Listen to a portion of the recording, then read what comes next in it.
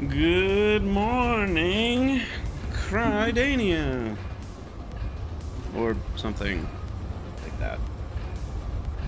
What's up, y'all? Oh, my green screen is de-greened.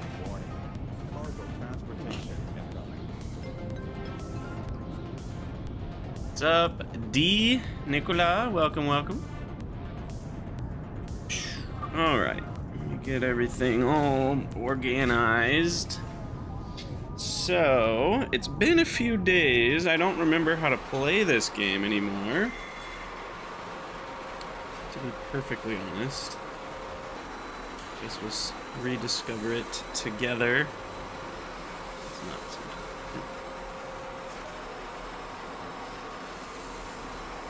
not Alright, so the first thing we get to do, and I saved this for the stream because I think it's actually useful, is update our mods.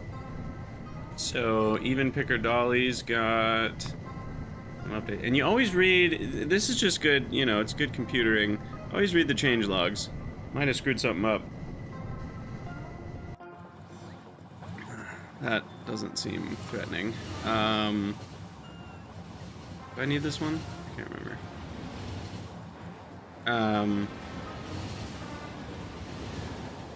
Not using any of those. Tape line, I think Rygard finally fixed the crash. Yep. So that's good. Vehicle snap. And the rest are pretty much not needed, I think. You know what I wish there was a button for is update mods that are currently enabled. That would be really nice. Because there's no, you know, there's no way to organize your mod list, your installed mod list, versus your downloaded but not installed. And I do think it's pretty bare bones, the ability to manage your mods.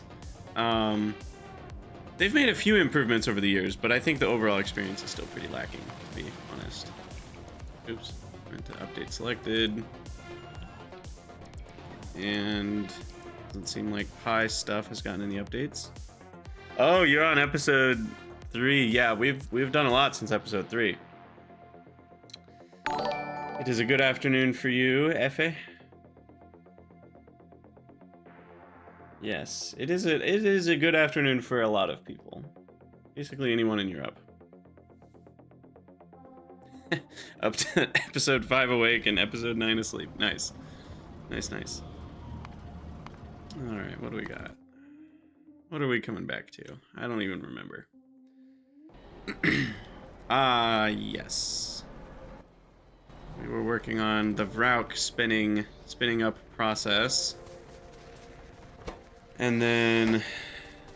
oh, it looks like we actually have a few over there that I must have missed.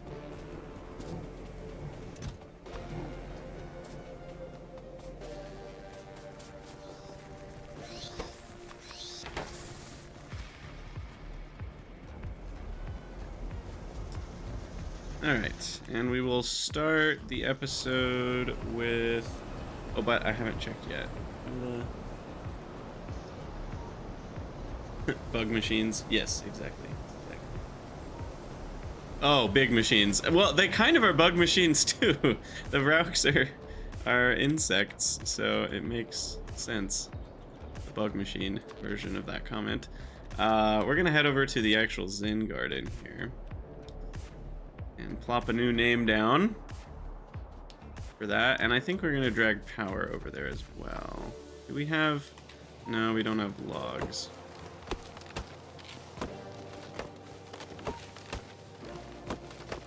Probably easiest to just chop a few.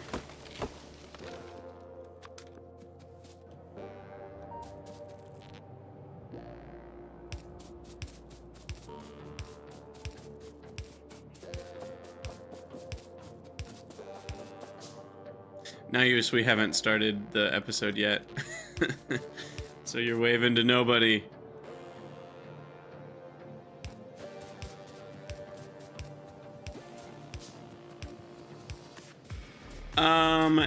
Egong, basically, yes. Not exactly. I went over it in my episode 1, what the exact settings are, but they're basically the defaults. I increased the frequency of a few things a little further than default, because there's like all of the big rocks they have at the same setting, but I don't really. So I have a couple bones to pick with the whole system, the resource spawning system, which is that there are lots of settings that are defined inside the game that you can't see. Like the fact that stone patches, for example, are smaller than copper and iron is kind of like a baked into the game thing. And so you can set, in the game settings, you can set copper and iron and stone to all have the exact same size and frequency, but you'll see smaller stone patches because stone is like at a, you know, foundational level defined to be a smaller patch. So what's hard is I don't actually know if in the underbelly of pYanodon's, if some of the ore rocks are baked in to have a higher frequency or not. And so because of that, I don't really know if the changes I made were necessary, because it's like, do they have salt rocks being more common than titanium rocks?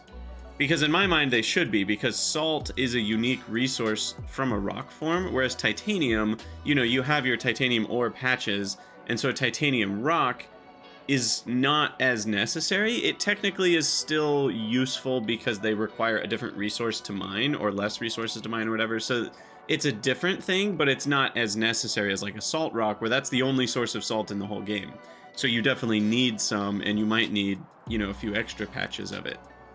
So like I turned up salt rocks, I turned up sulfur rocks, I turned up bitumen seeps, because those are the only way to get oil and tar.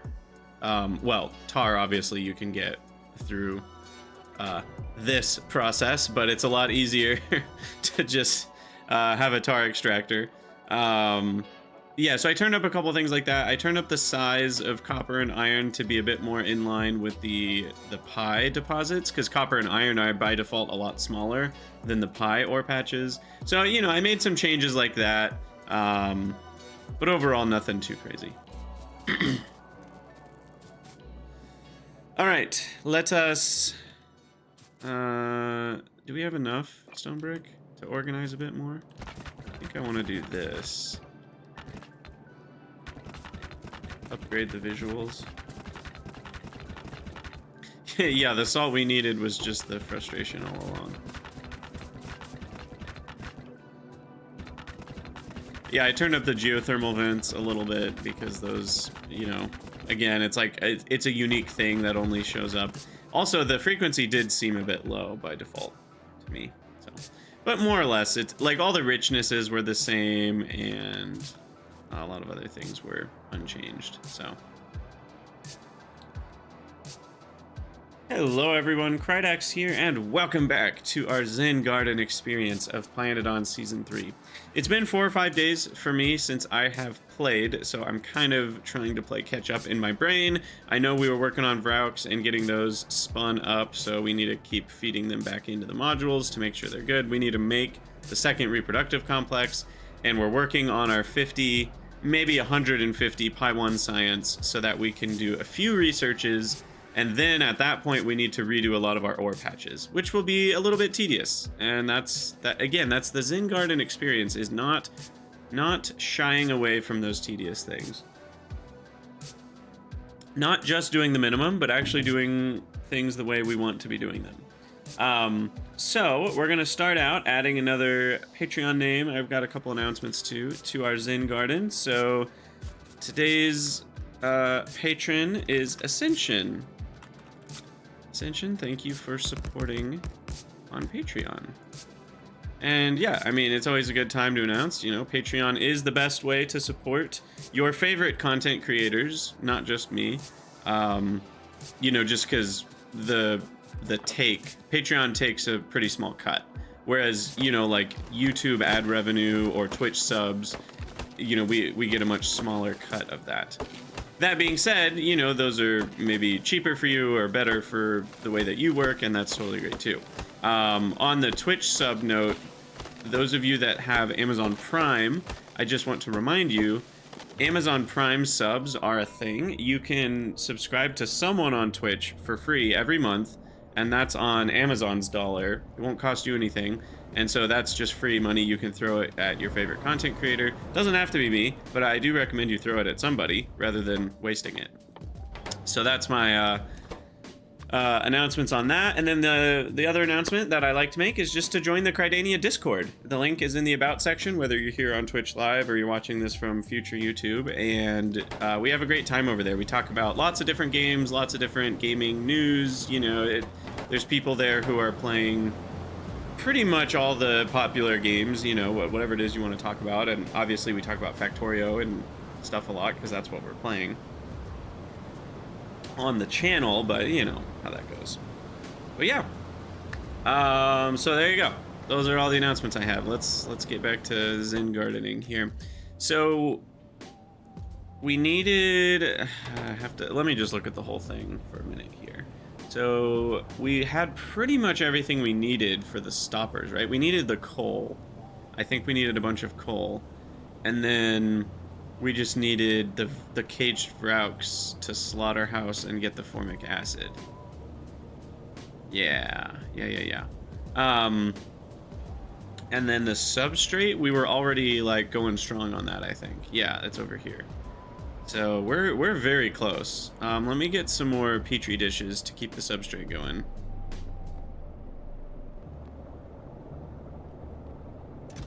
Oh, Mandriad, that's you. Fun. You wish you got your Ascension name on Twitch. Yeah, it can be bothersome when you can't get the same names.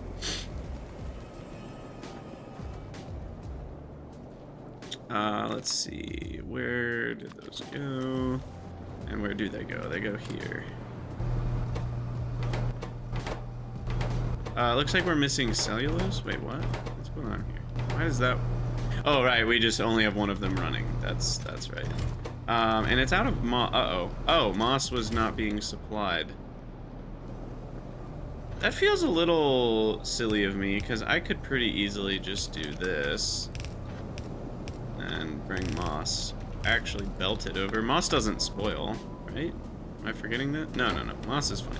So we'll bring the moss over just in a belted fashion. That's easier. And then bada bing, bada boom. Oh, I forgot to put in the Twitch title. Let me change the Twitch stream.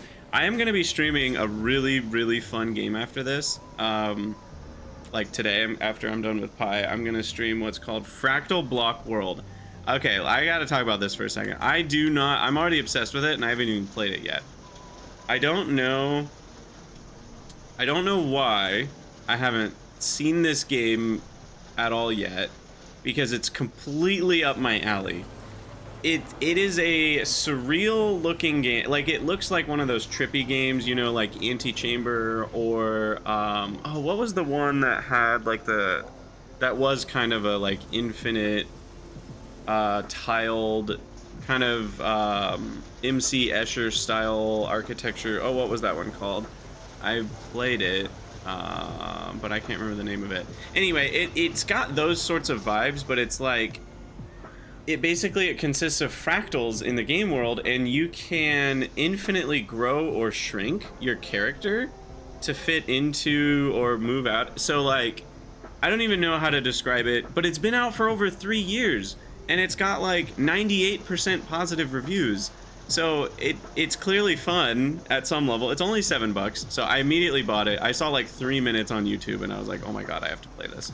Anyway, so yeah, Fractal Block World, we're going to be streaming that after a few hours of Pi here. So I'm excited about that. Alice in Wonderland Syndrome Simulator. Yeah, something like that, I guess. I don't know if it's quite exactly that vibe, but the growing and shrinking, yes. Very excited to try it out. Okay, so let's go grab what we need for the second reproductive complex. I'm gonna need that eventually anyway. Or no, will I? I mean, eventually I will need it, yes. So I might as well do that now. And we'll grab the coal up here. We were collecting a bunch of coal, I think. Oh, shoot. I also forgot. I forgot to get a mod. People that are here live, remind me after we cut the YouTube tape. Remind me to grab the pipe visualizer mod. Someone in the Discord, their name is slipping my mind. Let me look. Amber. Amber in the Cardania Discord made a version of pipe visualizer for 2.0. I am a bit concerned only for the reason that you can't turn off the vanilla pipe visualization. So I'm wondering how it's going to work together with what's already in the vanilla game. But I'm very eager to try it out. Okay, and we needed more concrete. Where did I even make the concrete?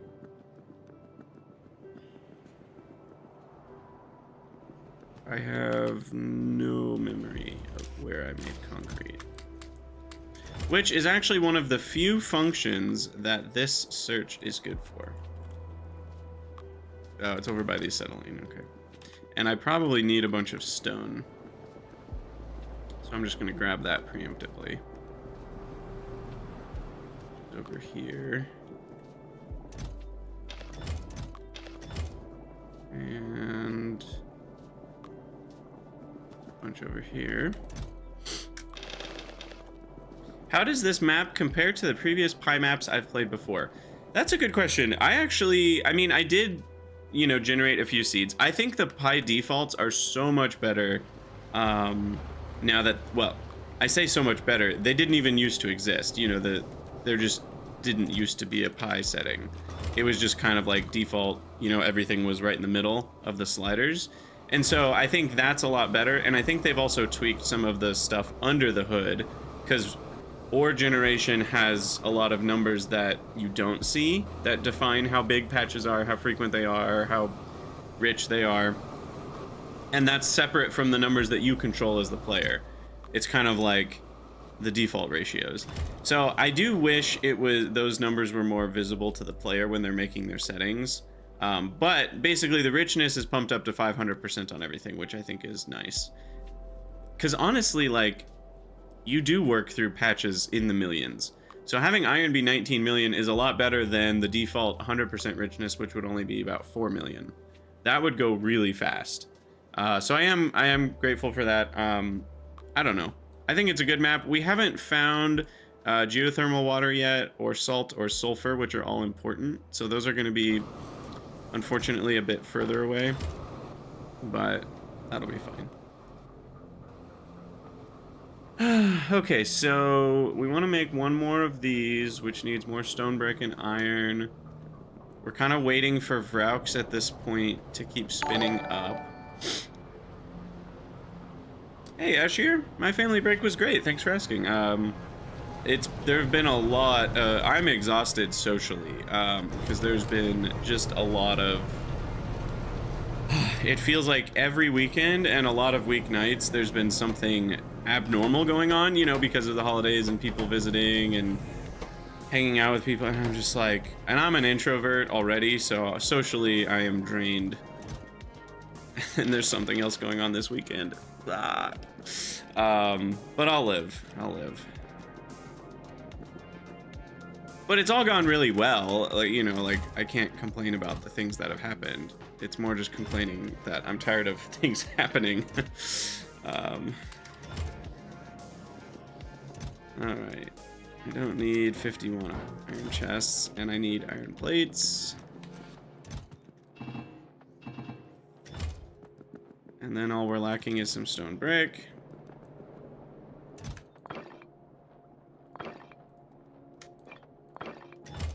And then that should be it.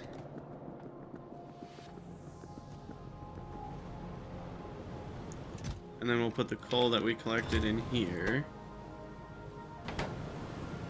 And then this is just waiting for formic acid, I think, right? No. Wait. Oh, I just never put an inserter there. There we go. Yes, now it is just waiting for formic acid. Perfect. Okay, and now we just need to go grab coal. Yeah, Zynerez, it is difficult when there's increased demands on your time, but you don't feel like you have the margin for that. Why are these not running? What's going on? Oh, our tar is backed up. Okay. So there's a world, I guess, where we need to void tar because we've run out of coal gas. Because isn't this the only way I have to produce coal gas right now? Yeah. Interesting. Oh, we're also getting less because I'm taking all this coal. That's eating a lot of our coal gas. Or is it? Is the coal gas from coal more than the coal gas from raw coal? We get 60 from the first 10 raw coal, and then we get only 40. And this only produces 3. So most of the coal gas comes from raw coal, actually. Got it. Good morning, Demon.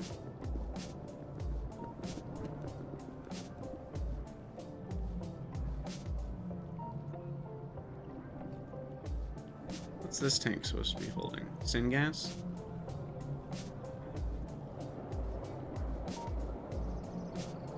Wait, what?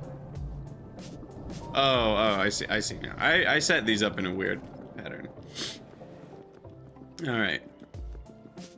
So, let's see. Why do I have 4 sap trees? I think I was gonna build... What's I gonna do? Oh, it's for the other 2 sap extractors to go onto this reproductive complex. But they already have sap trees in them. Well, I don't actually know then what that's about, but I'm gonna put it away because our inventory is a hot mess right now. I do have tailings ponds, but they're so big. So I just don't really have an interest in storing a million of things right now, and I don't really want tailings ponds. All right, I don't know how raw coal got in there. This is trash dump season. And then the sap trees just go down here. We can put these back where they actually go. We've got a good stockpile of those going now. All right, we should be close on Vraux to actually being able to collect them. I hope. How many do we got? 10 Vraux! Oh my gosh, that's like 1 million.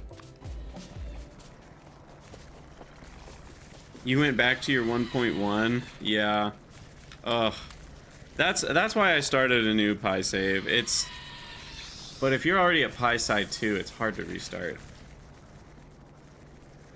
I feel that. All right, what are we at per minute?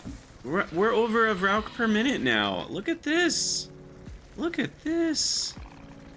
It's beautiful. 1.3 Vraux a minute.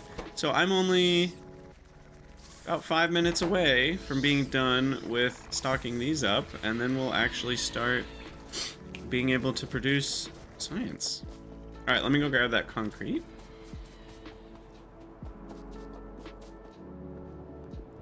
Yeah, Zyner it is really satisfying.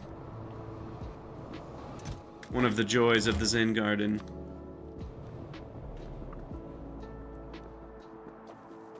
One VPM. Exactly. I need to hydrate here with my coffee. It's a good morning. Coffee and pie. Nothing better.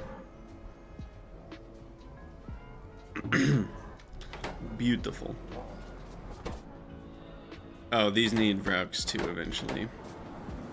And these need power. Okay, so that's all set up. We already set up all the inserters for those. Let's get the flora slowed down here, because we do not need to be spoilaging that much flora. I know I said I would do this later, but we'll just do it now. It should be pretty simple. Like, I literally think we can just do this. Read, hold all, enable, flora. I'm literally gonna say 20 at a time on the belt. Maybe 30. But that should be plenty. Like, I think that's enough that there, you know, it'll be able to get there by the time it's needed. Like, I don't think we'll be needing flora and then not have one here. But I think that will also make sure that, you know.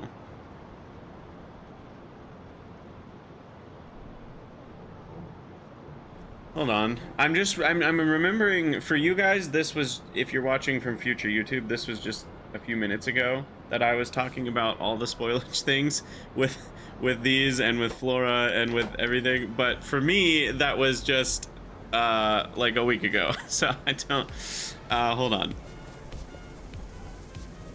So what I just did, doesn't that alone guarantee, like, without any controls on any of these buildings, doesn't that guarantee that flora won't spoil? No, only if they're running. Sorry, okay. That will guarantee that as long as these are running constantly, that we'll always have fairly fresh flora here. Because, you know, they're consuming enough. Yeah, okay.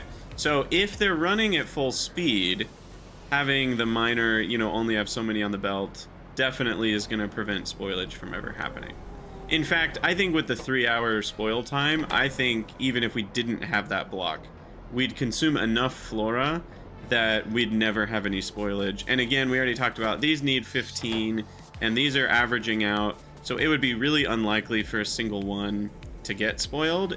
And if it does get spoiled, it'll probably spoil on the belt and not spoil as a stack in the building. That would be incredibly unlikely because it would need to grab 15 that are already really close to spoiling and then not be able to finish the craft. You know, it's like that would just be such a crazy, absurdly unlikely scenario that I zero need to worry about that.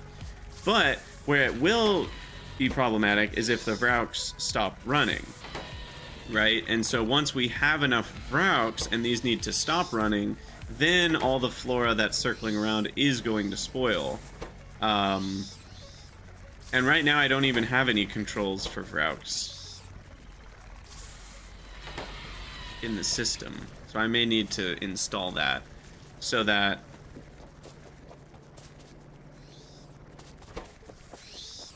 yeah. I mean, that's not going to be a need for a while.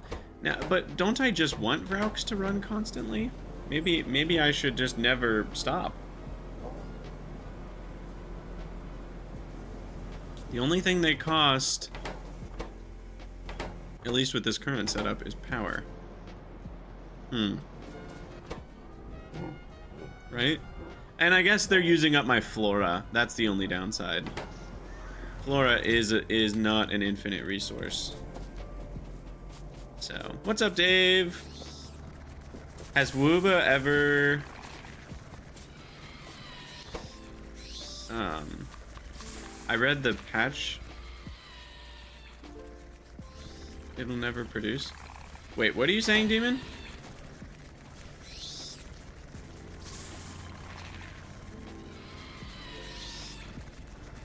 I don't know what you're saying. The Flora Maker? Oh, wait, what? Are you sure? Oh, you know what? You're right. I remember that seeing 1 million. You're so right. I'm 100% sure you're right. Yeah, now that you mention it. I don't know why that didn't set off an alarm bell in my head. You know, that should have been something. Yeah, we need to turn that off. But wait.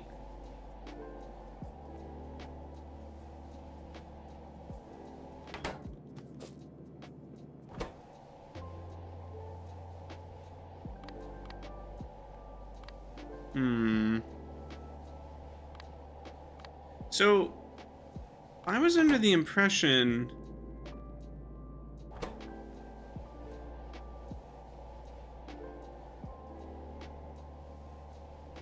because I had a long conversation with people about okay, this is such a tangent about circuitry and buildings reading stuff and things. But I had a long conversation about, should the read ingredients, like the ingredients that are in here, should those be counted towards whatever is, why is small parts not, there it is. So like, it is counting its own stuff here, right? Which is a little weird. Wait, where's the 70 coming from?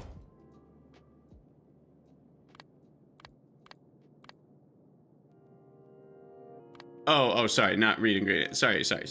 Read contents. So the idea is, should read contents or read ingredients be seen by the building itself when it's deciding if it should be running? And I think that it shouldn't. Like, it should. And I'm actually confused because, hold on, I thought that, oh no, now my brain's really, did they change this recently?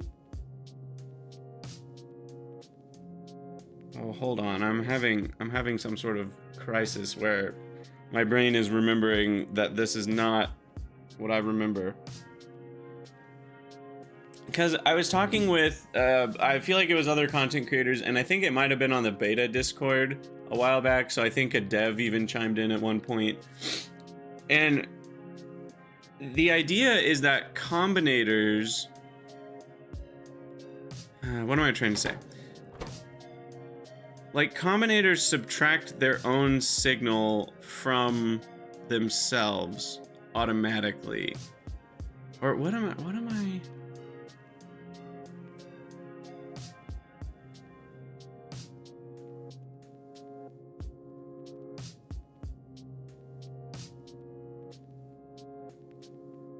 What am I getting at?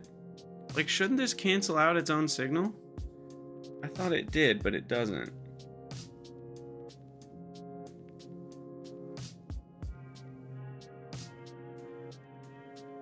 Or am I just remembering wishing that it did and it never has?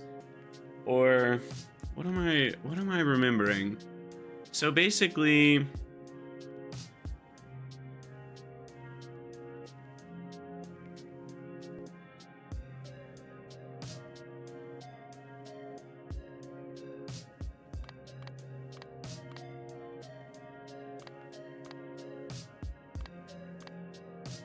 I mean, it's definitely seeing it, but I thought it didn't.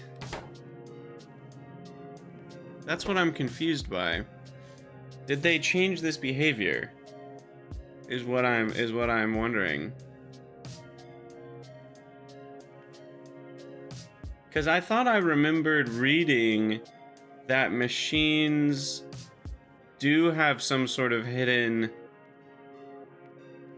they do cancel out stuff that's on their own signal.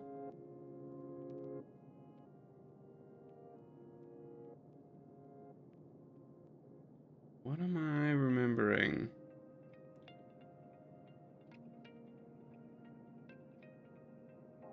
Like for example, what I'm talking about is, okay, sorry, I'm getting really stuck on this, but it's, you know I love mechanics and deep dives on interesting things. So like, if we were to read the hand contents on hold, this inserter won't signal it when it has a Keragen in its hand. Of course, I don't have any Keragen. Let's just use coal. When it has a coal in its hand, it's not going to send that coal signal to itself. Like it won't, like while it's holding the coal, it's not then going to see the coal on this, green chain as one higher. But it shows up there as if it does. That's what's confusing.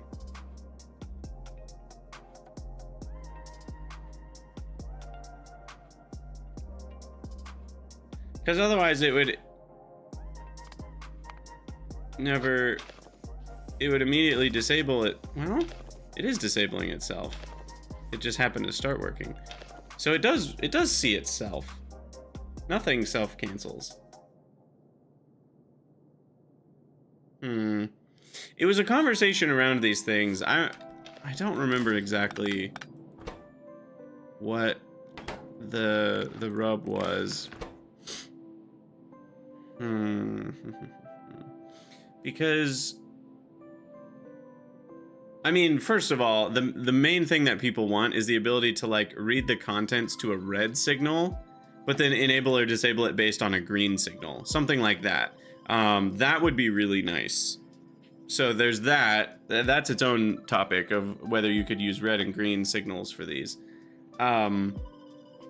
But yeah, the other topic of like, should things self-cancel with themselves? I'm gonna have to see if I can find that conversation I had on Discord, because I do not remember what was conversed about, and it's gonna bug me.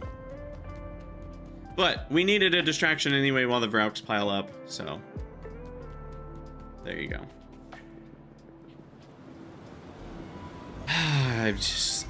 My brain is so, I think, you know, this is hyperfixation, because I can't stop thinking about it now. Oh, wait, we finished. Sweet. Okay, so we just have 12 Vrauks and 4 cages. You know what that means. It's time to get to chopping. It's time to chop. All right, we'll just put this right next to the thing. Full render Vrauks. And here we go. Oh boy. And then we are gonna need to put the Vrauk into cages. Poor guys. I almost feel bad.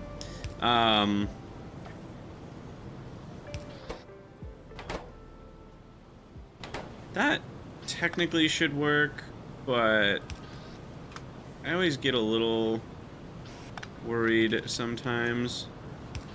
So I will put the cages into there and then back into there. Okay, and then finally, Vraukies go there. And then here we go. Just need to power it up. And within minutes, we shall have our first PyScience 1. And then I need to get rid of all the detritus here.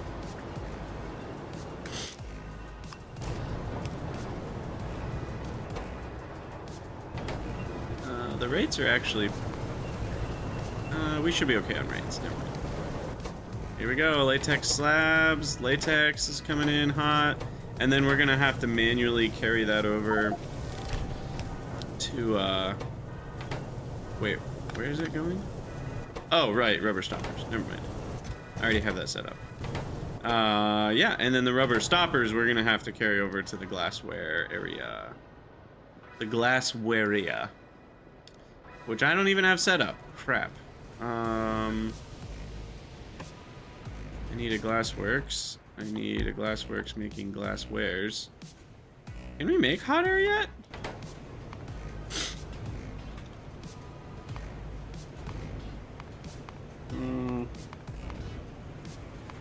No, we cannot. Alright. So then rubber stoppers come over here.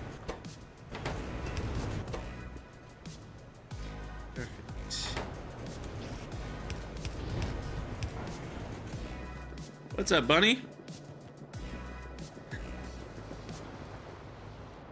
Alright. And these are gonna spoil, which is sad, but then we get jerky. Vrauk jerky. Rubber stoppers! We did it.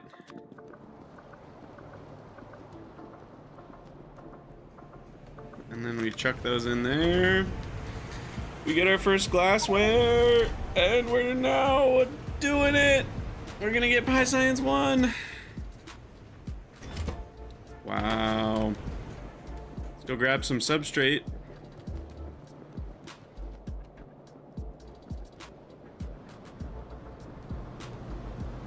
Here it is.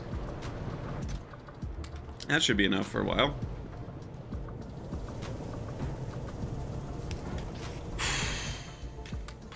Y'all, this has been a journey.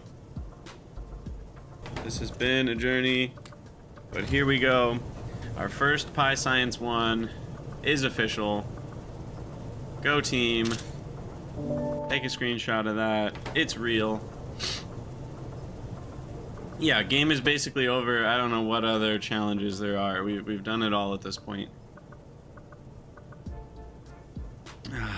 18 substrate, 3 glassware, and that gets us a beautiful 3 pYscience pack 1. Wonderful. Wonderful. Hooray. Yay! 29 hours.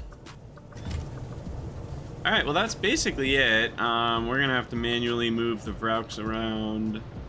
And then the rubber stoppers. Part of me wants to pipe molten glass all the way down here, but then I also need the gasoline all the way down there. And that's pretty far. I don't know if that's worth it for right now. But it would be an option, I guess. So how many what am I saying? Vrauks per science. It's 2 to 1. 2 science per Vrauk. So I only need 25 Vrauks for 50 science. And I think I just did 12. And there's another 10. That's 22. I just need 3 more Vrauks. Sweet. Oh, I do need to put 2 in here. Or do I? No, I don't actually. No. I only need 1 for... I don't need these 2 yet. I only need 1 reproductive complex for exactly 4 Vrauk paddocks. And then when I have the next 4, because this is, you know, the 1 plus the 4 is exactly what I need for half of this 0.1 science per second. So I would like this, because this is 6 science per minute, and that's enough for now to slowly chew through the pY1 sciences. So that is what we're building towards. Also, am I missing a moss? No, it just kind of doesn't have...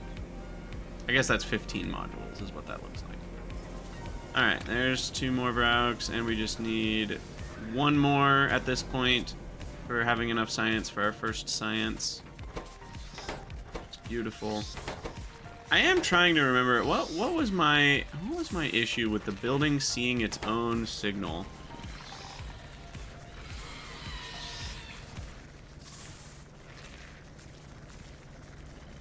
Because there was a really interesting conversation around it, and I mean there were good points on both sides, but and I don't even remember exactly what my points were, and that's part of what I'm like trying to remember is like what even was the conversation about? Because I know it revolved around buildings seeing their own inputs or their own outputs as inputs is basically what it was. And you just don't run into it very often. I think maybe the point was that someone was making was that that's actually how everything has always worked, but it never really showed up very often because of just the way that we could control things before. But now it does show up more often with rocket silos and assembling buildings where the things that they're reading you would want to output separately from the things that are controlling it as an input, but now you can't separate those signals. Maybe it was something like that. Maybe. Can't remember exactly. Hot airs pre-intermetallics. Yeah, it's not too far away. We did look at that, but it does take oh no, never mind. These aren't These used to be worse, I think. The heat exchangers. Oh, the problem is the coke oven gas, which we can only make with a bunch of rock wool.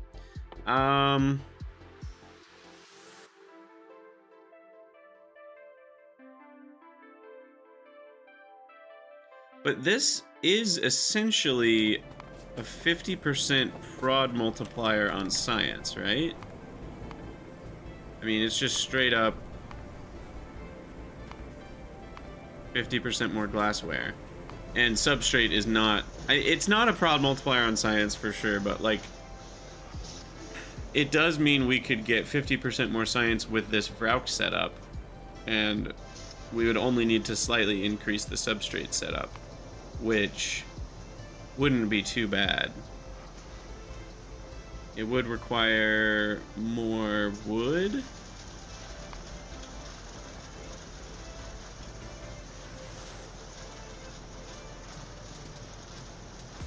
Vrauk haiku. Ooh. Vrauk's bread for progress. Used for Pi Science 1. Make rubber stoppers. It's good. I like it. Alright, surely we're about to get a Vrauk. Yes, there they are.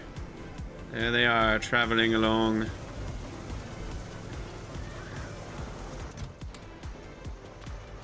I feel like they should be a little bigger. You know how Flora is like a giant, like, sprite on the belt? It's almost like flowing over. I feel like all the animals should be that way, where like they barely fit on the belt. You know, they're almost too big for the belt. I think the animal sprites should be made a little bigger, like that. And when I say sprite, I mean like when it's on the belt sprite, you know, like right there. Except maybe cotton guts, because, you know, they're tiny. I look forward to having arguments about whether cotton guts are mice or rabbits again. It's always a fun time.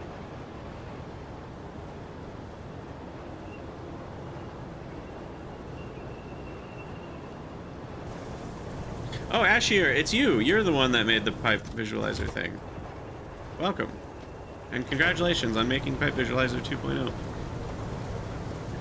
I am excited to try it out. Remind me when we're done with this YouTube episode. I will download it. Alright, so then we just gotta bring the stoppas over. Get to the stoppa! To here. We get to play Logistics Bot Simulator 2025. And I'm already maybe regretting not doing this the right way. Because I feel like what I forgot in this whole scenario is that even rushing it, we still have to set up so much of it. Like, I basically set all of this up to be automated anyway. So at this point, the only thing that's missing is a few belts going across the base to automate things. So what I'll probably do is cut this and move it somewhere else at some point to give it a little bit more room, and then I just will connect up those belts. Because I said I was just going to rush Pi Science 1, but I've kind of done everything I needed to do. I guess the big difference is this is not the official setup either. So we'll need to change that, and we'll need to actually supply the glassware to the petri dish setup to the seaweed setup. The seaweed is also unofficial. But that's so easy to move, you know, we've already moved it once, so there's really not too much difficulty in finishing the automation part of this.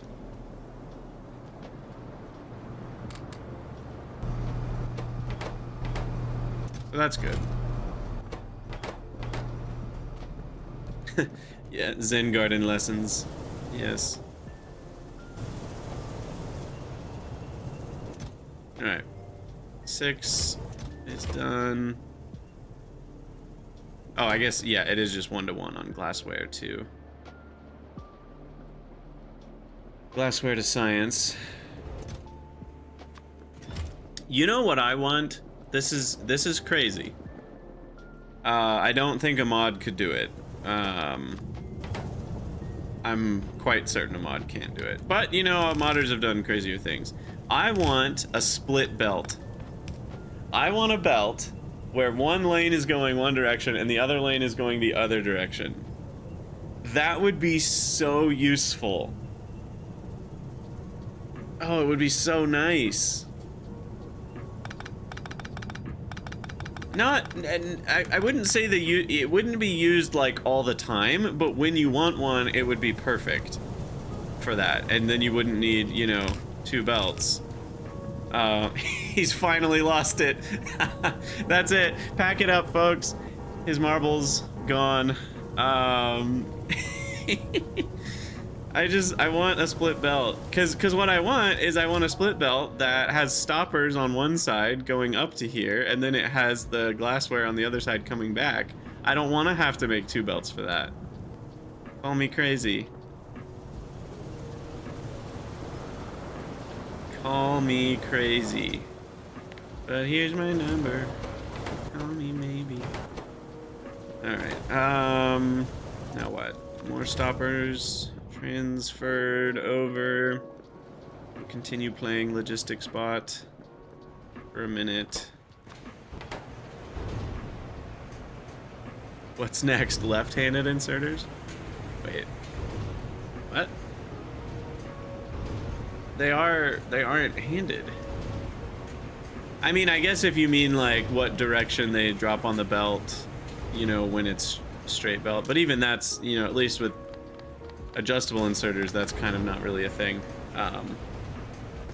Hey, Vadamouse, you're close to your first circuits and splitters. Congratulations. That is such a good feeling. I know that feeling well. It's always further away than you think it is.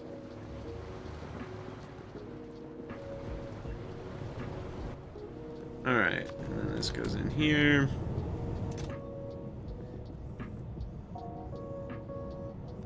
Oh, Heint G, I do know that. I've actually hit on that point a few times in the Factory Must Grow podcast. I think it makes such a difference. The 2 lanes per belt allows for so much. I don't even know what the right word is. Just it allows for so much gameplay that does not exist in other games. It really is crazy how much it changes things on a multitude of you know reasons. It's like it allows you to have mixed belts that aren't really mixed, so that's amazing. It allows you to get more throughput on one belt without it looking bad. Like from a graphics perspective, you know, items can only be so packed together. But like if you want to, but you also can only have items go so fast from a graphics so it allows for that to be better. It allows for you to not just need to have belts everywhere when you need multiple ingredients everywhere. You know, there's just so many ways that it's great. And I do find it odd that, yeah, and being able to pull off only half of a belt, you know, by doing something like that, it really is interesting, given how much other games draw inspiration from Factorio. It's interesting nobody's copied that yet. It feels like a weird thing to not copy. You know, there's so many other things that other games do copy. Why not 2 items per belt? Or even 3, you know, go one bigger. Obviously 3 is a bit, maybe even adding more complexity, but it's certainly possible. So yeah, I do find that interesting that other automation games haven't followed that pattern at all. All right, let's get sciencing. Our first Pi1 science, we already decided a long time ago, is going to be electric mining drills. So let's get that going. Oh, it's gonna feel so good.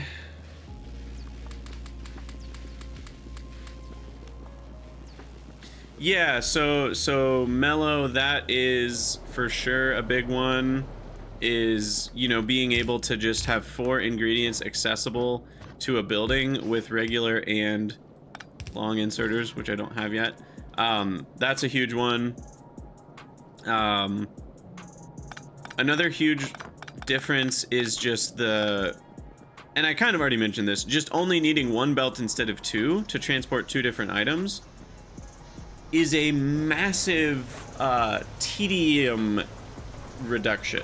Like, the game is far less tedious because of having 2 belt lanes, right? Because by having, you know, 2 items on 1 belt, you only need to make 1 belt to go from point A to point B, even if there's 2 items you need to move along. And in every other game, you need to make 2 whole belts for that. And that's kind of a pain in the butt. So it really does a lot for the game.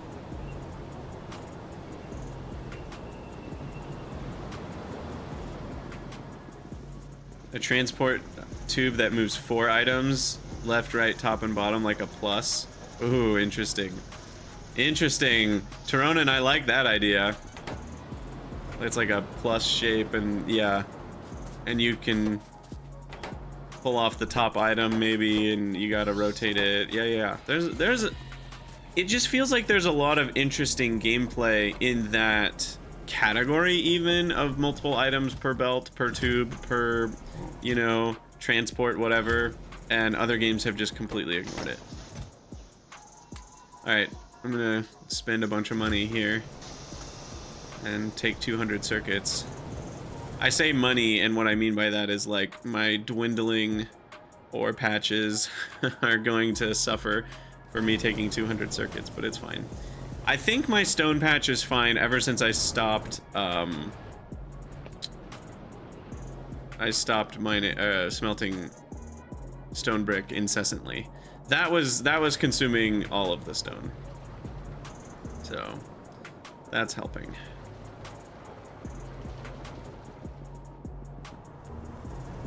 Yeah, belt lifts were a big deal for Satisfactory. They really were. They allowed for 3D builds to not be as obnoxious, you know, to actually add second floors to your factory. I do still find Satisfactory to be extremely tedious with just how many belts you need to constantly be placing. And if you want them to look nice and lined up like this, like, honestly, a large part of my frustration with Satisfactory comes from this. You can make blueprints, but what you can't do is this. You paste a belt blueprint next to another belt blueprint, and now you have one big belt. You literally can't do it. All you can do, essentially, and anyone that's played understands what I'm saying. All you can do is this, and then you have to manually click, click, click, click, click, click, click, click. And just being able, like, having to do that just to have belts that look nice going a long distance, that alone is like, there's a level of tedium there that I find really frustrating in Satisfactory. And it's like, I don't know exactly how to fix it. Fix It, that's the name of the company in Satisfactory. But that was the type of thing that I started to get really frustrated by.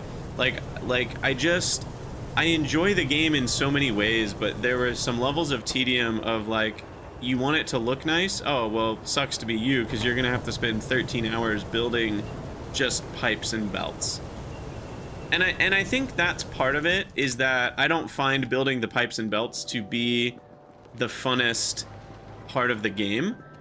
Some people don't, they value, like, there's a level to which they're like, yeah, okay, that's just part of the game. Like, you spend hours building these pipes and belts, and I find that at least enjoyable enough that I don't hate it, and I find it very rewarding when you're done, and the whole experience is a positive one. There are lots of people that feel that way. I don't think I'm one of them. So I think because such a large part of the Satisfactory experience is building belts and pipes and just arranging stackable belts and pipes and making them look nice, and then they still don't look nice, and if you want to make them look even nicer, you have to put even more time into it. I feel like that is such a large part of the experience, it subtracts from the enjoyment for me. And that's totally a preference thing. I'm not saying the game is bad because of that. Some people don't mind that. It's different than something like Factorio or Dyson Sphere Program, where you can paste blueprints next to each other and they actually connect, and you don't need to finagle with things for a million hours. Yeah.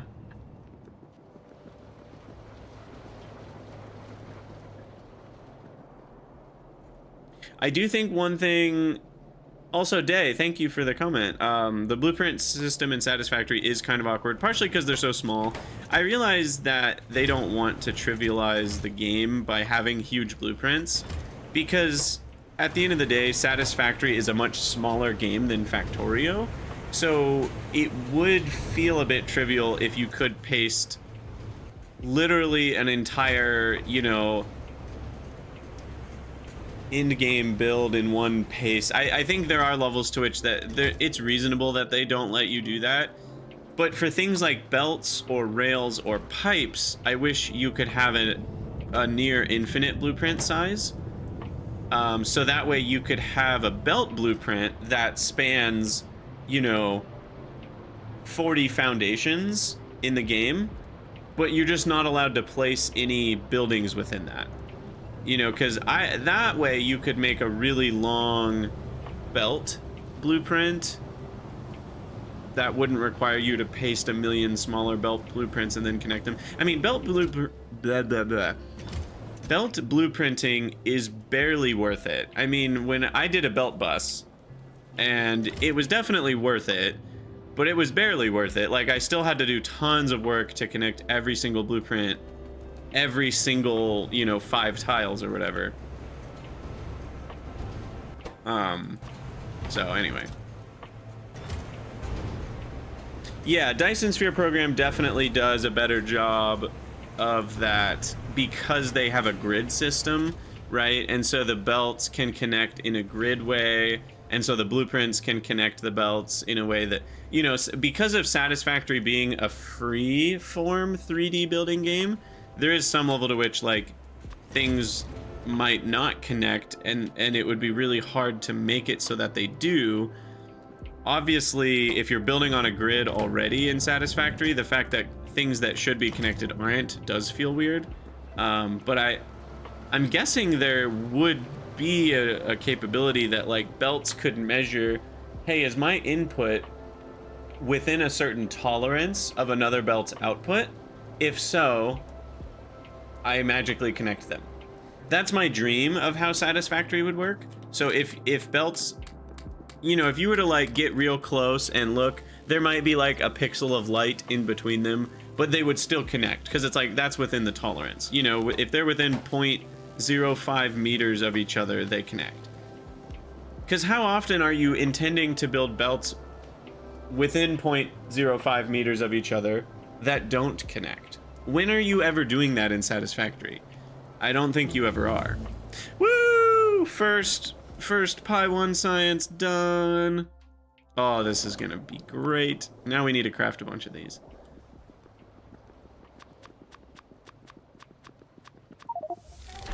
I'm gonna craft 50 to start. Feels so good.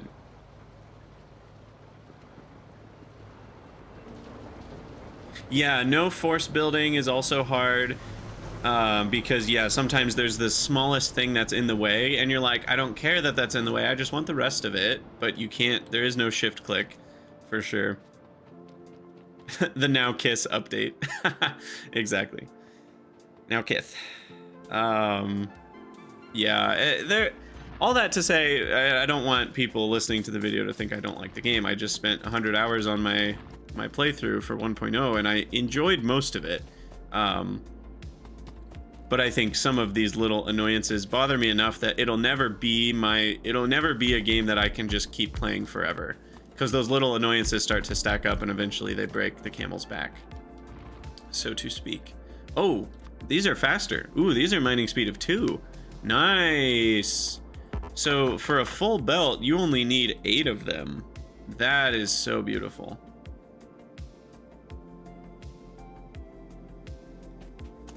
Okay, so I definitely want at least 2 full belts of iron.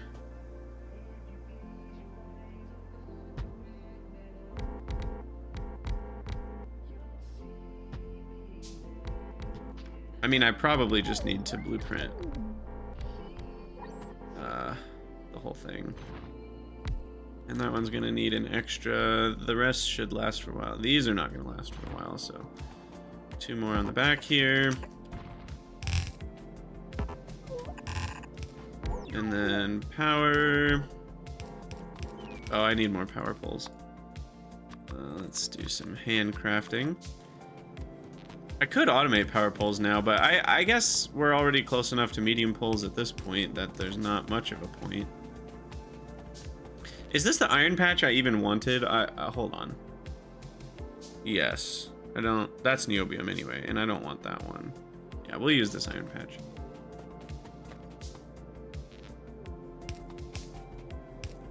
It really does almost feel OP, which is hilarious because it's something you basically start the game with in most Factorio runs. I mean, I know you do start with burner drills, but you're done with the burner drill phase, you know, within half an hour or an hour at the most, even in other mod packs.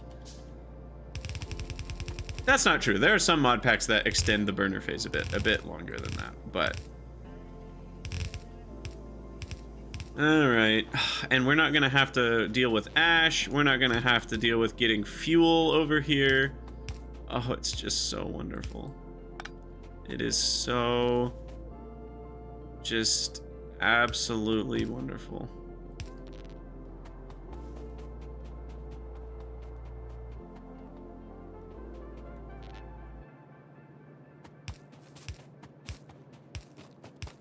All right, so this will be a highway for... I'll probably actually stop maybe about here and turn left.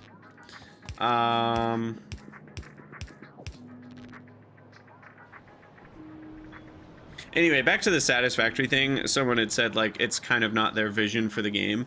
And I do agree with that. I do think there's a level to which the game is designed to be a slightly different game than where my preferences lie as a player. So I don't think it will ever be the perfect game for me, because I just don't think it's meant to be, if that makes sense. You know, and that's true of every game, is like, if the devs could wave magic wands to make anything happen instantly, and they didn't have to pay people to program it, and they didn't have to pay people to do art, if they could just like wave their magic wands and make exactly the game they want it to be, would that be your favorite game? You know, and it's like, I don't think Satisfactory ever would be. Which is okay. That doesn't make it a bad game. I think it actually... Like, I think their design is very good. It's just not quite in line with what design is for me, right? So, anyway, where are we going with this? So is this going to be the birth of a new base? Do we need to not smelt all this crap right here? Because here's the problem. The problem right now is that we're on the cusp of everything changing in terms of like how big the builds are, right? Because these smelting builds, despite being primitive, are very small, and the future iron smelting is going to take up more space than that because it uses pi buildings, and you know, they're massive. Even just my iron crushing takes up far more space than the smelting.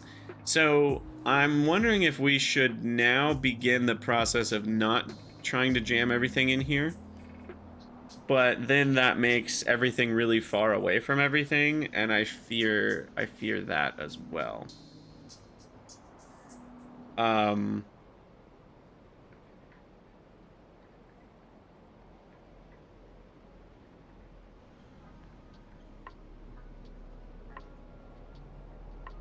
I think, though, it's what we need to do.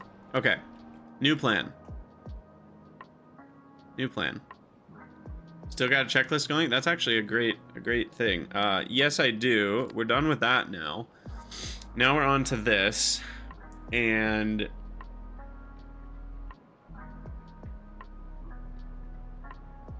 I think what I want to do is have this... Does this work on map mode? I don't think it does. No. And you can't go into the fog, unfortunately. All right, I need to get some radar over here then, because I'm going to design some new space here. But we'll do a little bit of dreaming. We're almost done with this YouTube episode. We'll do a bit of dreaming and then we'll be done. And I think I can just use local radars. What's the actual scan range of a radar? It's 14. This is hard. How do you measure? How do I measure how many chunks this is? Is there an easy way to do that? I guess I would need to...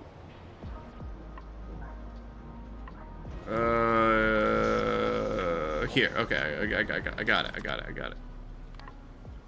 I do 32 by 32, and then I have relative... No, I have some sort of absolute positioning. And that should measure chunks. Okay. So then 1, 2, 3, 4, 5, 6, 7, 8, 9, 10.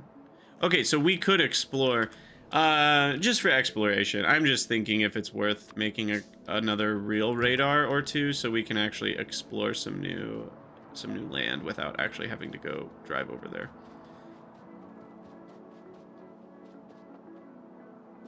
So we'll get a real radar over here.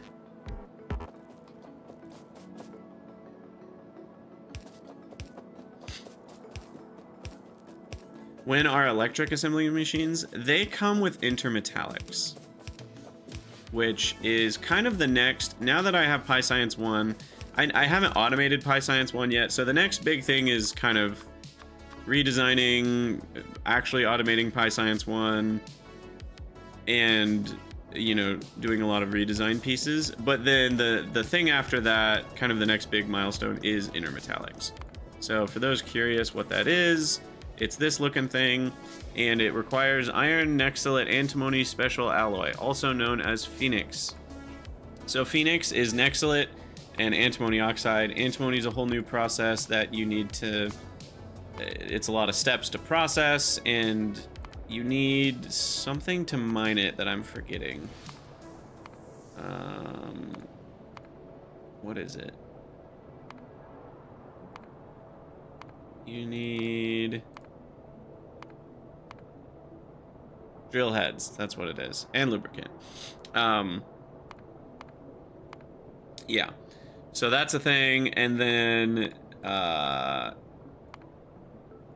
the other thing you need is this vitrolloy, which, just look at it, it's so expensive, right? It's antimony, duralumin, nickel, titanium, and copper, 1.5 of each per vitrolloy. And I mean, it's not that much harder. Like, in terms of tech, the only thing we're missing is nickel plate, because we'll already have the antimony oxide for the Phoenix too. But the nexylate's another big thing, because this requires digosauruses, which is a whole thing. And you have to feed them meat or brains or jerky or something. I don't remember exactly what. So there's a whole process there. All right, so anyway, what I want to do is I think I want to make this zone my metals. I think I want to put metal smelting, you know, like vertically along here. And then I'll have a highway on the left and the right that I will use for belts and fluid pipes.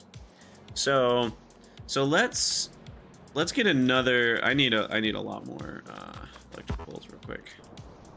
Let me go grab some more logs. And when do I get mediums again? I keep asking this. I keep forgetting. I need chromium. That's what it is. And what is chromium? Does chromium need anything weird? Doesn't... I think chromium ore just requires syngas. So... it's mostly just the research that's a little far away. I spaced out for a bit and it sounded like technobabble. Yeah. That's it. That's all of Pi. Oh, Ashir, you're playing hard mode? Yeah, good luck with that. I will probably try hard mode at some point in life, just more from a curiosity standpoint, but I'm not sure if I will enjoy the design differences of hard mode, because I think being able to void things is more good than it is bad for the game design process, at least with the way that things are designed. And I know hard mode kind of, you know, puts effort into making sure that there are reasons why you can't void things and like actual recipes to then use things up, and it's not just like you have to store stuff up forever. But I don't know, I think there's a lot of things that you should be able to void. And then I think what I'd actually prefer is if Pi itself, there were a few resources you couldn't void for very specific reasons. Kind of like how Nullius was really intentional about voiding. Oh look, a bunch of logs. That was lucky. It's exactly what I wanted. It's like when you play Go Fish. I got what I wanted. Alright, so we'll do a lot of that. I'll put on Q to front, and then I'll make a radar. And then...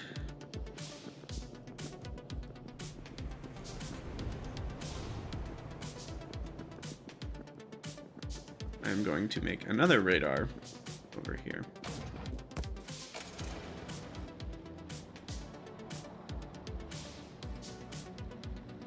Which means a very long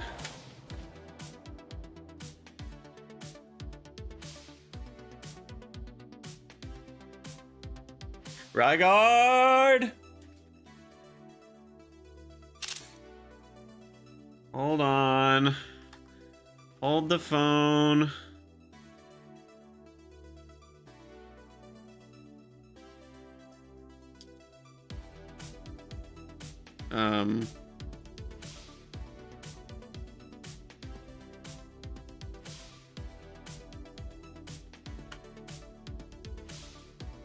Let me grab my Factorio log before I forget. And then I will come back. Factorio current log.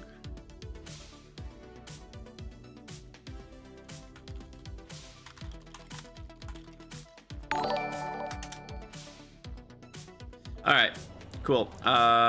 When did it autosave? Okay, recently.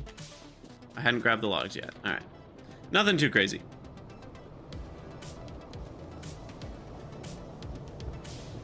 Try hard mode. I'm already on the try hard mode. There is no such thing as Pi without try hard mode being on. All right, so I need to grab those logs again. Where did I get them? I got them from a special chest that was in some random ass spot. It was this one.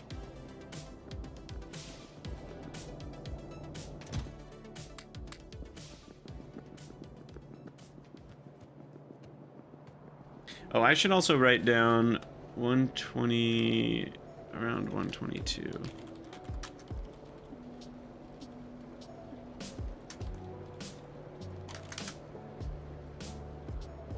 Okay.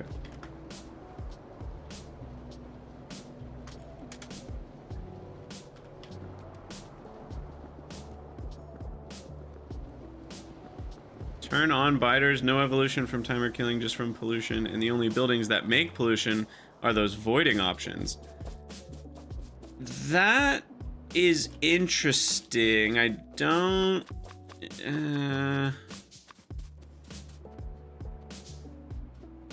I could see it working, but it would need to be a very fleshed out system. Like, you know, voiding more toxic minerals would need to matter more than voiding, you know, things that shouldn't matter. And then, like, I don't even know. I feel like there would need to be a lot of interesting mechanics around that. But there's something there. I mean, I don't know if I'd want biters in the first place in Pi, but...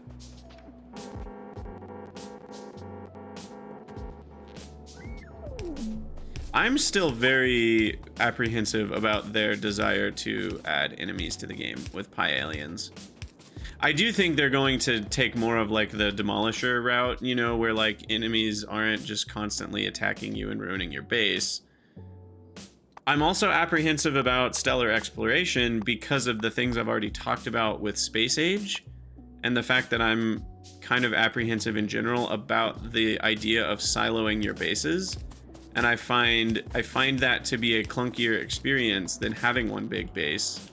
And I don't know if it's worth it, especially for something like Pi that's a, you know, 1,500 hour gameplay experience. I actually don't know if that's better, because I'm trying to imagine how they could connect planets in such a way that doesn't feel clunky, because there's so many things right now that like you can do that you can't do in Space Age, that are pretty meaningful things that you can't do.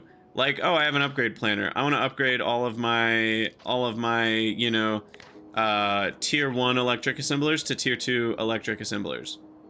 Boom, done. Upgrade planner. You know, where you pick the building, right?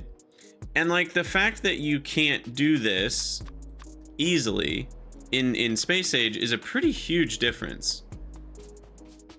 Like, I don't want to understate how big of a difference that is, and things that go along with what I just said. Like that literal difference is already pretty big, but there's lots of very similar feeling things where it's like, oh, before you could just do blank once, now you have to do it for all 5 planets, and maybe even for all of your separate space platforms, which aren't all hovering over the place that they need to be hovering over, because some of them are meant to just hover and they don't travel between places, and it just becomes this slog to do something. So like the actual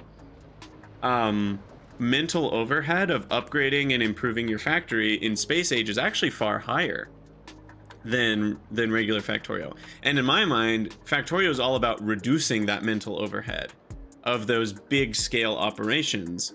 And if you have a million things, it should be relatively easy to upgrade a million things. And in Space Age, it's not.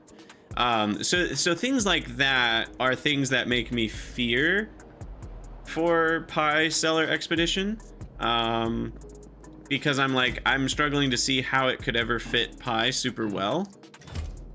But I also think the devs have done a pretty good job with a lot of things so far. So you know, I would like to trust that it will be awesome and better.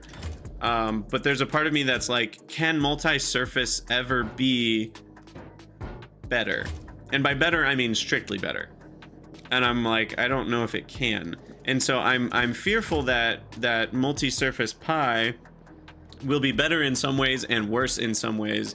And then there will be players, potentially myself, who will be like, I don't actually love the new version. And then now we've bifurcated the entire pYanodon's player base into people who don't want multi-surface for more like just, I don't like that kind of gameplay reasons. And now you've got 2 whole sets, and maybe 3 with the alien enemies stuff, you know. And so I'm very what's the right word? I think just apprehensive, you know. Like I'm not gonna say it's impossible for it to be awesome and exactly what I want, because it might be. I just also, there's a lot of things I already didn't love about Space Age and am fearful about with enemies, and so it's like I'm interested to see if they could make a version that doesn't have any of those downsides. But who knows? I'm just doing some random cleaning right now.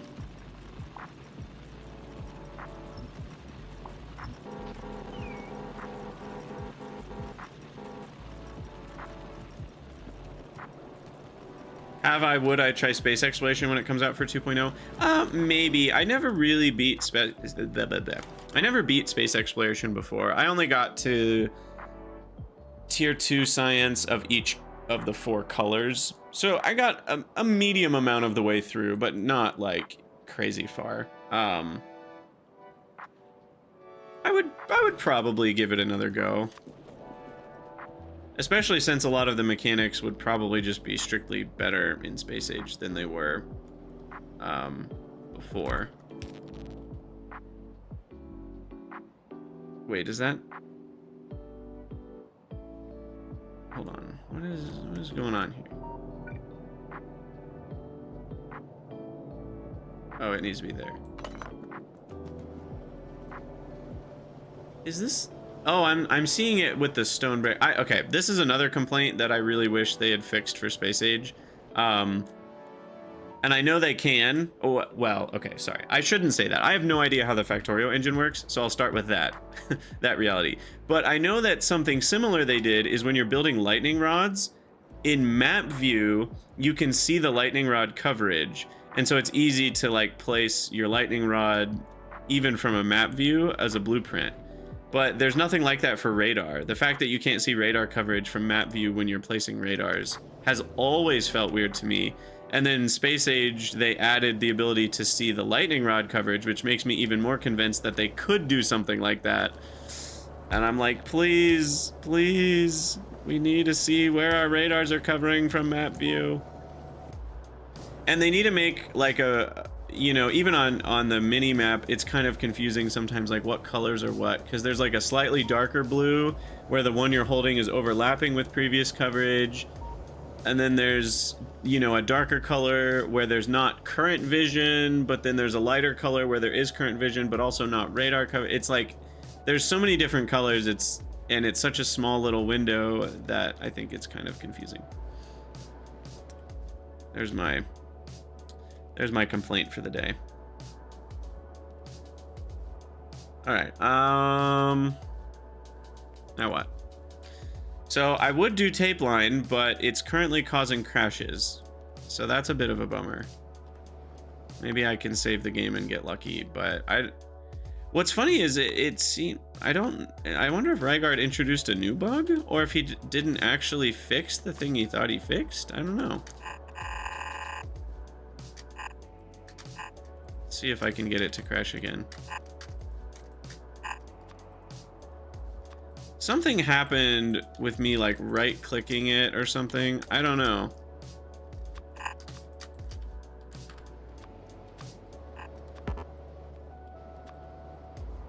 don't know why I'm doing this. I'm trying to cause crashes now.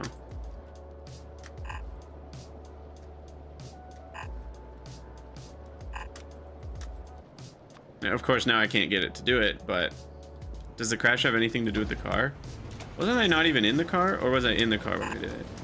I don't remember. I don't know, I can't get it to do anything anymore. I keep hitting T because it's Shift T and then I open the technology window. I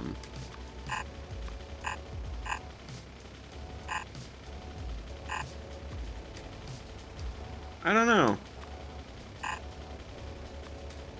No idea what happened there, but anyway, so what I was gonna do before the crash happened is I was gonna talk about how great the tape line mod is. Sorry, Rygaard. It is a great mod once that crash can be fixed. So you can change the colors. I actually like the background color to be a bit more faint. And then I would like. I like the lines the way they are, I think. I mean, you can always turn the width down a little bit. Oh.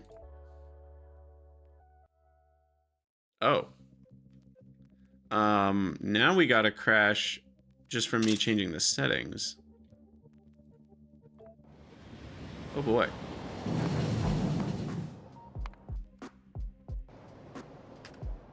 Wait. What? Okay, I'll just load this one. That was odd. Does that always happen?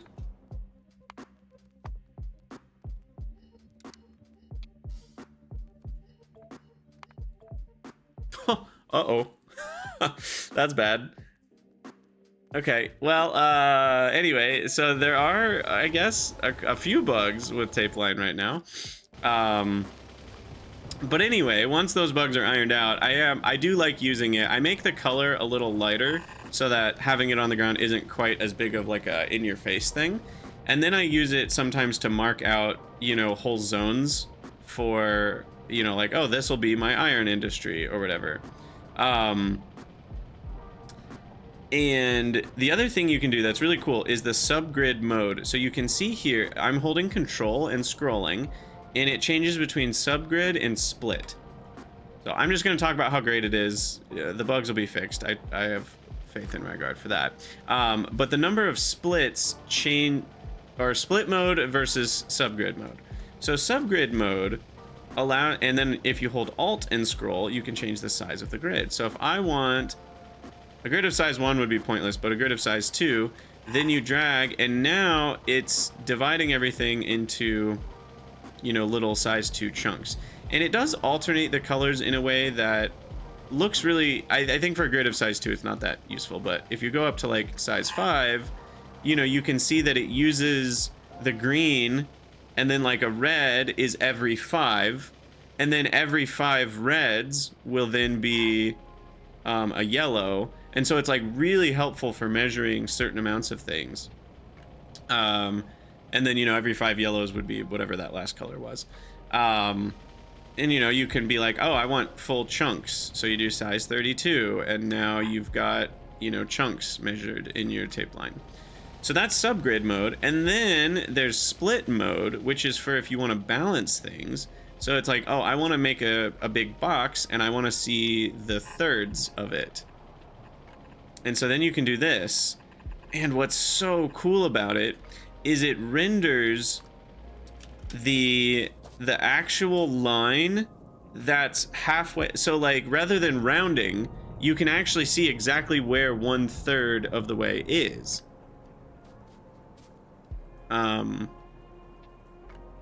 Yeah, that's what that is. So that's exactly 1/3. It will show you a half, I guess. And then this would be, you know, 2/3 of the way. So it's really, really helpful. So you can see if your midline, you know, is on an odd, or like if you want your 1/3 of the way across to be on an even, you know, line, or if you want it to be halfway between, because maybe you have a building that you want to place on the 3rd mark, but it's a 2x2 building, so you actually need, or wait, no, a 3x3 building, and so you need the center to actually be in the middle of a grid point, you know, like that sort of thing. This really helps you with arranging, like, what would your actual grid size be for that. I guess the 1/3 mark would never be exactly in the middle of a 3x3, but you could certainly do a split of 4, and I'm holding Alt and scrolling for that again. So if you want to split it into 4 equal parts, you know, then you can get it so that, like right there, you can see here a 3x3 building would be perfectly centered on that, you know, quadrant of it. So yeah, there you go. Tape line's really cool. I don't know what exactly is going on with the crashing of it, but once those things are fixed, then I'm sure it will be very stable. Rygaard's very good at fixing those sorts of things when he can reproduce them. What's interesting though is he already fixed the tape line crash. That was really hard to reproduce, and someone finally figured out how to reproduce it, and then he fixed that. And so I was interested to see that there's still another one. I don't know what exactly is so crashy about it. But yeah, we're gonna end the YouTube video. I've just been rambling for a while at this point, and we're gonna work on figuring out our new metal smelting stuff. So figure out metals, and that will be a process. So we're gonna be Zen gardening for a while now. I guess we can hand feed quite a bit more high science in that process, and we can get maybe a few more researches done. And we'll probably have an ore highway that will come up here. You like when things are centered. Exactly. But yeah, for those of you from future YouTube recording land, we're going to be done. But yeah, if you're here live, stick around. I'm not going anywhere. I will keep streaming. But for everyone else, as always, thank you for watching. Let me know what you think down in the comments, and I'll see you in the next episode.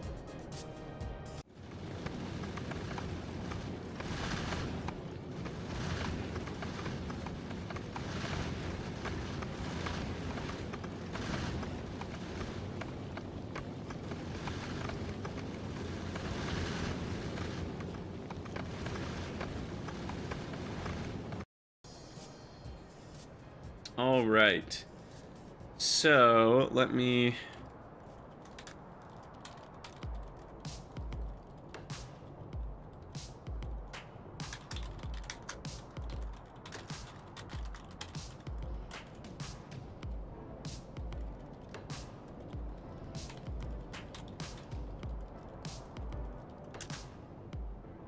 report that it also crashed when I changed the settings. And then let's see, I need to use the restroom, and then I need to go download the mod. So we got lots of little things to do.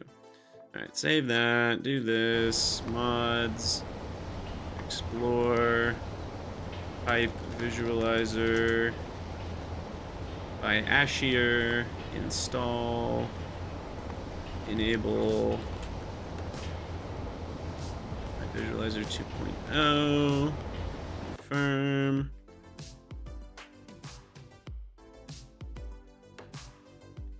You posted something in channel talk.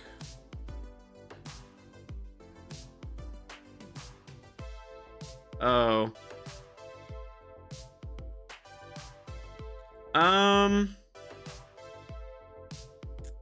That could be a stream artifacting thing.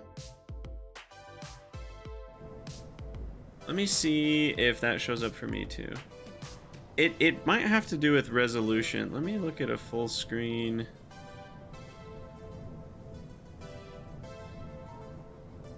Preview. And then you had the text potion craft, and it looked a little weird. No, it looks weird to me too. That's not just you. It has to do with the outline of the text. Let me see. Let me play with Caster Labs a smidge. Settings. Widgets, Twitch chat, text style. Text shadow, I have it max. Maybe I need to not max the shadow.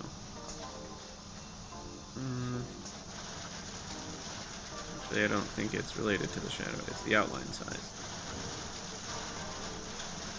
Potion craft. Yeah, the F's and the T's on that font look really weird. Yeah, it's weird. It's that it has to do with the outline. For some reason, it's outlining the crossbar on the T as if it's over. I think it's actually a font issue. I wonder if I need to change the font.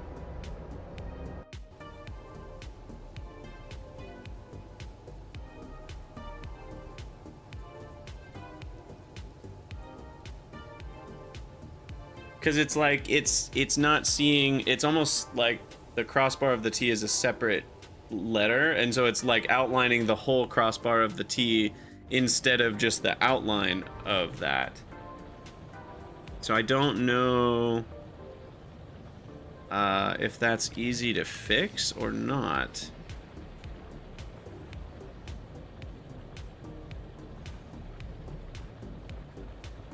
I'm not entirely certain. It's like an overlappy thing. Huh.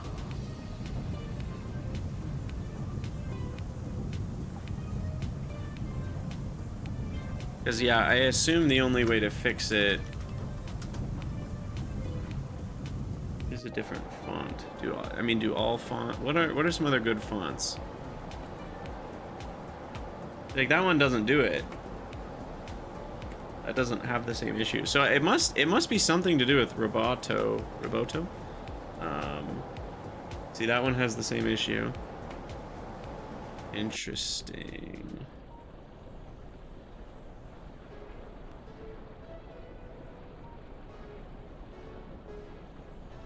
That one sort of has an issue with the K, but because you need some sort of text outline, otherwise it becomes completely unreadable on light or white backgrounds.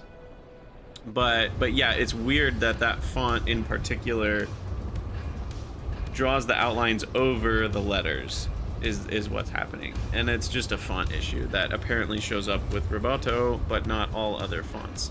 If anyone knows something about fonts, tell me what fonts are like Roboto but not Roboto. And we can try one or two out, because it's a decent, you know, sans serif font or whatever. But yeah, it actually looks pretty bad now that I'm looking at it. But yeah, like Ashier, your comment looks really jacked up. I didn't realize it was this bad. Why has no one told me this? I need to fix this.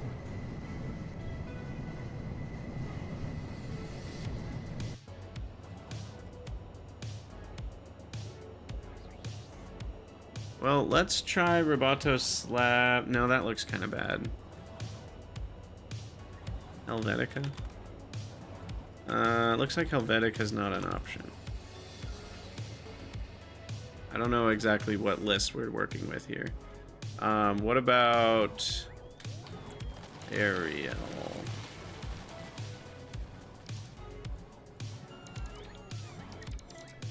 Wingdings?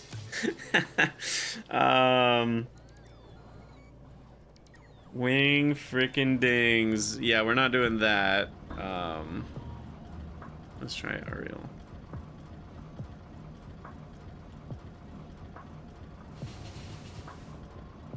That's not bad. It's a little thinner of a font. Hey, Rygard, you're here. Are you here because I talked about tape visualizer crashing in multiple ways? Not that that's the only relationship we have is me complaining about bugs and crashes, but it may have happened. Oh, what's going on? Yeah, so I couldn't reproduce the first crash, so we'll have to go look at the VOD exactly to see what I think I just was deleting a tape line or something or removing it, and then the other crash, which I did reproduce, is literally just changing the settings of the transparency. Just crashed when I saved the settings. So, okay, do I like this text size? Letter spacing.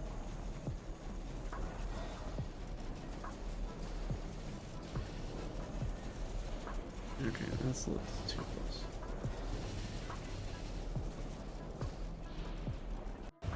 Summoning ritual is complete, exactly.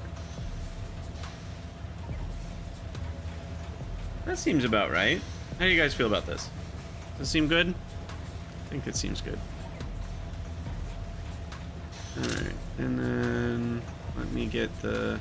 I unfortunately have to change the Twitch and the YouTube separate. Or, no, well, yeah, I have to make them separate.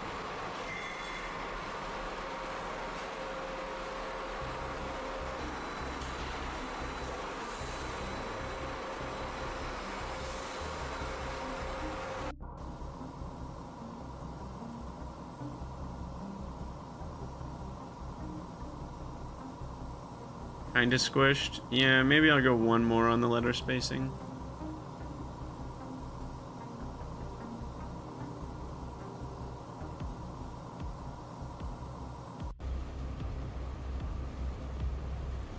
Yeah, that's a little better.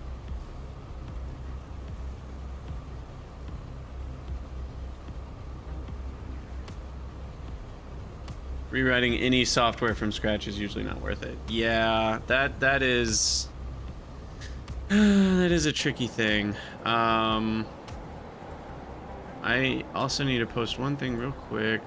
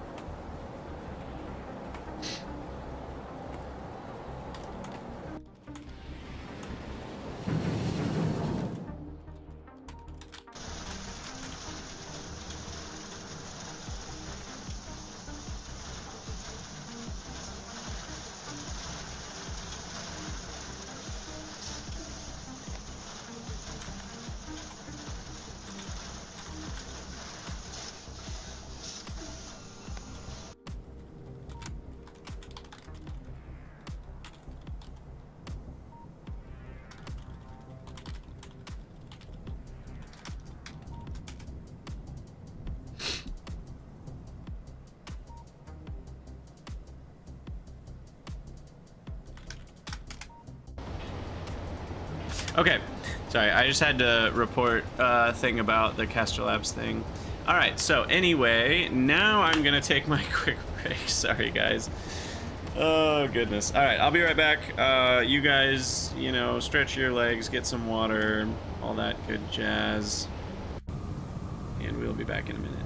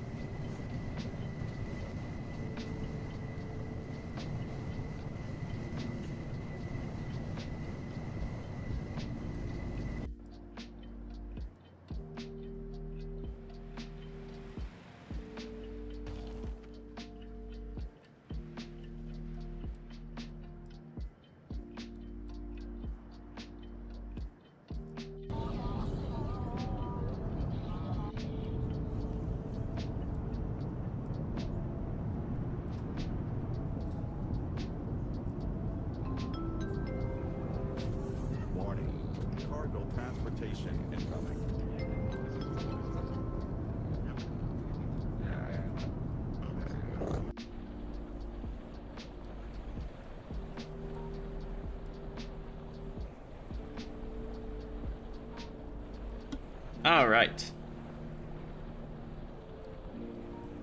So we've got the new pipe visualizer mod. We've got a real fear of using tape line, which someday will change. But at least for today, I think we'll be not tape lining.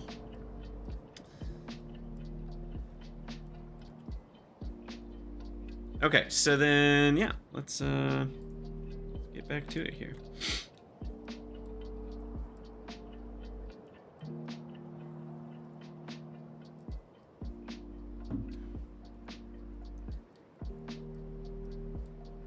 Who needs a tape measure anyway? Exactly. Measure once, cut twice. Measure zero, just, you know, cut however you want.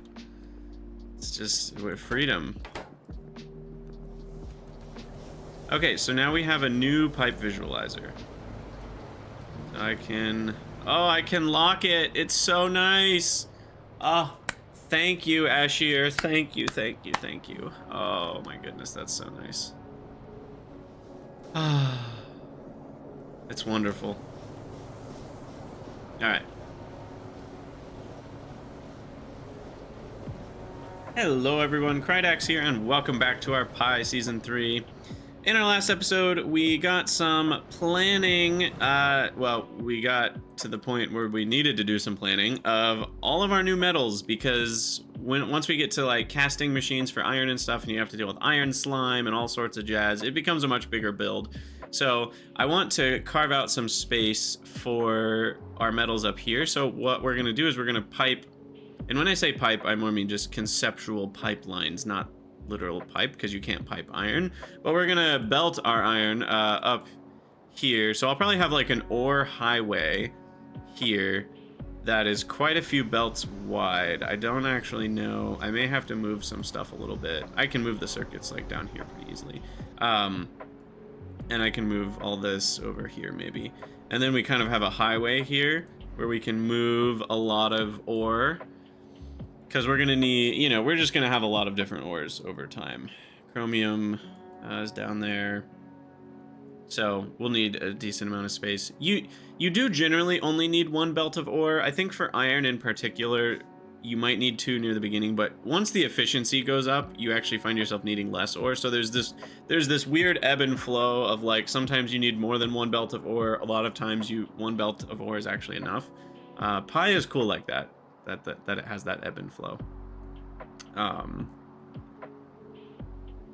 Anyway, that's what we're gonna do now, I think. So let's, I guess, start doing that. The other thing we're gonna need to do is a stone mine. I think I'll do this one actually, because then it lines up with this belt pretty well. And those are actually further away, it seems. I think that's closer. Yeah.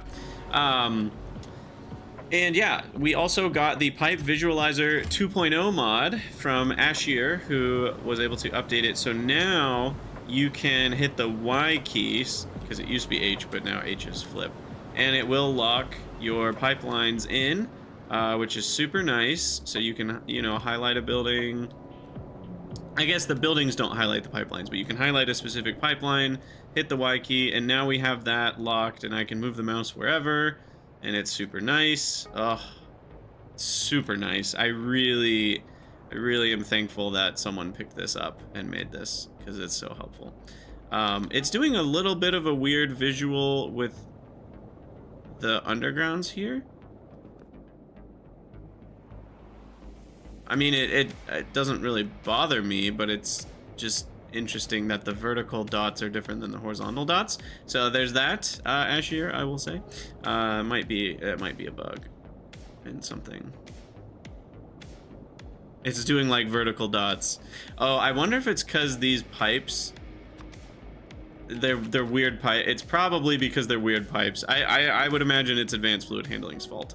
And then there's also the mouse over pipe visualizer, which essentially is a slightly more robust version of the vanilla version. So check this out. The vanilla version, you can see that it highlights the consumers but not the producers of a certain fluid. So you can see it's highlighting these fluid mining drills, but it's not highlighting the gasifiers. Whereas if you do the pipe visualizer overlay, it actually does highlight all the buildings. So that's a little different. And then the other difference is if you highlight the building itself, it also highlights the pipe network. Is that true for non-ore mining buildings? Like if I were to highlight, yeah, like highlighting the soil extractors, it highlights the whole water network. Whereas normally, oh, you do get that. Okay, so that's the same as vanilla. It's just when you highlight a producer, it doesn't. Where's a producer of a fluid? Do we produce any fluids anywhere ever? I mean, we make CO2 somewhere, or saline water. Okay, so producers don't. It's just consumers. It also includes things with pass-through ports. Oh, so it's a pass-through thing. Because they're kind of like pipes. I get it. So since soil extractors now have pass-throughs, they kind of operate like pipes. Yeah, because this is not highlighting the methane, even though it consumes methane. So highlighting the building doesn't do anything in either mode. Okay, never mind. I was wrong. It was the pass-through thing that was causing that. And then there's just this mode, which is beautiful and allows you to see all your little pipelines distinctly and in different colors. And so that's really handy. You know, when you've just got a lot of pipe spaghetti going on in one place. And I'm interested if it does. So this This didn't used to work like this. If you went too far away from where you were standing, it wouldn't show anymore. It would only render in an area around you, but at some point, I guess it got updated to render kind of as you move around. So that's super nice. Also, I need some more... I'm interested to see a fix for the little vertical lines, because it does kind of make the advanced fluid handling hard to parse. But I assume it's because advanced fluid handlings are rotated weird. Anyway, very nice. And then obviously having the map version of the pipelines is also extremely nice. So we are truly in the future. Beautiful.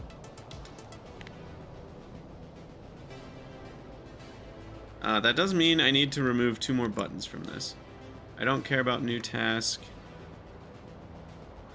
I also don't care about search factory because that's just Control F. Oh no, that's the Alt F for factory search. I definitely don't need that. I always use the hotkey. Same with tape line, I always use the hotkey. You can read the map view now. Oh, I see, I see. I was coming over here to fix something. What, does anyone remember what I just saw that was wrong over here on the west side of the base? Oh no. Something, I saw something over here on the west that I was like, oh, I need to change that or fix it, or... Oh no, what was I gonna do? While we were looking around, I saw something. And I already lost track of what it was. Maybe I was just gonna... What? I should get more petri dishes going, though. Maybe it was just I was doing PyScience 1 stuff. I don't know.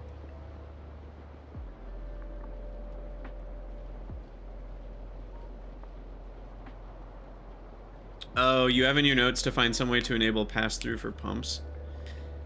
You know, Asher, that's an interesting one, though. I would actually encourage that to be a setting, because you're right. We do now use pumps to connect one big network, but it does discreetly separate them too, in a way that you might not want it to show as one big network. So having pumps actually separate the networks and cut them into 2 different highlights could be a good thing, depending on what it is you're actually trying to like measure or see. So that could be a good one for even a toggle. Like toggle pumps cutting or not. I don't know if that's possible at all, but that's my idea, at least. What am I doing? I'm coming over to the microorganism lines to put... No, I'm coming over here. That's... I was going to the right place. My gut knew what we were doing. I was coming over here to feed in all the empty petri dishes. And then that'll slowly get us a supply of agar, or filled petri dishes with agar. And then we'll get those, and then I need to go grab some Vrauks. Yeah, if I move this over, that'll give us... I'm so scared to use tape line. That's probably about 10 tiles worth of ore, without even moving anything else, and this can be easily moved as well. So I think this is a good spot for a highway of ore. An ore way.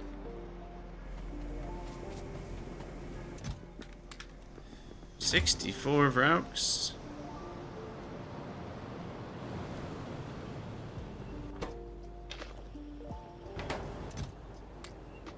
That should be enough for a bit.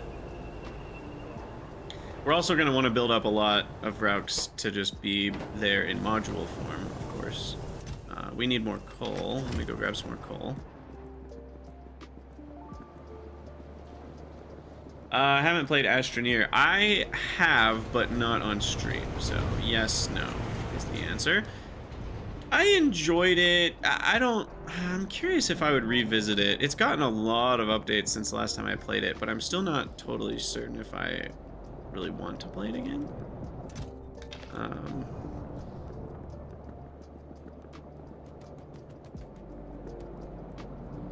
Lesser used ores can also come in by caravan. That's a good point. Yeah, caravans are a thing that we haven't gotten to yet, but we're very near to that. Now that I'm rendering Vrauks, we're basically there. We just need to make them. And haven't I even already unlocked them? This tab says no.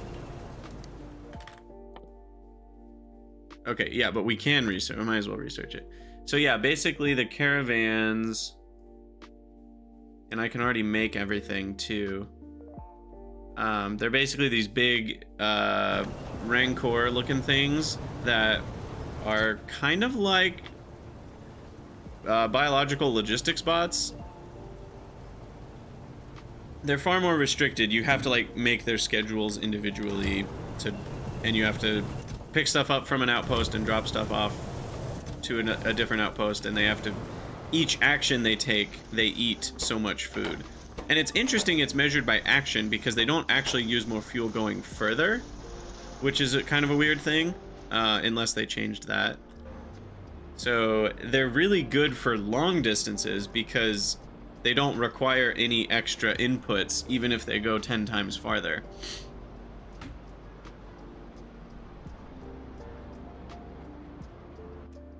Yeah, and they do load and unload, you know, instantly into the outposts and move 30 stacks at a time. So it is a decent volume of items that they move.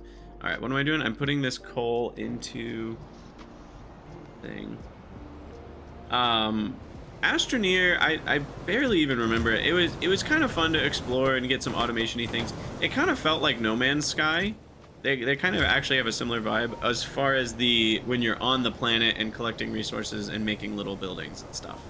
That part of No Man's Sky is kind of similar to the Astroneer vibe, and it's fun, but I feel like it just makes me really want to play a game that's even more tailored towards survival crafting, rather than, like, I think I'd rather play like Valheim or a game in that nature. Like, I haven't even played Enshrouded yet, and that has really amazing reviews as far as survival crafting goes. So I think I'd probably rather just play a game like that, or Palworld again. Palworld has gotten huge updates, and I haven't played it since it came out. And Palworld is a really fun survival crafting game. So I think Astroneer felt like kind of a survival crafting that was just kind of weaker than other survival crafting games. But again, that was an opinion from years ago. I don't really know if that's true anymore. You're not familiar with No Man's Sky? Wow.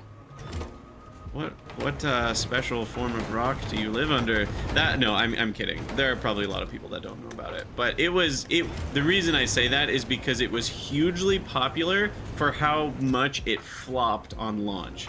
It's well known for how much it flopped. But that was back in like 2014 or 2015 or whatever.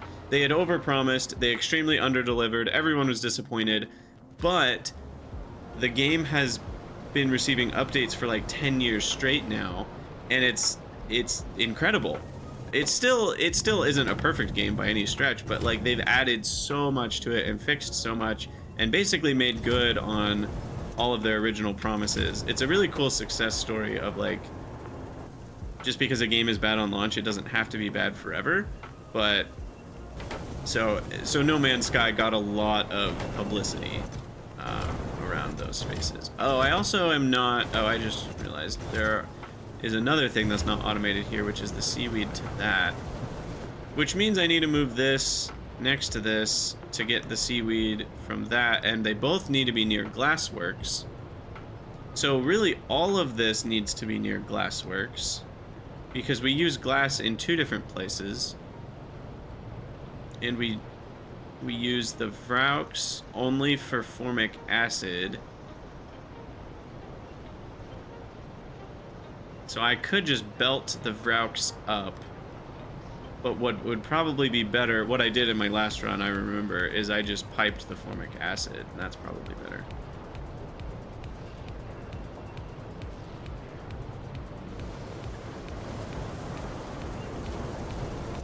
Yeah, Tyronin, that's part of why I like Palworld so much, is that it had a lot of automation to it with the pals. Alright, what is... I think the glassware is the, or the glass itself is the slowdown right now. Yeah, the glass is the slowdown, and that is because of our glassworks. Okay. Have we unlocked glass stage 2 yet? I don't remember. We have, but I need sand. And it goes 6 to 10 to 4 to 10. So I use 2/3 of the material, which means I get 3 halves.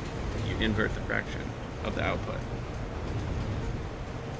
So it's a lot of sand, though. I don't have that level of sand. And then I could research crushed quartz, which then is 5 to 1, which is 5 to 30, or 5 to 15 then, instead of 6 to 10.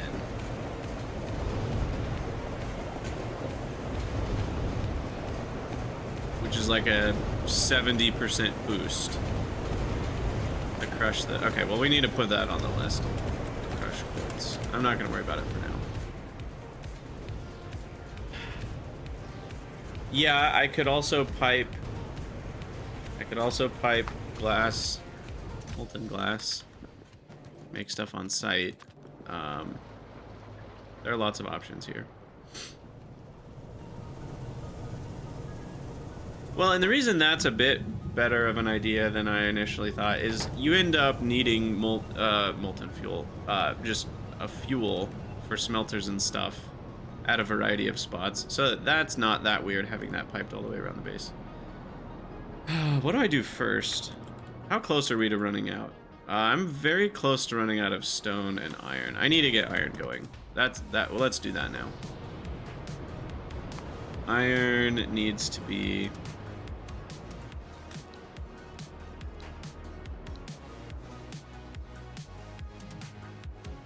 The crushed version uses less fuel.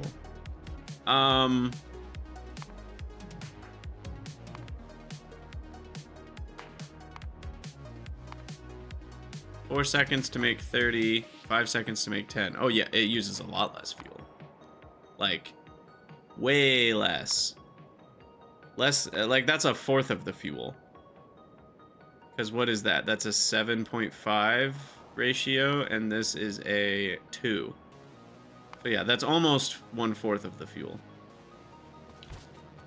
Which is a pretty huge difference. Alright, so we're gonna belt the iron. Let's move the circuit crafter. Astroneer just makes you want to play modded Minecraft or Dyson Sphere program. Interesting. I see those as very different, but I think I can understand it still. The vibe that you're getting at there. Alright, so then... move these.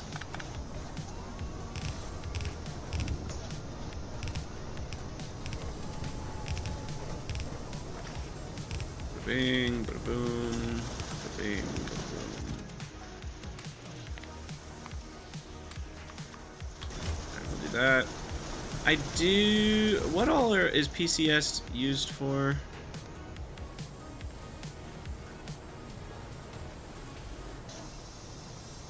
We're not going to see that for a long time, so I think we can pretty safely... I mean, it stacks to 100. You don't need chip shooter machines very often, and you only need, if I can find it, 20. So yeah, I don't think, I mean, I'll keep, no, whatever. When I need another chip shooter, we'll just steal the 20 from this. I don't think it's worth building up, is what I'm saying. Okay, so this will be my iron belts. Let me go grab like a lot more belts. We're gonna need an absurd amount here. And yeah, this is gonna be a very Zen Garden episode. We might not accomplish much of anything. In terms of bottom line accomplishments, but we are gonna do stuff. Oh, I need to get rid of all those ingredients too.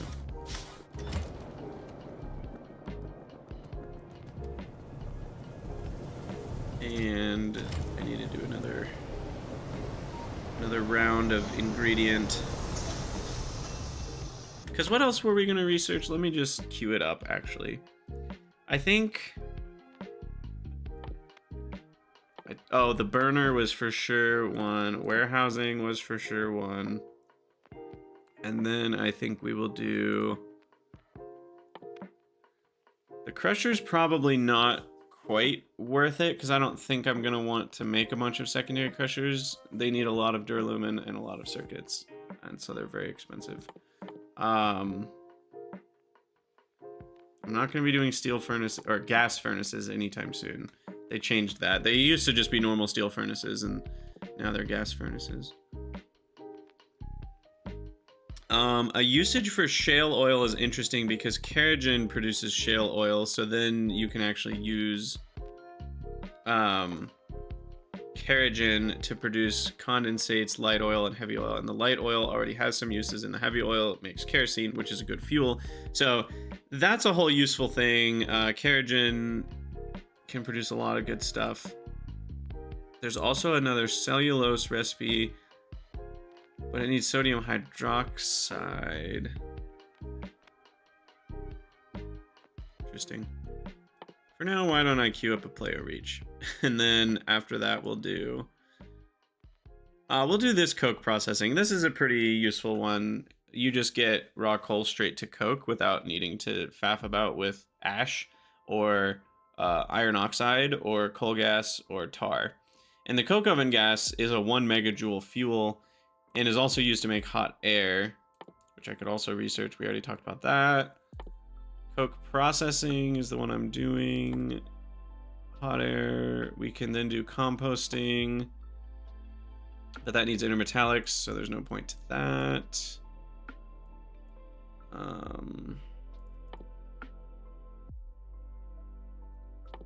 Iron, no, never mind. I was about to say iron stage 1 seems kind of close. Nope, it's not. Geothermal power? Ooh. Hold the phone, my friend. Geothermal is right around the corner. Okay, I totally missed this. Yeah. Okay. We'll do that too on our low budget py1 science builds that we're doing right now. Yeah. That's great. Alright, this is slightly in the way, but easily moved.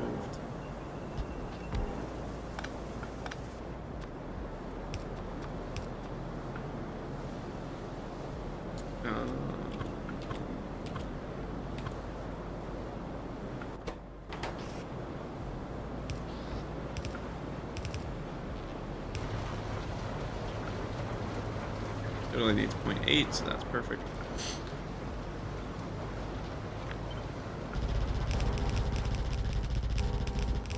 Alright, now what are we doing about this thing? This is kind of a hot mess.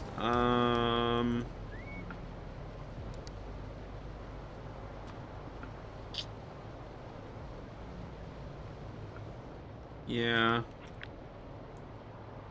We're gonna relocate to here.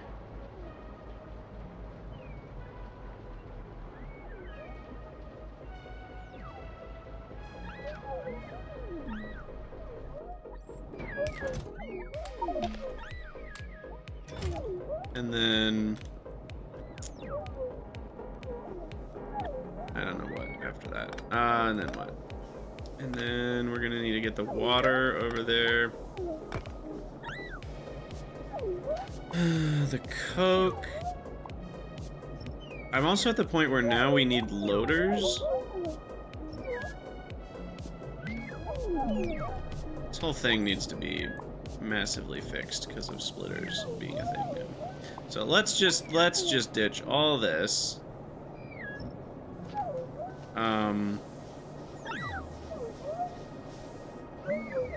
What's happening here? What is that coke for? Oh, that coke is just fueling those? Well, good news. I can replace them with these guys soon. So I don't have to worry about that. We're still completely full.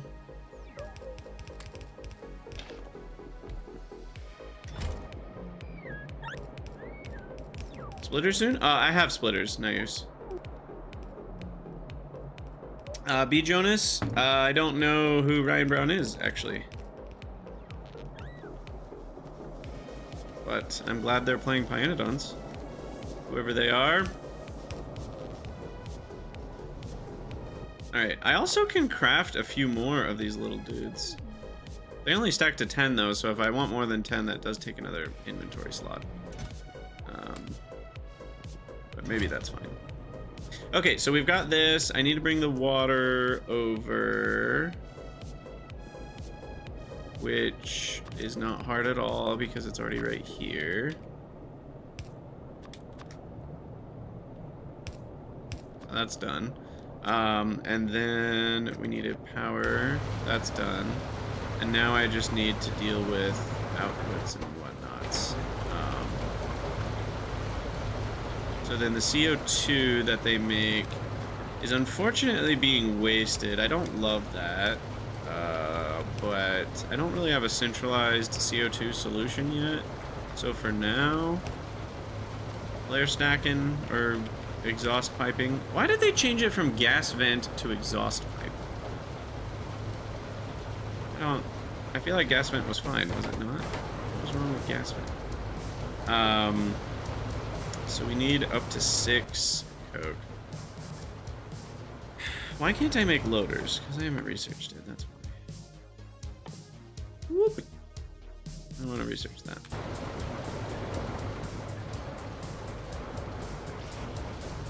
We are at the point where 3 per second is maybe worth using loader.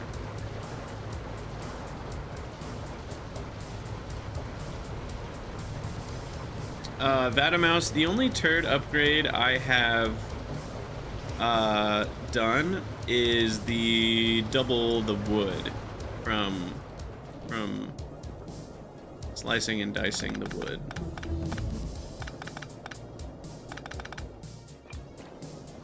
I think it was the fastwood forestry turd.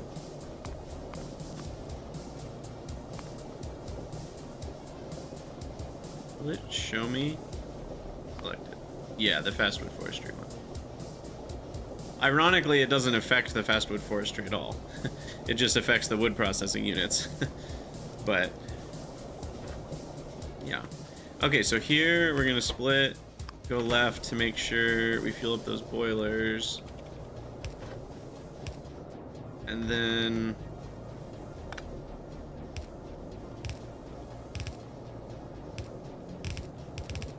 down here. The slocked lime. Actually do one of these guys.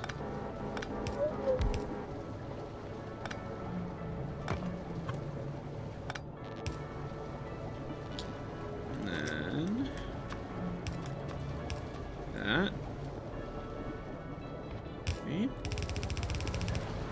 Alright, so here's the Coke. And then we need Coke also on the top of this.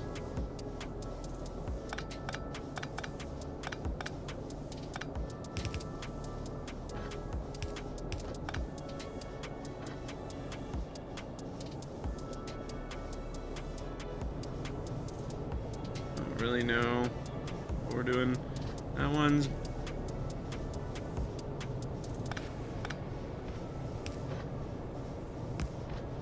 maybe I do this.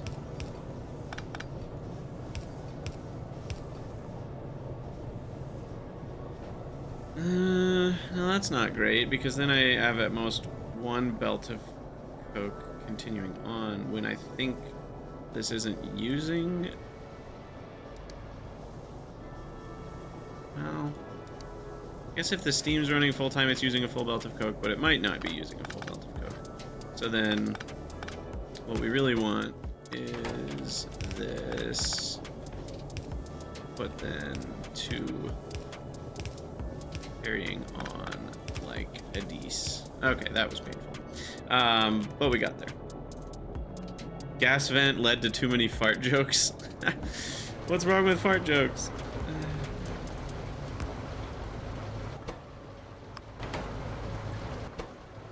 I guess we want to prioritize the lime, but it's not really going to be tricky one way or the other.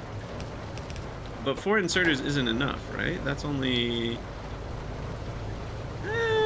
it's very, very close. It should be enough, especially with the saturated belt, because they're slightly faster when the belt's saturated.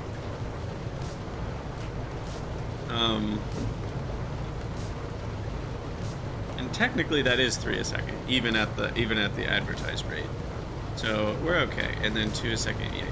Alright. So then this comes up to here. And then we'll do, I don't know, like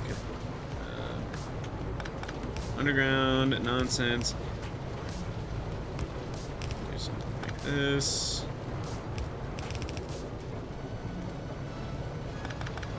Better idea.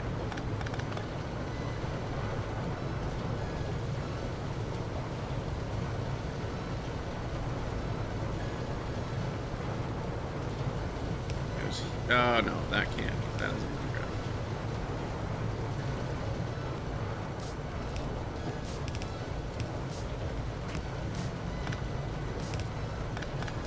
Alright, that's fine.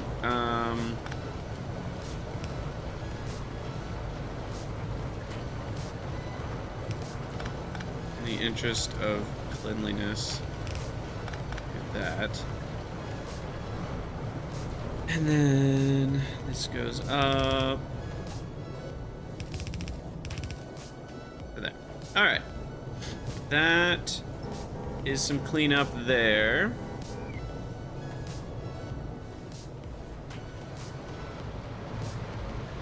That should keep the acetylene flowing. I made a very big acetylene build. I think I normally build about 1/4 of that.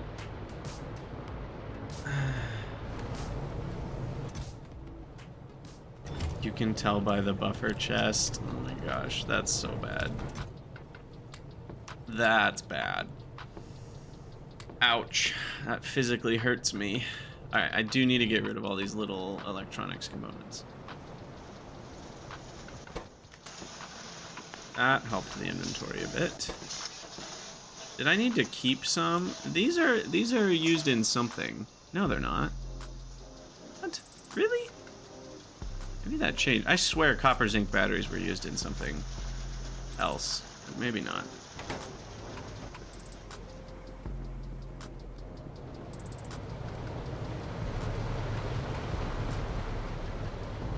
Alright, so anyway, that fixes that problem. So now we've got a belt of lead to contend with. So here's the age-old question. Which one goes underground? Because these would end up being a shorter underground, but there'd be a lot of them. I'm not caring about cost here. I more mean aesthetically. But this is probably going to be, you know, a big section, and I think the problem is if this can't go all the way across all of them, then you end up needing to have... At least for now, I think this one... Underground is better, but that might change. But for now, I think that looks better because of the continuity of the more like ore belts being just a nice blob. Looks better.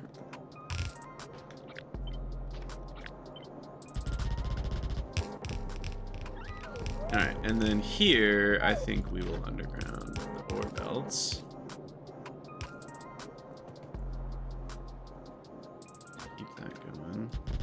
I can also move research. Research is kind of in a weird spot now that I'm doing this, but maybe it's fine. This is gonna get fatter. Turn a corner. Yeah, research might be in a little bit of a weird spot. I might end up moving it down. Where will I put it? I mean, I could just put it right here instead. That's probably a good idea. Let's move research over. move research over to here. A little more convenient given what we're doing right now.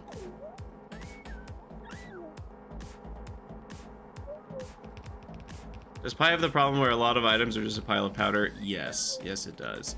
I do think there's been a lot of small tweaks to make that better. I think there are still a few that are problematic. You know, like in general, lime, right, looks like ash. But they're different enough, because ash has the little speckles and stuff, but, you know, there's definitely a lot of piles of powder, to be sure. So I think a few items could probably use little tweaks to make it even better, but... All right, let's get those spread out. Let's get the automation spread out. And then, yeah, let's do a quick run around to do all the logistics bot things to keep Pi Science going. I might need more seaweed and stuff. Yeah, I do need more seaweed. Let me grab that. That's easy. Seaweed. Where is it, though? Over here. Ooh, I just thought of something. You know, we want to live in the future, right? With AI and all these sorts of things. What I want is I want the game... I want to be able to say, where's seaweed? And it just does the highlighting thing of seaweed, you know, like it does factory search for seaweed when I just say that. How cool would that be? Voice activated factory search? Yes, please.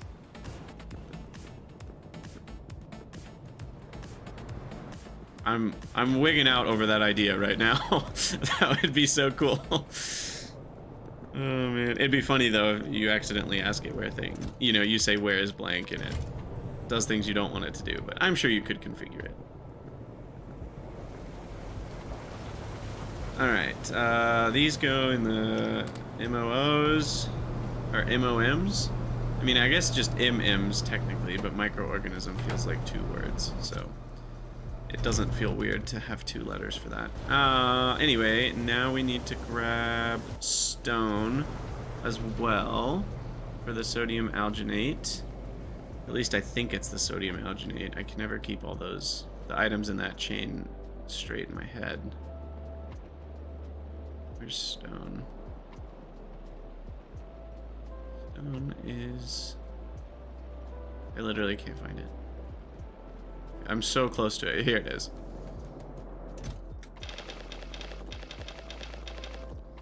I don't know how much we need. That should be enough.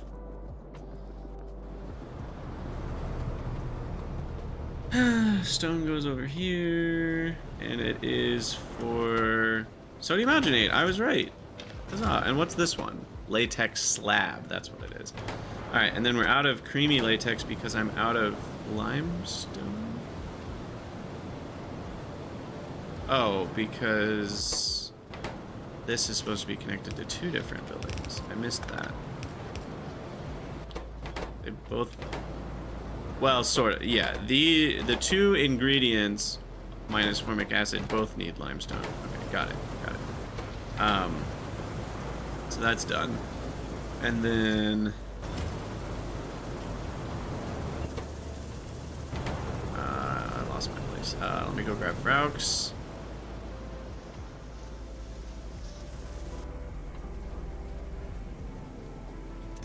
Uh-oh. Maybe I was wrong. I was wrong. We're consuming flora faster than 30 being on the belt is getting there. I was wrong. Let's pump it up to 50. Well, it seems pretty close to being enough. And a small change here will actually make a significant difference because basically it'll increase the rate if I go to 40 by 1/3. Oh. Don't really know if that's enough, but we'll see. Now, one thing you could do to prevent... No, it wouldn't. It still wouldn't prevent spoilage. What am I saying? I was like, we could make the rate exactly what the Raux need, but of course that's only going to prevent spoilage if you are using... I'll just put these 2 in here now. If you are actually creating Raux constantly. So then that leads us back to the question of, would we rather spend the resources that Vrauks cost and actually just make them constantly forever and just void all the outputs of Vrauk? Or would it be better to cease production on Vrauks when we have enough and then deal with some flora spoilage? Those are kind of the two routes. Those are the two routes. It's funny. Sort of. Alright, glass. You know what we probably should do, now that I think about it, is have a little bit of molten glass buffering. I actually think this is a good idea. I don't know where to put it.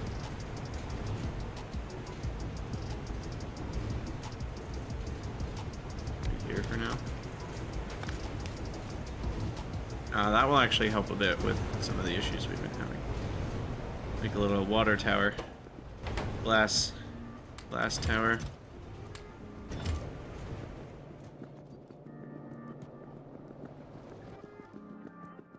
Alright, so now we feed this into here. That should get us some science back. How are we doing on substrate? Probably need some more, but that is automated whenever I move over the petri dishes, which I just did, so that'll be a while before more of those show up. And yeah, we'll need more coal at some point as well. Alright, let me do a coal trip right now, and then we'll give it a break.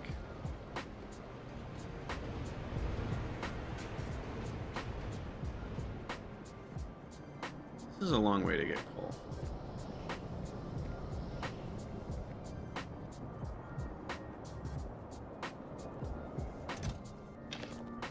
Not to mention, why is iron oxide getting in here? Come on, man. You're supposed to know what I want you to pick up off the belt. Ridiculous. Why can't inserters read my mind? I'm gonna use these outputs as my trash dumps. And we probably need more iron anyway, so why don't I grab... Oh, that was more iron than I thought it was. Let us get rid of that, I guess, somewhere.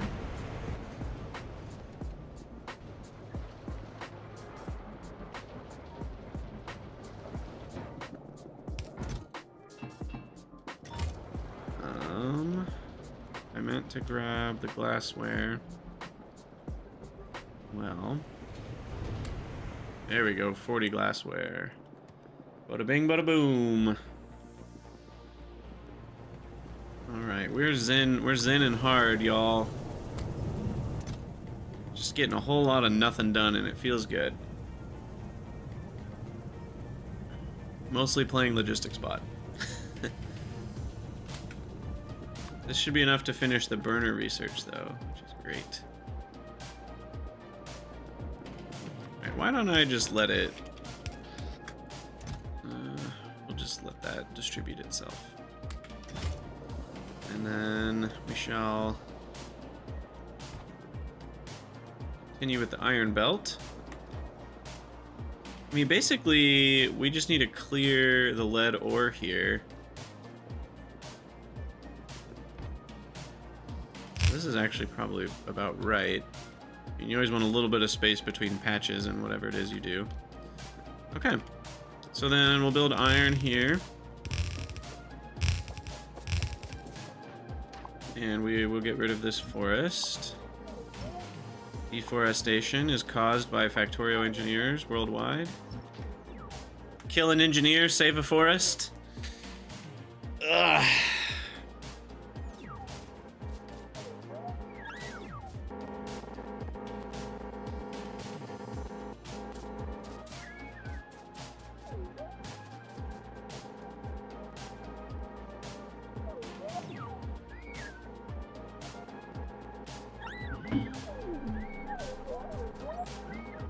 Very satisfying to watch. Yay, burners! Alright, and they need steel and titanium to make. You know what we haven't done in a while is a titanium run. I should probably do one of those. with some Coke in hand. The robot noises are very cute. That is accurate. Okay, so this... Okay, and I think I mentioned this before, but I do not feel like it is the worst kind of cheating to delete ore patches. I know some people feel like that's weird, but I don't mind. So there's a world where I do delete this. Well, I can't delete the molybdenum patch, so I may have to deal with that. But there's also a world where I don't feel like it's that much cheating to move an iron patch. You know, like move this patch over to here or something, where it's like it's not really different. You know, I don't mind that much. If I were to like move it to a more convenient place for me, that feels a bit like cheating. I mean, I guess you could argue that moving it so that I can build my base more conveniently is that, but I could also just build over an iron patch and say screw it, but that's just rage bait. The number of comments I would get. I can make regular inserters now, I just realized, because we have Duralumin. Yeah, deleting is definitely not cheating. Some people, you know, there's probably a very, very small subset of people out there that are like, yeah, but you're supposed to mine it out the hard way. But that really only works with vanilla ore amounts. We have 62 million tin here. That's not really feasible. Anyway, what am I doing? I'm doing an iron build over here now. Okay, so...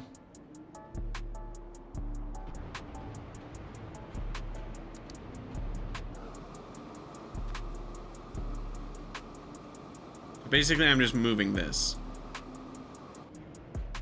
Water fill. Then landfill. Oh yeah, and we're gonna get a lot of stone out of all of this processing and a few other byproducts. So why don't I preemptively have 2 belts of return?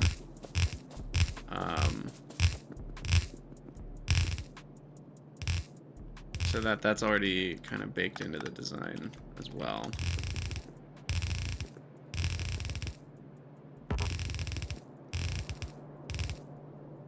Don't know what exactly I'll do with it, but we're gonna have a lot of stone on back.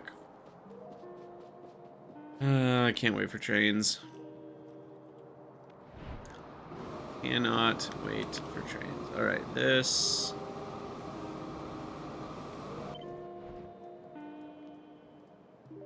Where do I want to start it? Maybe about here. Yeah, that's about right.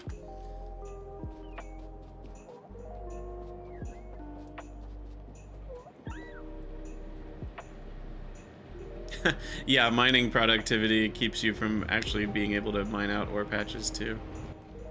I might craft 10 more of these guys. I think it'll be worth it. Have this go a bit faster. Though apparently they've decided to queue up operations that are now a mile away from me. What's up with that?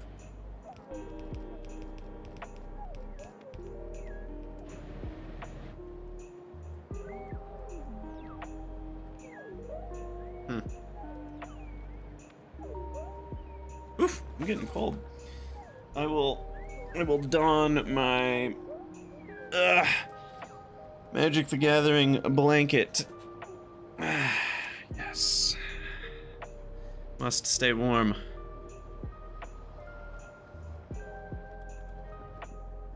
The power of Wooburg. Alright, why are they still going over here? What is this? Oh, now he goes over to the left. As soon as I start running over to the right. I swear these things are as dumb as a box of rocks. A bit reminiscent of the actual R2-D2. Oh my god, they are all going left now. This is hilarious. I follow the whim of the bots. Goodness.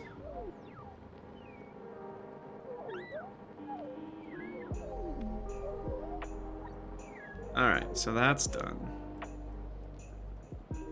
Goodness. And yeah, now use name in game is totally still a thing.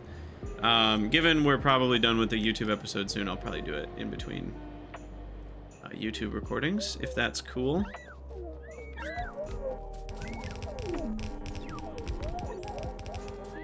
Yeah, having 20 of them feels more like a swarm. It's fun. Alright, I may have to switch around the input belt directions here. I maybe should have paid attention to that before I... Alright, Rygard.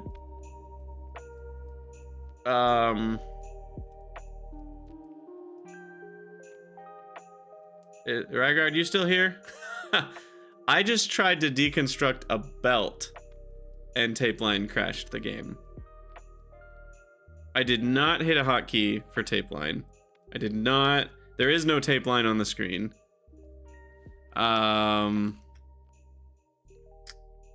That's not good. Let me just post that real quick. Just caused a crash when deconstructing a belt. No tape line in sight even, and didn't hit hotkey.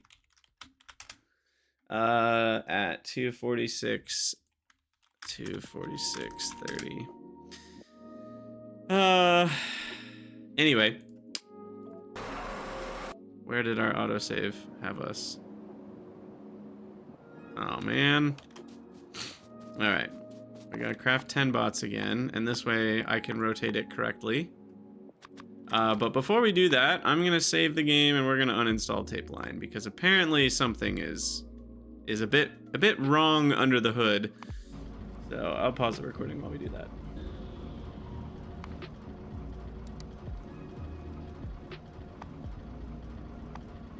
Isn't updated already. And sometimes Rygard's like that. Lodro, 22 months. Thank you so much. Howdy, howdy.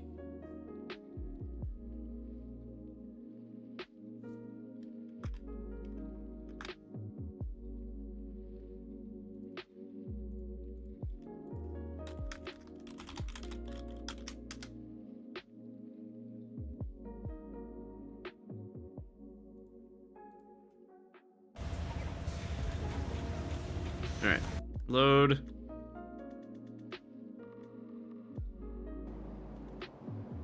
All right, we are back. Tape line is gone for the moment until that can be fixed. Yeah, that was weird. I don't even know how tape line... Here's my curiosity. I had a bunch of tape lines in this region before, and I'm wondering if one of them left some sort of ghosty issue over here. So like, even though we can't see anything, there was some sort of tape line object that was in this area. And then when I deconstructed the belt, it caused some sort of crash because it was trying to remove a tape line that wasn't there or something. I couldn't tell you for sure, but yeah, some sort of residual issue going on. Okay, so if I rotate this once, then that will have the ore coming in from the left, which is what we want. So that's actually good. Your tape line crashed when you were constructing near a recently deleted tape line. Yeah, it must be something with that. Because I would not really buy that it causes a crash when deconstructing a belt.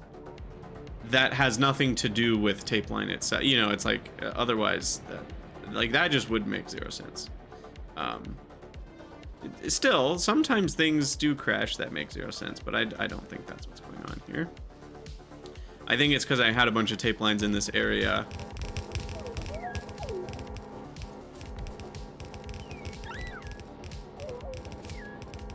Alright, get this all built.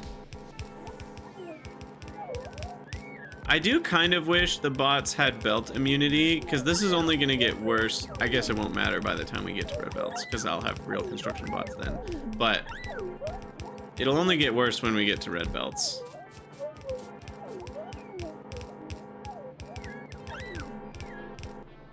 And their AI isn't smart enough to, like, avoid walking on belts. So they just, you know... Come on, dude. You're better than this. I imagine that squeak through is part of the issue as well. Because it probably creates pathing areas where they think they can move, but maybe they can't or something. I don't know if something's going on with that. But I wonder if squeak through is part of it. All right, so ore belt number 1, ore belt number 2.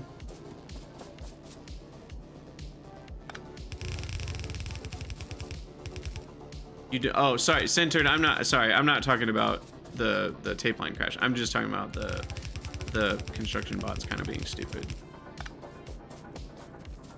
The bots should make a cute scream when they're struggling in the belts. What's wrong with you? You monster. All right.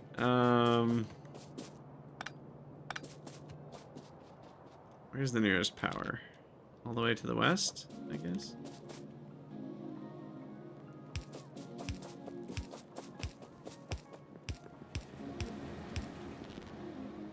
All right. Oh, my stone removal belts are not here yet. So this will be stone removal. These no longer need to be here. And now we have the beautiful power of filtering, which is just wonderful. So I'm gonna have 6 stone a second, so that can go on one side.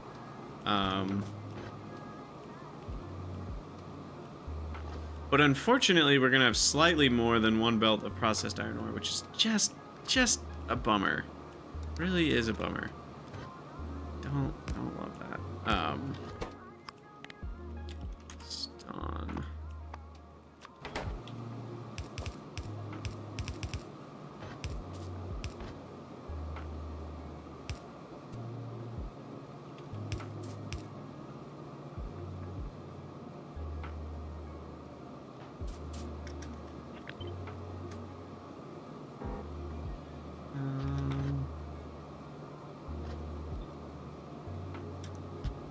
New plan. We do this. Do that. This.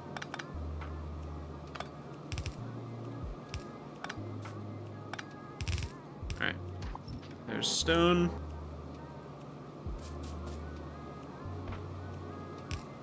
Iron. Sweet. Okay, and then processed iron. We already know how to manage it. Do I want to change this very much or at all? Maybe. What's their current? 10. 2 of these can handle 20. We're gonna get 18. That's about what we need. The fuel needs are only 2 per second. Products can all fit on one side of the belt. Which leads me to want to do things a little differently then. I want to copy. And I think what I'd like to do is this. That. And then we'll have fuel.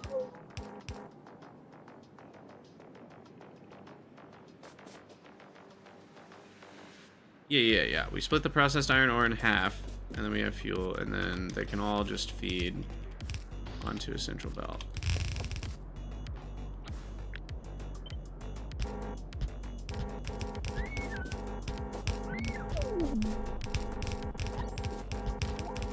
Boom. And then we'll filter ash with splitters, because we have splitters. Feels so good. All right, we'll deconstruct the old one. We need more pie science. Let's see how the glassware is doing.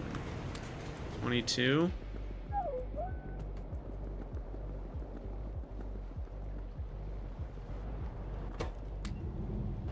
We have 39. Ooh, nice. And we've got 104 stoppers. Ooh. Have I ever played Songs of Six? Yes.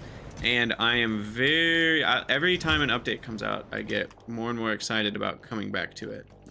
But at this point, I'm definitely waiting for 1.0 because it's the next big update. He just released an update, and he said this is going to be the last major update before 1.0. So I'm guessing it's only a few months away at this point, which is pretty exciting. It was an amazing game when I played it, and the amount of depth that's been added is absurd. For those wondering who have no idea what it is, it's basically a city builder, in the vein of what is it most in the vein of? I hesitate to say Banished because it's much larger scale than Banished, and there's far more like strategic management of your city rather than like dealing with individual populations. But there's also like, it is still the type of game where like every individual pop is, you know, a separate person with separate, like they go do work at different buildings, and it's set in a fantasy thing. It's crazy. It's a great game. Like combat's a whole thing which I never even got into because it either wasn't there or it was not really fleshed out at all when I played, and now there's like an entire combat system, almost like kind of like medieval Total War type combat, but with a it's crazy. I'm so excited for it.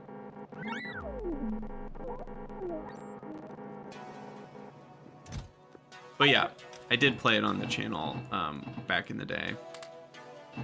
All right, so there's another dump chest. I have so many random dump chests, but we should be able to move now over there to build the rest of it. Let me actually connect up the iron mining builds. It's gonna take a few minutes for those to saturate.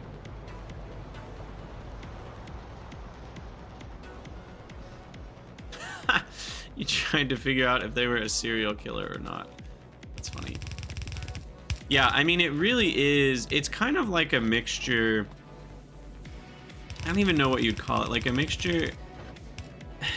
Because it's definitely not like Cities Skylines, but it is more in that direction than something like Banished. Like you often are designating zones for things, but like you're far more in control of the individual buildings, and there are production chains. So it kind of reminds me of Stronghold, Crusader in some ways, because like there are these production chains and you're trying to collect things and make sure your people are making the proper amounts of tools and, you know, clothing, and you've got enough hunters to make sure there's enough food to make enough and to keep the taverns stockpiled so that people are happy, you know, and different races have different needs, and because it's set in a fantasy world and there's like a lot of different races and they want different things out of life, and you know, there's, you know, different political stuff like how are we running the city, what kind of decrees are in effect, and there's, yeah, and like different buildings have different like optimal shapes even, and so you can like make bigger buildings as giant rectangles, and that can be more efficient for some buildings, but other buildings you need to have more smaller buildings. But like you can make the buildings whatever size you want, and then the walls and the roof go up, and then you fit different like doodads inside of them. Like in a library, you actually place all the bookshelves as like little 1x3 buildings, so you can make a bigger library. I just tried to do tape line to draw a square. You know, you can make like a bigger library, and then you can figure out an efficient tiling pattern for the bookshelves, so all your people can go work at those are like little workstations within. So it's actually kind of like Prison Architect in some ways. It's that sort of like pawn system, but they're much more, you know, you end up with, I think, even thousands of population at some point later on. So it's not like anywhere near as small scale as Prison Architect or RimWorld. Hard to describe. Pretty awesome game though. I think a lot of the reason I'm going into a bit more detail describing it is I think a lot of you guys watching this episode, whoever you are, if you like Factorio, I feel like there's a decent chance you might like Songs of Six. So that's why I bring it up. Okay, so then this is not necessary to merge, right? Like I could bring these together into a splitter and then separate them back out, but is there a point? I think no, as long as I do this. As long as we make sure the iron ore is balanced, and it should be a fully compressed belt either way, so it really doesn't matter, but that will doubly make sure that it doesn't matter. And then we will have fuel come up from below.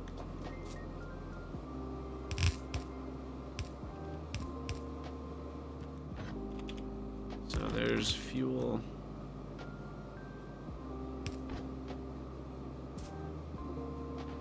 Yeah, I never know what looks better here. Does it look better to just go over this? Does it look better for these to be offset by 1 so that we don't have to do any squiggles with the fuel belt? Or does it look better to squiggle the fuel belt and then have them come vertically to meet at the same position? I think that looks worse. I think this version was better. But I'm still uncertain about this. Underground, this could look better if I just go all the way here. But then it looks imbalanced. So what am I doing with that stone there? I don't really know. I think that's better. Have the splitter up and 1 tile to the left.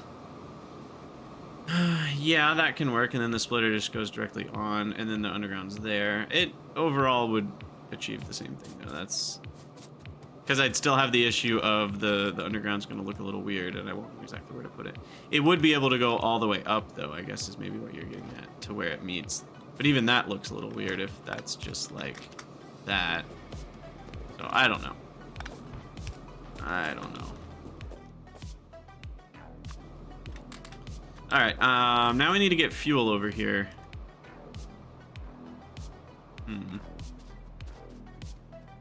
I do have a lot of coke on belts down here.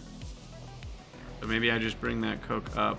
Coke is a pretty powerful fuel, but it also feels weird to waste coke. Shoot. The research that we're about to do, what does that do for megajoules? We go from 30 to 20, so we lose megajoules on that, unfortunately. So that's not really a great way to do it.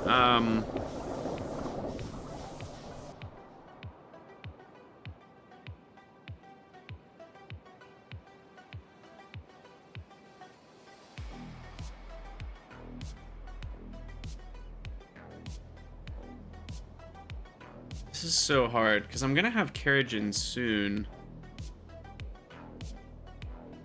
But I'm also producing stone that I need to use. That means I'm going to end up with less carriage.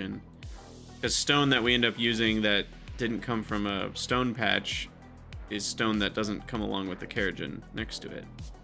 I think I could just use raw coal from up here. Ooh, that's actually not a bad plan. I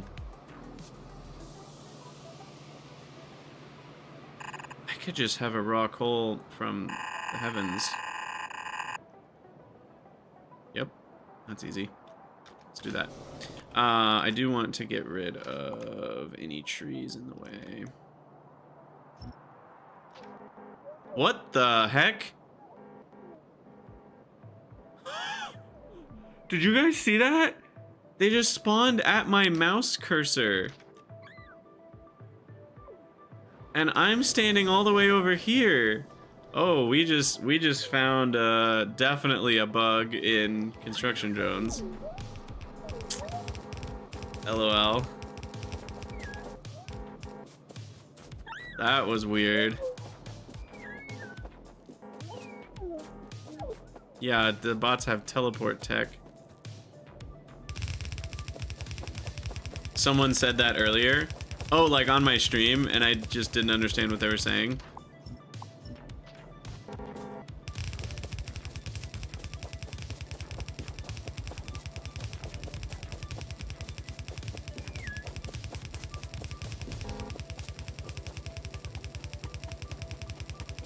Yeah, whatever that was weird. Weird stuff. Alright, I didn't actually mean to build it all the way this far in. Also, can we look at... Oh, never mind. Ha! Oh, that's kind of funny. They don't save any power. I really need geothermal because these are gonna take... They take just as much power for every ore that they mine.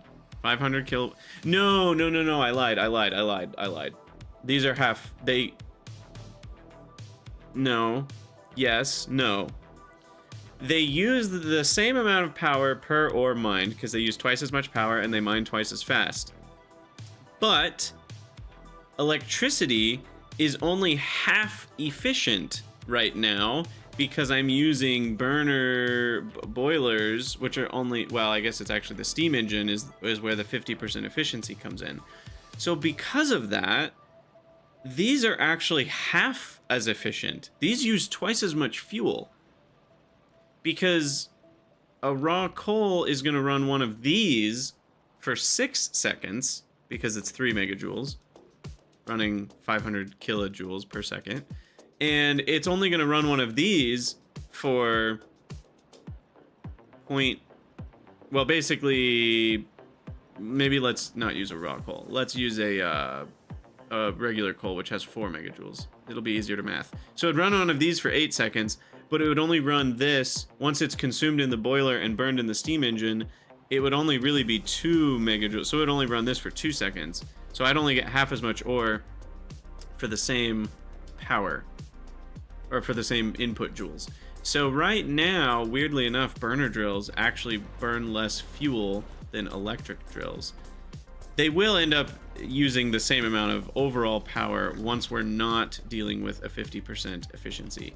But yeah, that is just an interesting factoid. Another interesting factoid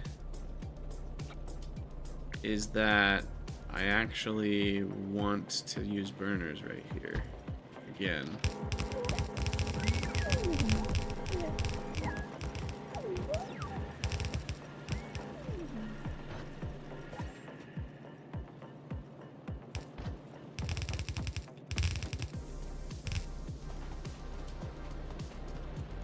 Alright, and then all we need to do is beep, beep, and that should do it.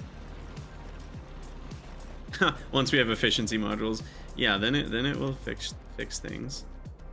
And yes, if I were to just make 1,000,000 fish turbines, we would have no inefficiencies. We'd have lots of fish, but no inefficiencies.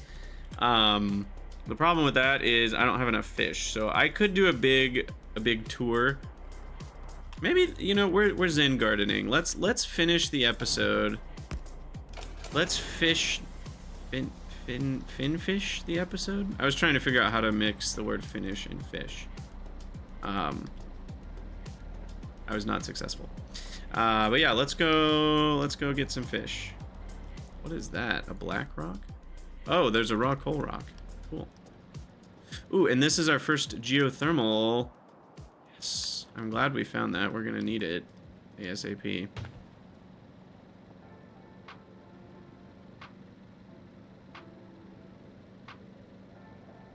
So we will go on a fish collection tour. Oh good, here's more raw coal as well for when we need it. So that's good to have. That's not too far from the base. And 261 million?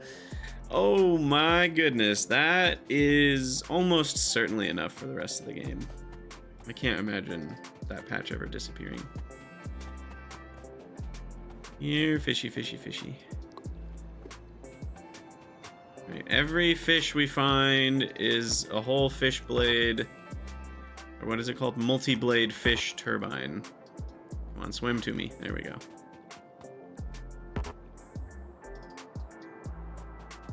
This is a smaller lake than I remembered it being. I think there's another bigger one that's not too far.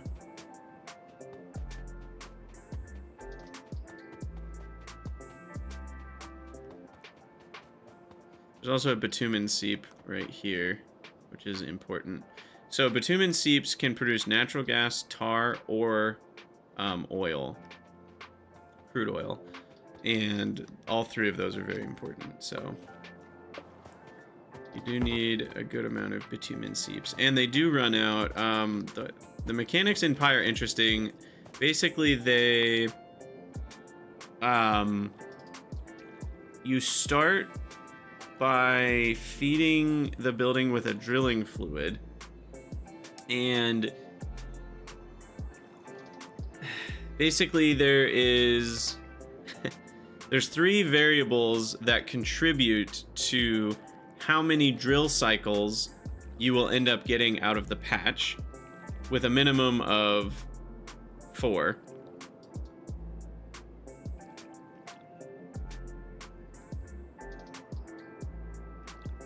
What is this times 4? So basically you have R, which is 4, so that would be 160,000 times 100 fluid is... That doesn't sound right. That would be 16 million. I thought 1.6 million was the baseline. Am I getting something wrong here? The drill cycles is 40,000 times D times B times R.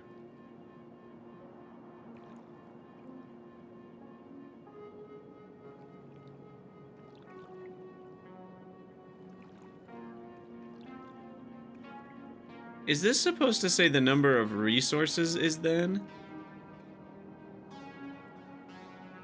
Rather than drilling cycle?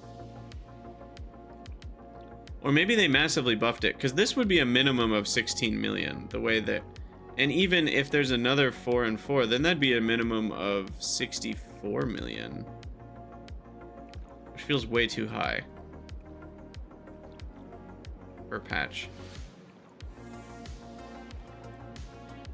Because the drill cycles, if that's 1 times 4, D would be 4. B would be 4. R would be 4 at minimum. So then those three together make 64. So then you'd have 40,000 times 64 times 100.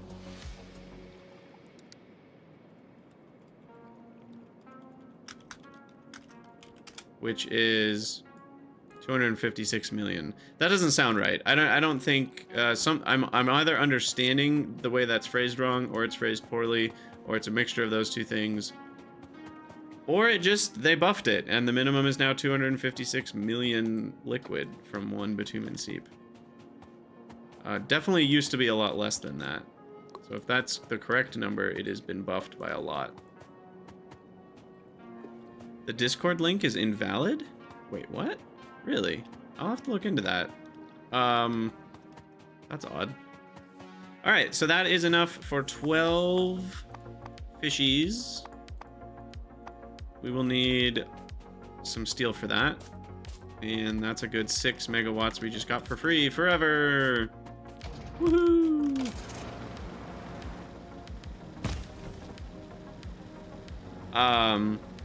Cactronaut, I'm sorry that the Discord link's invalid. That's weird, though. I made a modification to it recently, and I must have messed with the URL. You can just YouTube Krydax, and any of the videos should have the Discord link in them as well.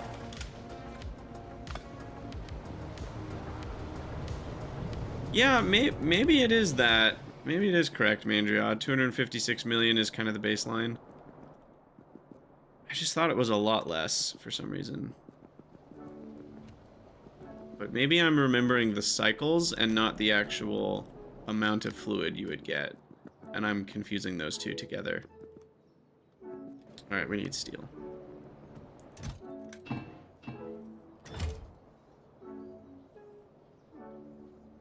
Alright, and I also need a bunch of air core inductors.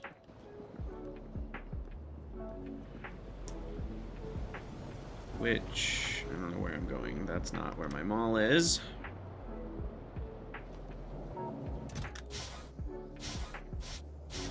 Air cores are over here.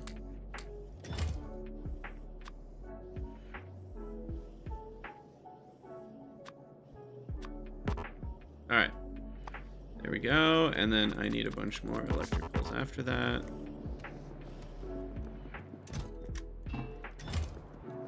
And some more logs, because I need even more electric poles after that, because they really go like hotcakes with how short they are. And then we shall go expand our fish farm, which is a very different kind of farm than what you might think I mean when I say fish farm. Now here's the question. It's born from fear that I'm saving right now, because I'm wondering if this could crash if I place these with bots. I just feel like anytime there's composite entities, I'm always a little sus whether bots are gonna do it correctly or not.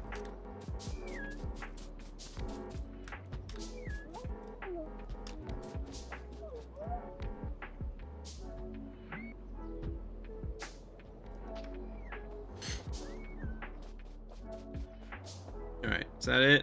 I guess we can't do that last one. That's a bummer. So close to being nice and figured out. And then we need all these.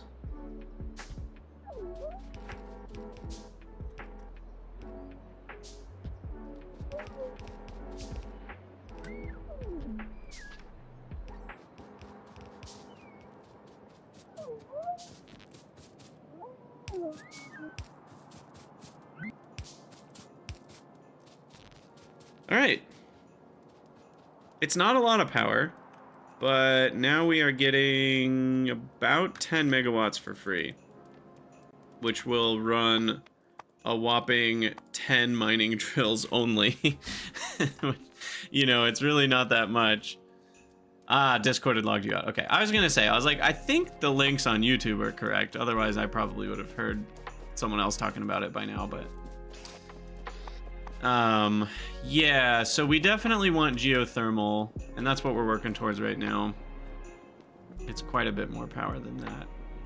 I don't remember exactly how much. I want to say, I'm sure it's been changed, but we could probably get around 50 megawatts from a geothermal vent. Maybe better, maybe worse.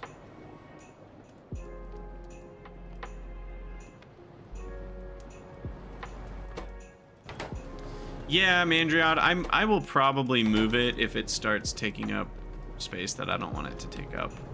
For now, I chose that spot kind of as a out of the way spot already, so it's fine. I don't generally expand northwest. I figure the base will probably never take up this part, but it might, you know, and then I can just pretty easily move it somewhere else. We'll see. All right, I need to go grab more Petri dishes from the Glassworks section.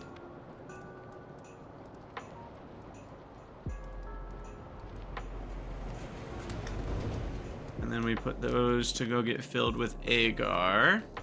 And oh my god, we're an hour and 23 minutes into this video. All right, we need to be done with this episode. Haven't even hooked up our iron yet, though. Oh my goodness. All right, there's that. A few more Petri dishes. So much to do. Plop these in here to get more substrate. And then I will take science. Plop that in that chest. That should finish the warehousing research off. And then probably should move Raux again, or I still have 4 left. What's the stoppage? Oh, we need coal. Okay, coal is here. I do need some more Raux. You got desperate and I'm up to like 100 of them. Wow, that is a lot of fish blades. That is a lot. All right, warehousing is done, so Ash Mountain can now actually begin. To be fair, this whole time I could have been making steel chests and making warehouses out of those, but I already talked about how with merged chests, it reduces the storage amount. So to have 1,000 slots, I would need I'd normally need about 20 steel chests. I think I have the multiplier on like a 4th or something. So I'd need like 80 steel chests to get 1,000 slots, which is, you know, 640 steel. Not very cheap. Whereas I can get 800 slots from a deposit. And this will make that many slots in a smaller footprint. I think deposits are like 8x8 or something. Whereas an 8x8 steel chest would only be... how many would... Let me double check the setting that I have so I don't say something that's completely wrong. I have merge chests set to be a multiplier of 0.25. So I get 12 slots per contributed thing. So it'd be 12 times 64. If our deposit's even 8x8. I'll craft one now. We're gonna need one eventually. They are 2, 3, 4, 5, 6, 7, 8, 9x9. Aha. So in a 9x9 area, we would have 81 times 12, which is a little more than 800. A lot more than 800. Wow, that's big. Yeah, I guess that makes sense. We'd have 972 slots if we had the same area of steel chests. So it would be more than the deposit, but it would be insanely steel expensive. So not worth it yet. Because the deposit is close to as many slots and is a lot cheaper. So anyway, this will be Ash Mountain now, and we can use loaders and splitters. So fix Ash Mountain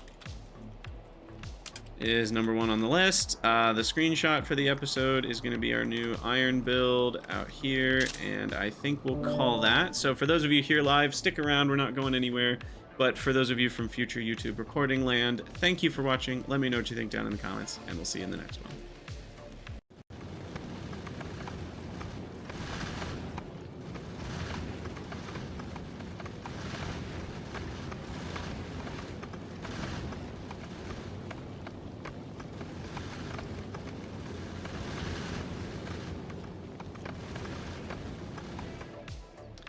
All right. So let's get your name in game now. Use. Where shall we put it? I think given what our plans are for this area, a cool spot for a name right now is going to be over here. Let's see. So the fat ore belt be over there. Probably some other things here, so let's put it like right here.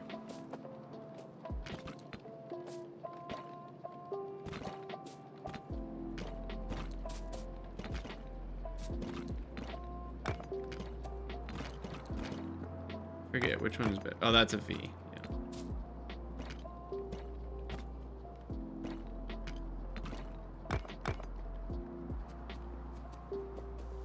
Boom. Trig 27. Can put you right here.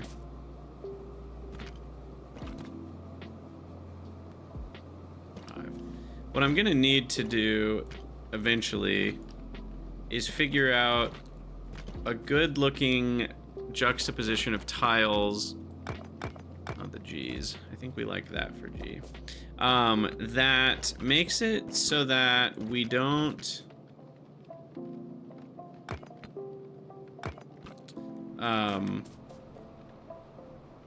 change our run speed when we run over them, right? And so we'll need 2 different tiles that both have the 350% walk speed, and I don't know exactly yet what that is going to look like, but we'll get there eventually.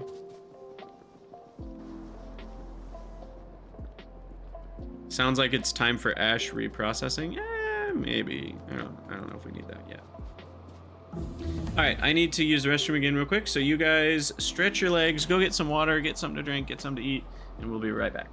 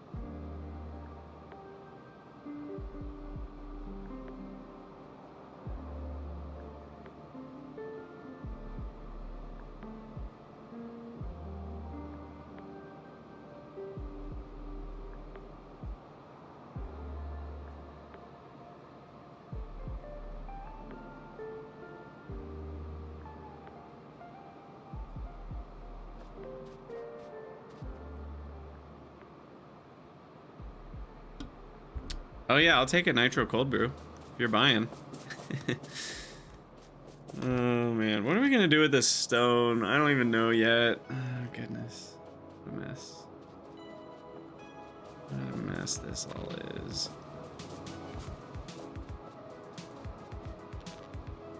Alright, I also need the fuel here still.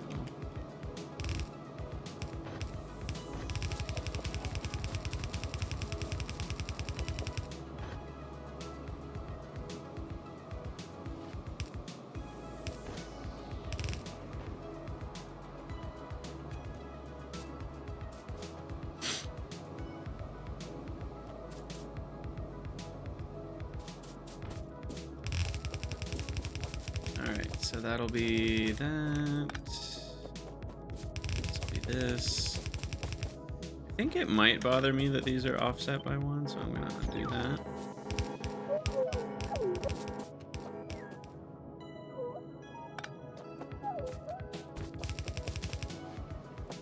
All right, and then that's it.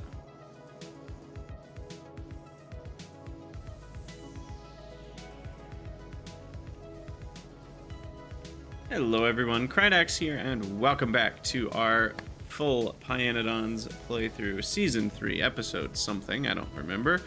And yeah, we just fired up our iron mining, or iron smelting new version, which is all electrically mined and electrically crushed, but not electrically smelted yet. That is coming a long time away. So yeah, basically we're mining the iron, it's coming up.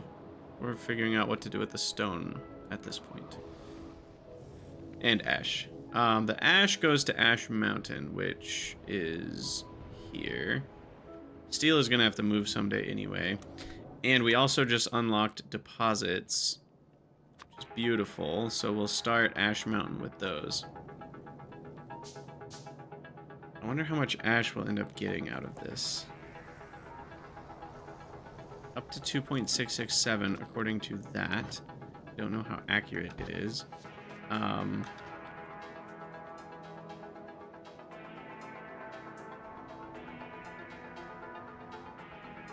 where all do we need iron?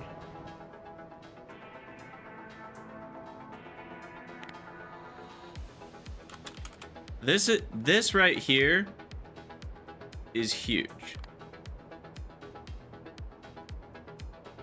Because what we can do is we can see... Wait, why is that not showing up on the map? Am I blind? What's happening? Does it not show up on the map highlighted? What's going on here? I thought it highlighted it on the map too. I guess not. But I guess you can just click through the different spots. Huh. It highlights it in this view, but not in the actual map view. That's interesting. Well, I guess that is one weakness of factory search over the new vanilla search. But the new vanilla search can't search where something's an ingredient, which I find to be very, very lacking. I think it feels really weird that you can find where you produce a material, but you can't find where you use a material. It's like that's half of the coin. You need the whole coin. Anyway, so this is helpful because it helps you see like, oh, where, if I do put in a new belt or something, where does it need to go? And the answer is here and here. That's it. There's only 2 places I'm using iron plates right now in terms of like regions. Down there and up here. So what that means is, you know, I could deliver iron down here and it would still, I could still easily split it there and connect it. And basically I'm trying to figure out what am I going to do with all of the plate belts that I'm going to have coming off of my different plate processings. And I'm trying to decide if I want to also fit them through here, but the problem is this is all going to be ore. This is going to be an ore highway. So it can't also be a plate highway. So the plates might need to go somewhere else. And then there's a really small part of me that's like, what if I just moved my whole, what is this called? The mall. What if I move the whole mall over here?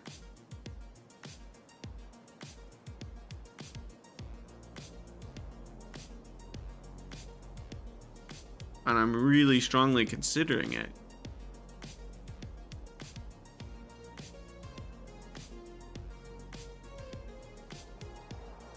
There is an issue of this build. This is pretty easy to pick up and move, though. It just needs the coke. Right? The only input to this is coke. And water. I mean, water's really easy to get anywhere, though.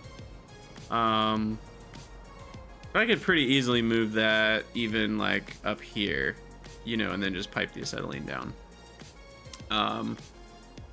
So maybe that's what I have to. Maybe this is in the way, and this needs to be our metals. Iron comes back and over. I'm also tempted. Oh, this is so hard. Is 7.5 iron a second enough? Like, I'm tempted to put it on a half belt, and then I don't need as many belts. But then the problem is I'm limited to 7.5. You know, at that point. And that's not a lot of iron. Like, once I get the next processing of iron, I think we're already screwed. If we're using a half belt. Because this is already making a half belt. Almost a full half belt. So as soon as we get the next version of iron, it'll already be more than a belt can handle. And that's going to be... this with molten iron. Happens before green science. So indecision is ruling the day here. What are we doing?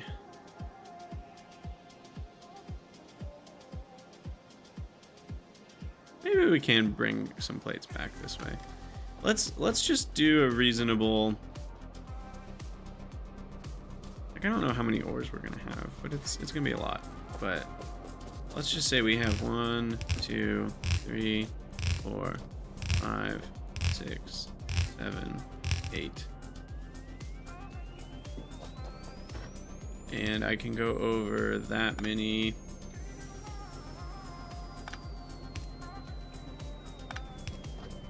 So delete this one.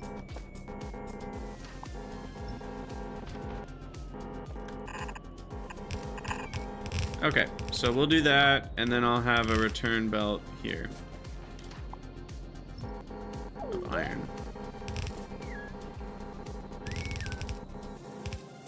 Don't really know what I'm doing. That's fine. We also need a return belt of ash. Or I could just start a new ash mountain over here.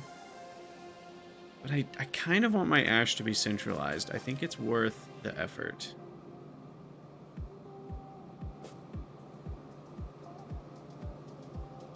This is a return belt of stone. Should it also be a return belt of ash and stone? Maybe.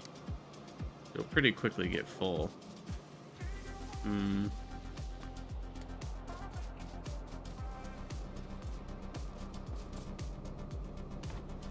keep them separate for now.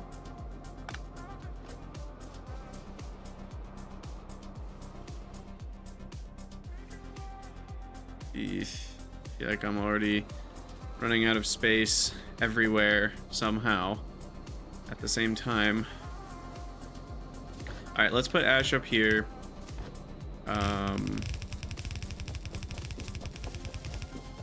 It's also weird because this is only a temporary. Like, ash isn't gonna be forever. As soon as I start casting everything, most everything moves to the casting recipes. So it's kind of only a temporary need that I have to deal with this.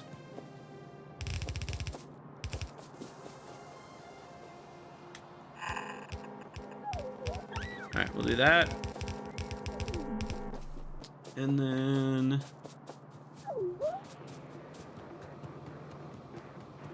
the stone, sword and the stone. This stone, where the heck is it gonna go? Where's the ash gonna go? Maybe I move Ash Mountain to like here rather than there. Is that better? Maybe it's better. Okay, where's stone getting used? Next.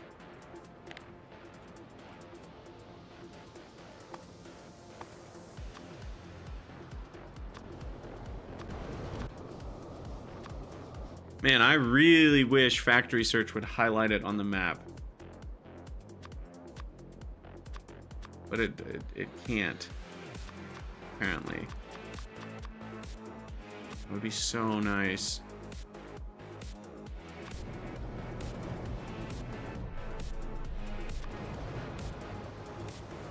Stone there and there. And that doesn't really matter. That's for concrete. This one doesn't really matter because I'm gonna move that sooner or later anyway. So stone's really only used right along here at the moment. I can easily belt past all those. The problem is we need a central stone like production where we use the byproduct stone, and then if we don't have enough byproduct stone, we use mined stone. But then we also make sure we can void the byproduct stone if we back up on it. So there's a little bit of like, we need all that going on somewhere. And where is that somewhere? Could bring the stone down and distribute. We can do stone processing down here maybe. I don't know. Let's... Where's the ash? The ash is up here. Thank you all for being patient with my absolute flabbergasted indecision. Goodness. Mind stone. That's funny. Hey, I've got my MTG blanket, so it's the perfect reference. Perfect crime. Alright, I don't need more steam engines. Keep grabbing more. I haven't been crafting buildings very often recently. A lot more belts, please. More undies. And... what? Power poles. Iron, copper, everything feels pretty fine. Okay, so let's bring the stone down. Feels a little risky. Rather than up. I have more space up here to process it, but the things that need it are down here, and the stone mine is down here. So I will take byproduct stone down to Goblin Town, and then we shall, I don't know, do something with it.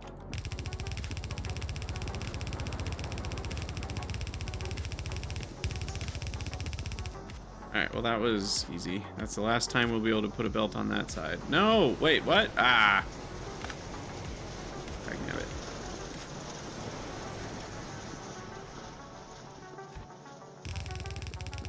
Alright, so stone comes over here, and then...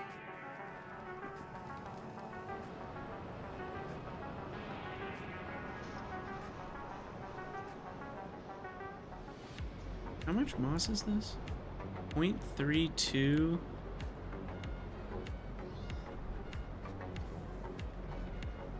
Oh, that's nowhere near enough.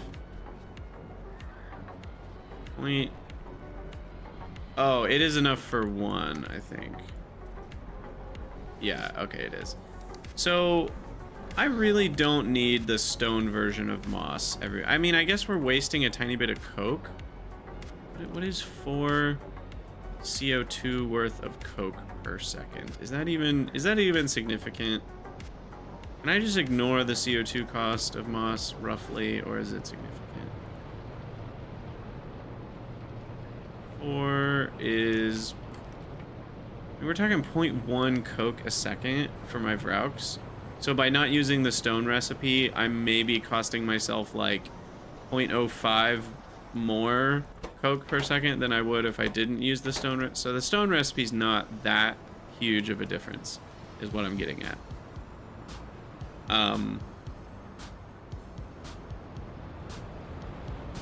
It is a difference though in terms of like it more than doubles the rate of output. So that's pretty big if we need a lot of moss. We just don't need a lot of moss for grouts, but it's definitely something we want to do for the moss that we need for trees.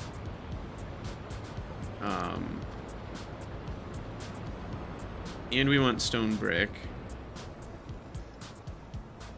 There's all sorts of things. Where will this belt go up?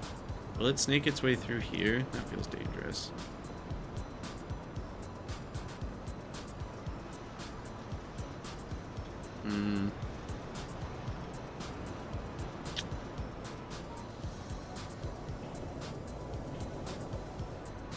Where will it go? And we need stone brick too.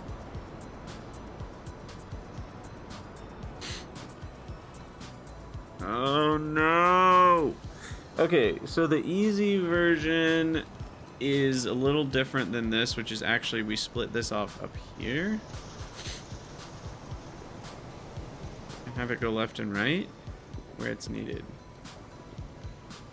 But then the problem with that is we're not centralizing, and if we bring it from below, then we've got to have a priority, and then we have to deal with the backed up stone somewhere.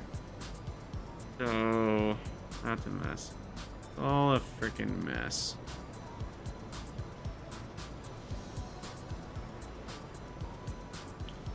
Why don't we just allow ourselves a little bit of leeway and put it over here? Feels wrong. I feel like I'm committing some sort of war crime against my own pYanodon's. Oh, the pYanodon's. And then I could process some stone here, maybe? I don't know. So we need some... I mean, this is kind of tricky. I guess we can do like this.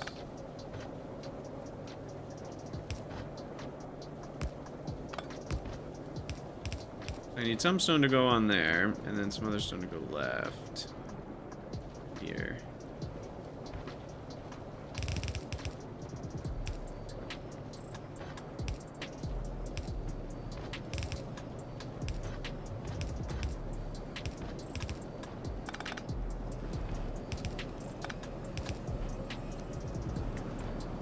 And then that goes to here.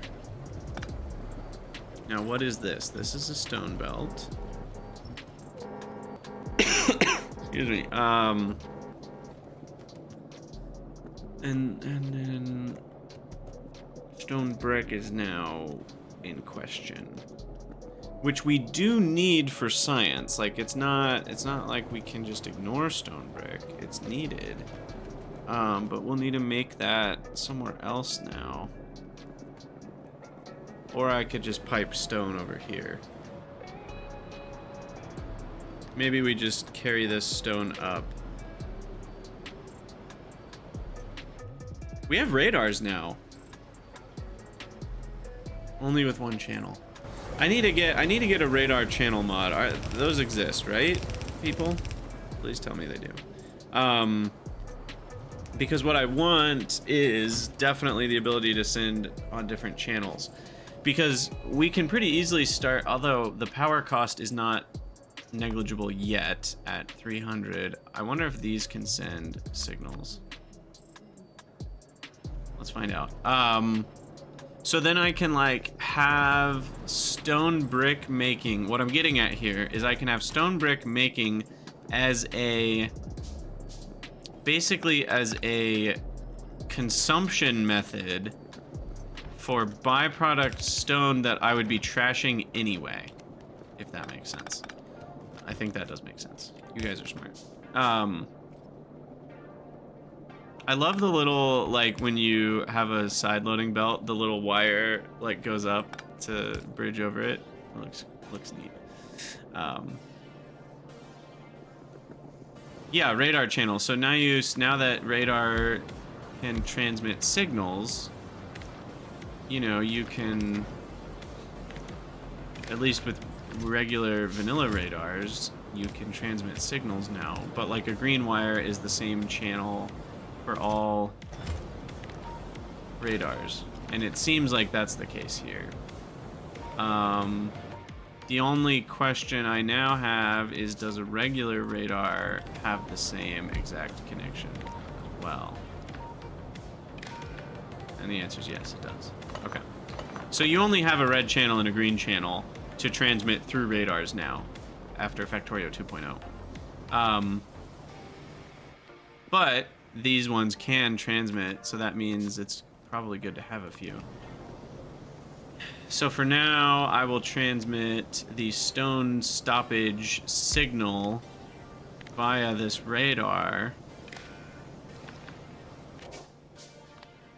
And basically, I will only enable this belt if we see the signal of stone.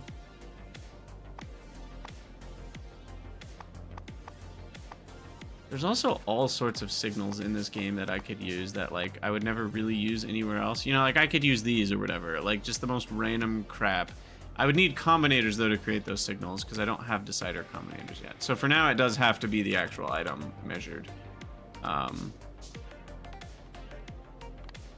yeah, let's just say if that's greater than 50, then we'll run the belt.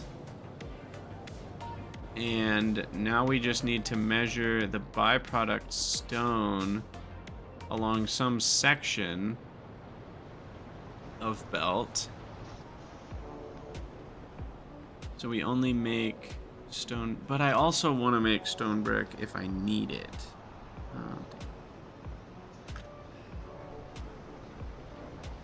Maybe for now, I just need to be happy with... Scratch this idea for now. For now, I'll just be happy with some number of stone brick, and I'll let this back up. That'll back up 12,000 stone brick. That's acceptable. And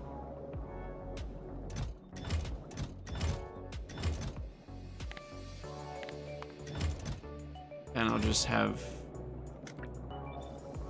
all of these with 1,000 each.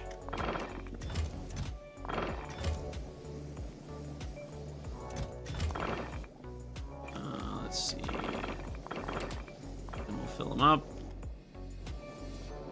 Okay. What am I doing? I have loaders now. Haha. They're very expensive, though. Look at that duralumin and circuit cost. I need to be careful about loaders. I'm actually not going to use them here. And what is this? I can probably do away with whatever this is. Oh, nah. I forgot I had already done that. That's a way to prevent the backup. That's actually fine. And now we're gonna have fueling issues. I can remove all this nonsense. Thank the good pie himself. My goodness, was that a mess? We are gonna have issues with what this is, aluminum smelting. I don't know where all the Keratin was going, but boy was it a mess.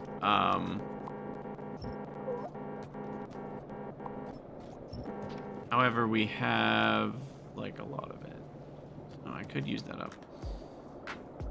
But where's the fuel? This already has rock hole, rip, roarin ready to go if we need it. So then all I need to do now is this.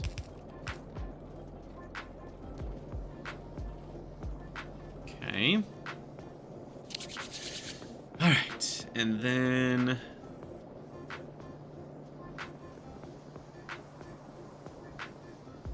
are we good now? Stone bricks being provided. Stone's coming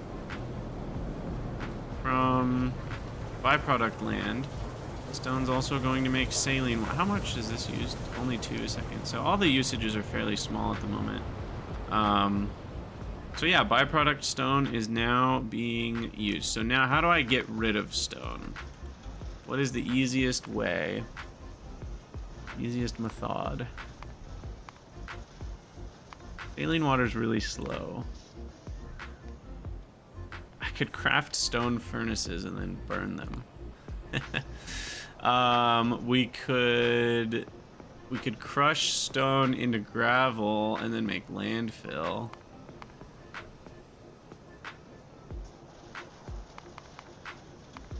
I mean, we can just make stone brick. That is a way to do it. At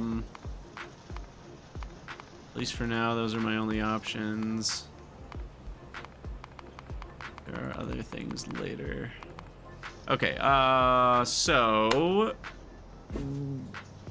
the reason I'm considering gravel is because we can do gravel into sand, and then we have sand that we can give to places without having to spend any other resources to get it. It's kind of like free sand, but that feels like I can wait until trains for all that. Make concrete. Yeah. The problem is the lime. Lime is not so cheap or free.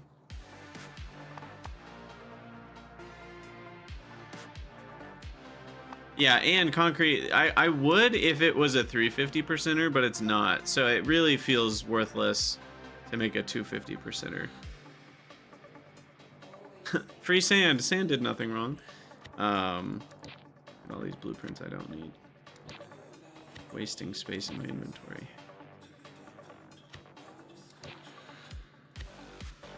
All right. I'm gonna go with the version that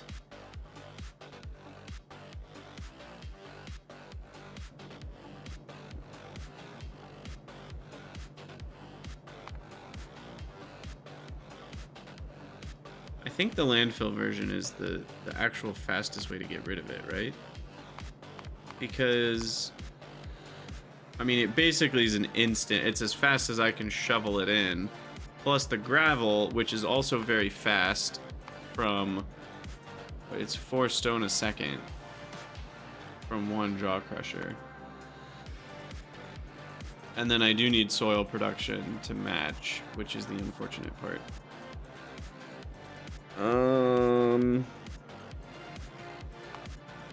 The other option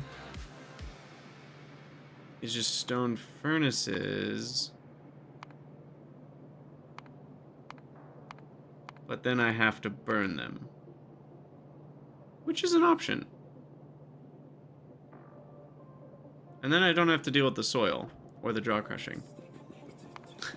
So, I think that's my method. Oh my goodness. What have we got ourselves into? Look, we've already got an ash byproduct line here. Look at this. Look, this is just perfect. Output priority left. We just grab ourselves a burner. Have I not made any yet? Thought we did. No, I didn't. Hey, you got an achievement for it. Alright, burn the furnace.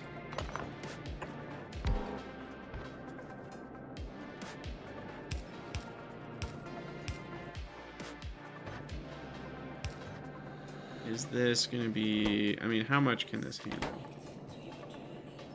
Handle 5.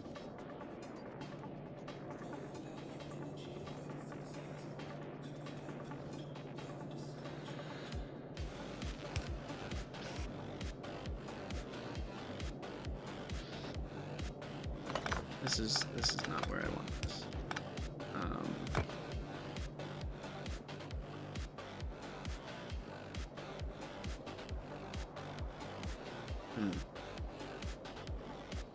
You can make stone from stone brick. Wait, really? Not that I probably would, but... Oh, look, there it is. you can just crush it right back. It's a slow process, actually. 5 seconds for 8 stone. But you can do that.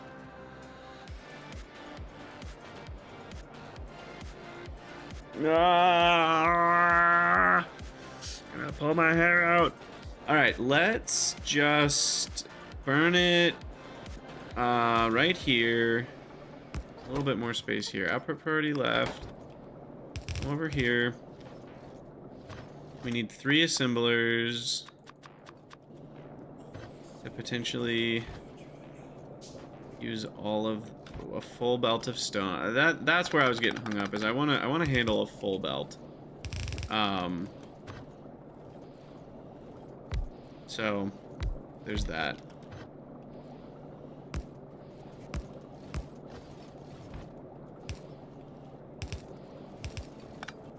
Okay. And then loader, town. Hey, Nayus. Oh, you rock. Thanks. Thanks so much for the bits.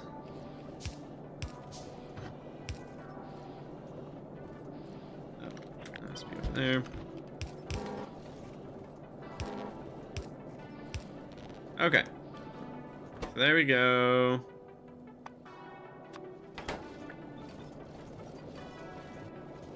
And then we need the smallest amount of fuel here.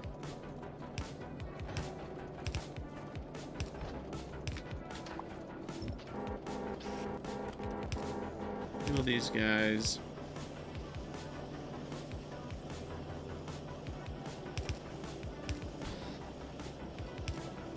Ooh, we're spaghettiing. I did not think this through at all.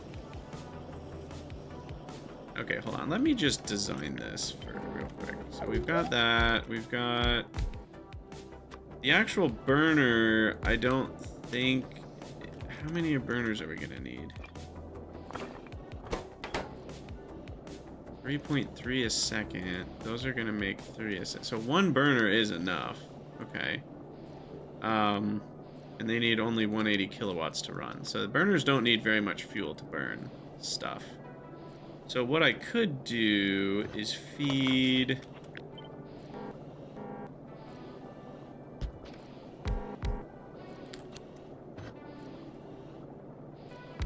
all 3 buildings into 1 burner. They each have 1 a second. That's it. That's good enough right there. Okay. Okay. Hold on. This is getting a little better. So then we've got this. Alright. And then the stone loads that into each of those. What would be nice is if we had fuel into each of these.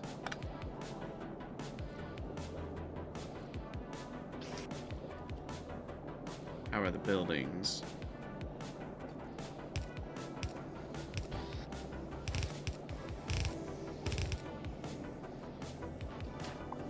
Feels wrong. Feels really wrong.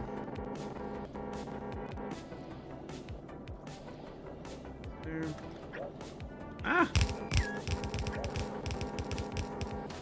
Didn't mean to do that. There's gotta be something here for me.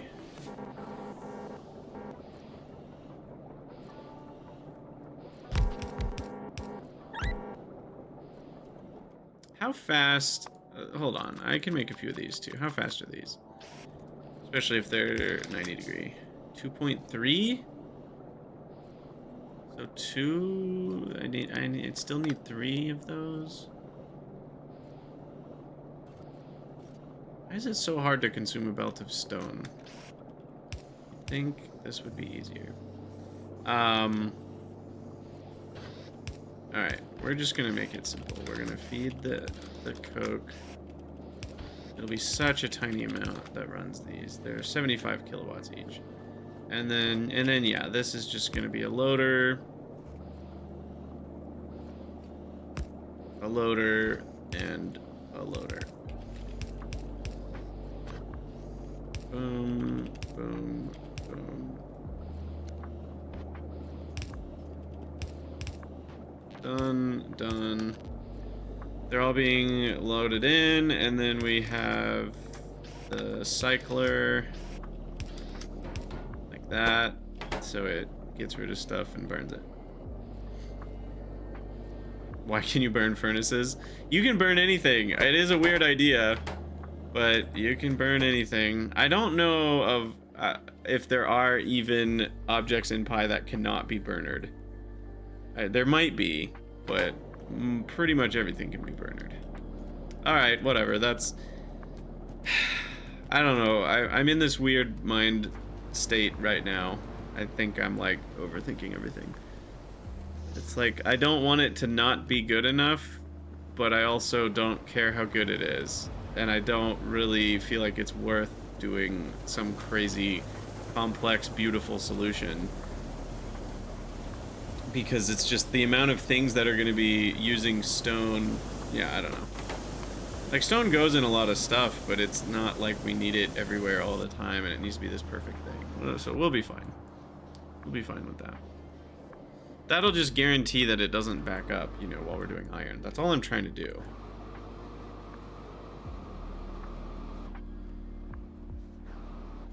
And if we want, we could even put a buffer to make sure we don't waste. You know, since our needs might be a bit more inconsistent, we could pretty easily do like a storehouse buffer or something with a couple loaders. Even do that up here.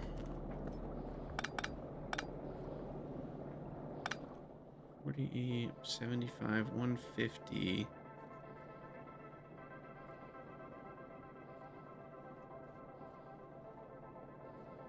Shed is about double an iron chest. Yeah, we'll do a shed.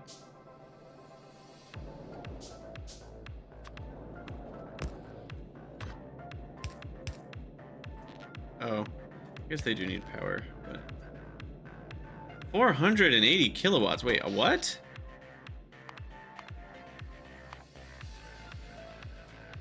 What?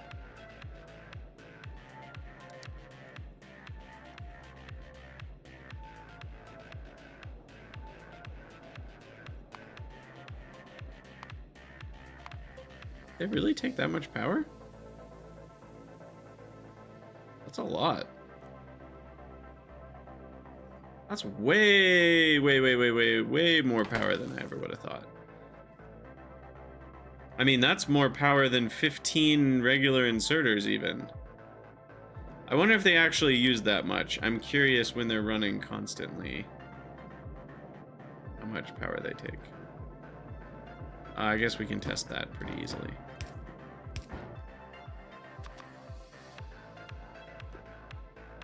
Using up all my Duralumin on these things.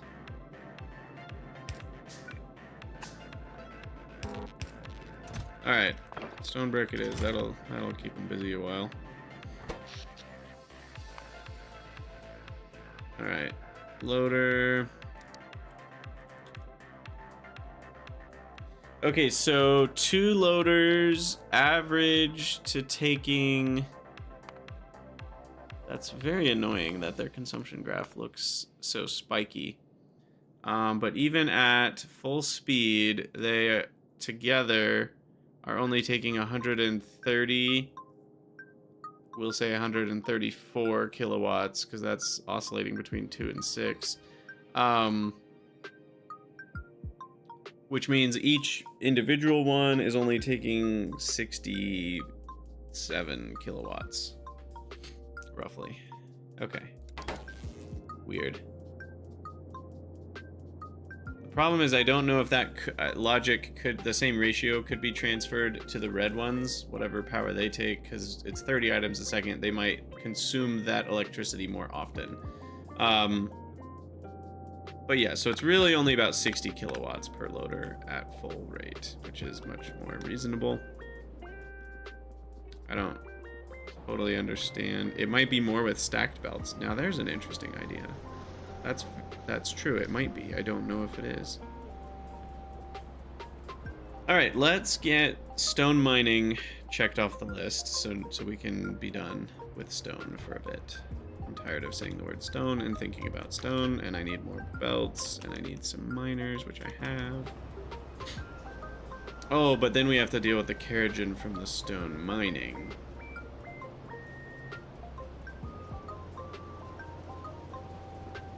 There's so many things we have to do. Just relax. It's a Zen garden. It's a beautiful little Zen garden. We're just here to have fun. Just a nice, easy mod pack. No worries. It's all simple and easy.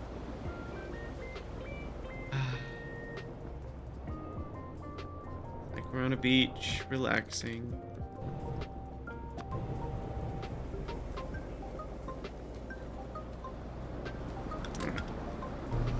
More substrate going, and then I need to grab more belts, probably more electric poles here.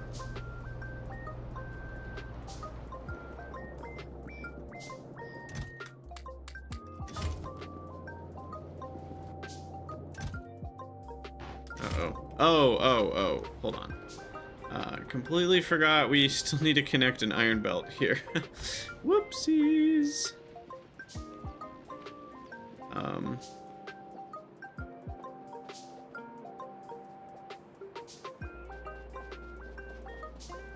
I mean, realistically, I should probably bring the iron here.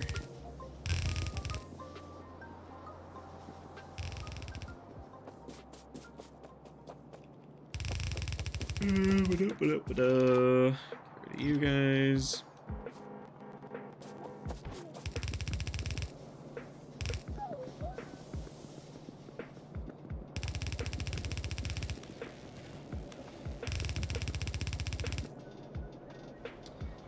Oh my. The iron come into the equation right there.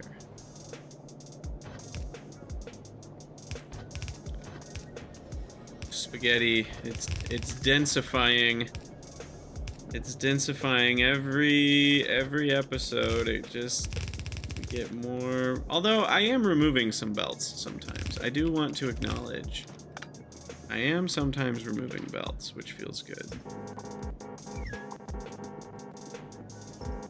Like all these belts are now dead to me, and I can remove them safely.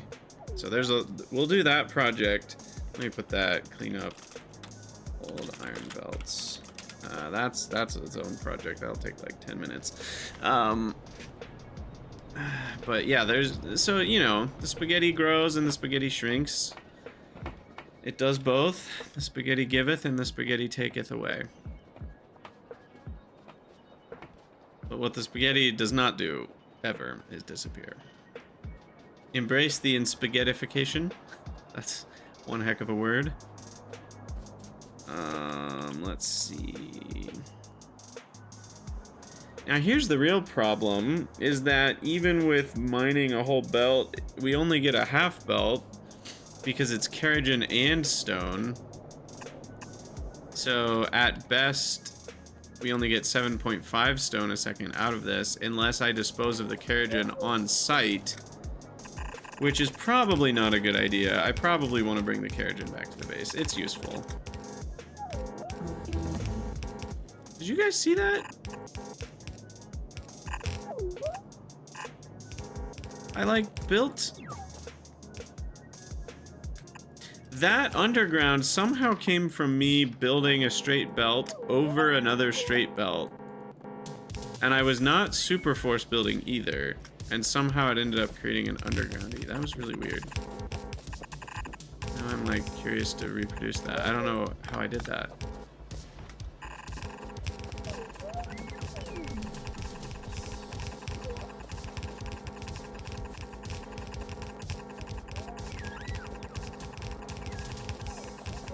Yeah, exactly. The belt got in the way of the belt somehow. I don't really know what happened there.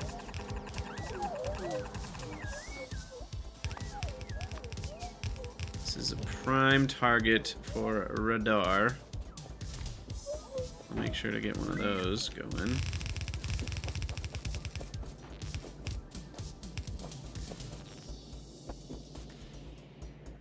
And then... Now, do these produce...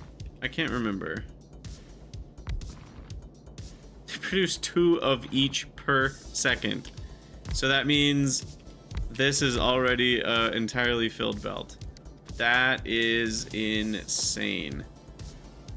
What's up, Wonder? The stream has been good so far.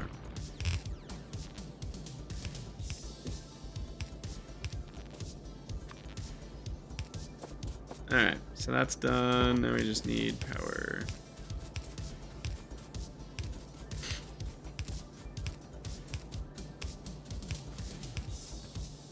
I can get a little bit of a speed boost here.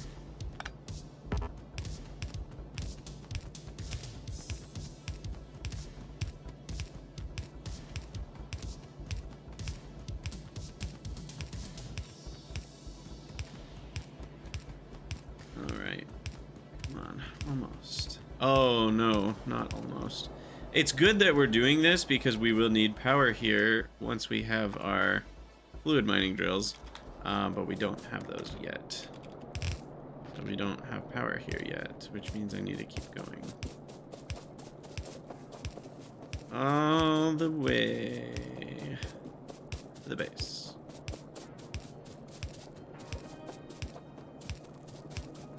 Uh-oh. We're gonna have to go over a tile.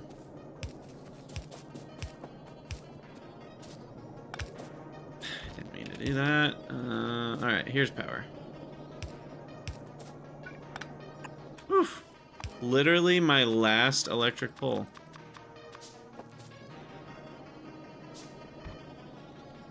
You have a theory that YouTube Factorio content creator factories average more power consumption. Because of lamps? Or is it something else?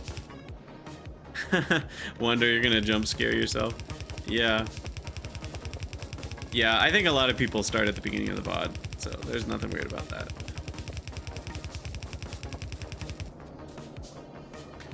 Alright, well, with any amount of luck, yay! That's working. And that should support a full belt of stone plus keratin for quite a long time. Cool. Alright, so that's good. And then we're bringing that over to here. Do I want to cut across? Yeah, that feels reasonable.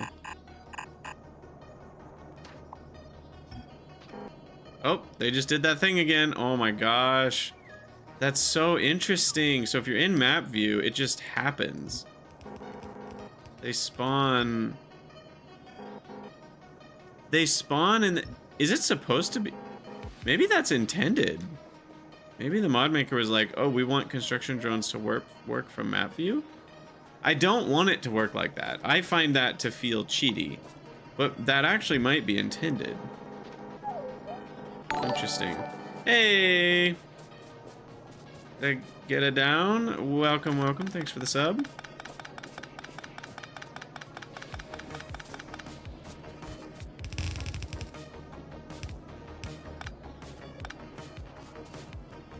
Alright, so the stone and whatever it's called, keratin, all the way over here. Oh, and we're out of bots. Run away! Bots are just fast enough to catch up.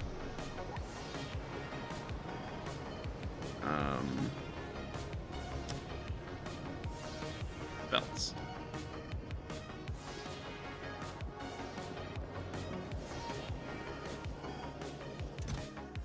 Uh-oh. What's going on here? Why so slow? Because we don't have splitters?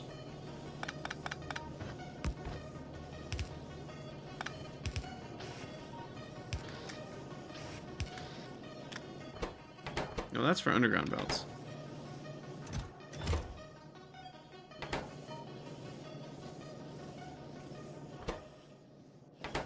I think it's actually been working fine. All parts are a little slow maybe, but otherwise it's fine.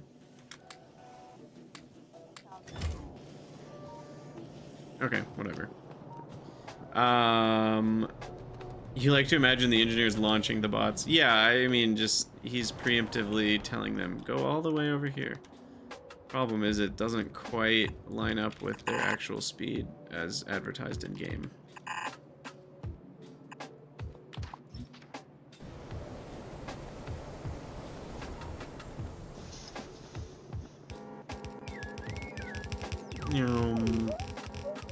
Very satisfying to watch. I also just realized for the first time, congratulations me, that they use a green light to construct things and a red light to deconstruct things. It took me until I was today years old to spot that. That's funny. Okay, so now stone's coming in, so we need to filter out Carrigan to the left. And then we can input priority right on that. And that'll at least guarantee a minimum of half a belt of stone. Assuming we can get rid of the Carrigan. So now we design a monster to deal with up to 15, because we'll eventually have 2 belts of stone and Carrigan, I'm guessing. Up to 15 Carrigan per second, which looks like this. And then the shale oil, we're just about to unlock this recipe when we want to. It's a decent amount of power that this takes, actually. Condensates. I don't think we have any recipes for them for a long time.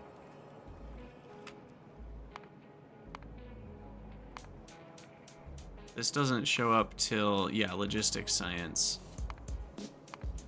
So, yeah, the only thing we can do is do fuel. We could use them for fuel canisters or something. You know, we can use them for fluid fuel, but 200 kilojoules is really bad. So, condensates are mostly useless until that recipe. But the other stuff we already know is useful. Like the heavy oil, we can turn into lubricant or kerosene in the near future. And then the light oil we already have in the tar processing world, and that gets turned into something. Yeah, that's actually aromatics and gas. So light oil is dope. We need lots of that good stuff. So yeah, and we could just roll the condensates back around into an oil burner, and that gives us, I don't know what is that, to whatever 200 times about a fifth of this, 25 megawatts of oil burner steam, which is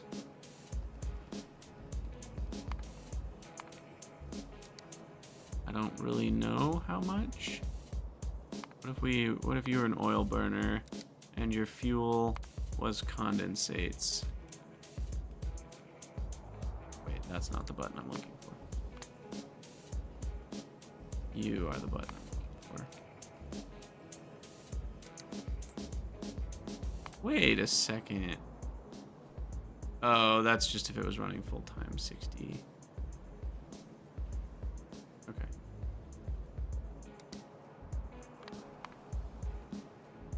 Okay, so we would make almost, I mean, we don't have oil burners, and I don't think we do for a while, right? When do I get oiler boilers? Not until intermetallics. Okay, so we're still a couple steps away from that. But once we do, we can make almost all the steam we need to run these cracking elements just off of the condensates fuel. And given it's not going to have another use until we're in logistics science, that's a pretty reasonable use for it for a while. And that makes this almost a closed loop. At that point, you can just supplement the rest of the steam with just a little bit of gasoline, maybe, from the light oil to aromatics and gasoline part. Just a little bit of gasoline would be enough to make up the, you know, you're missing like 9-ish. So yeah, there you go. That seems to work. Not gonna do that for a long time though. So for now, what do I do with Keratin? Do I just store it?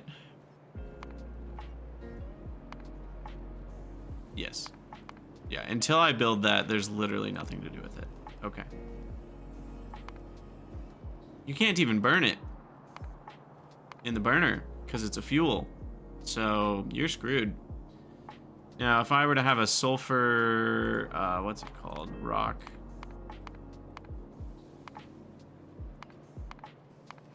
Where is that? Somewhere. Sulfur vein, sulfur mine. That shows up in green science. So we're a long ways from that too. Never mind. All right, well, I guess we are... So we have Ash Mountain, and we're also gonna have Keratin Mountain. Cool.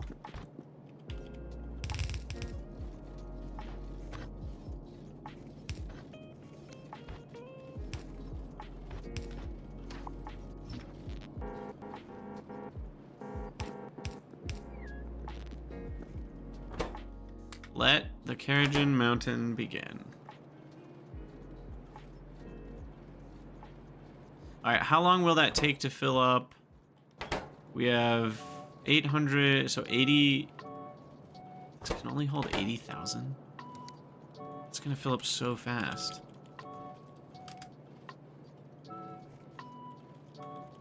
That'll fill up in 3 hours. Ugh. This is why you use Keratin to replace fueling for other things, because then you don't have it build up as fast.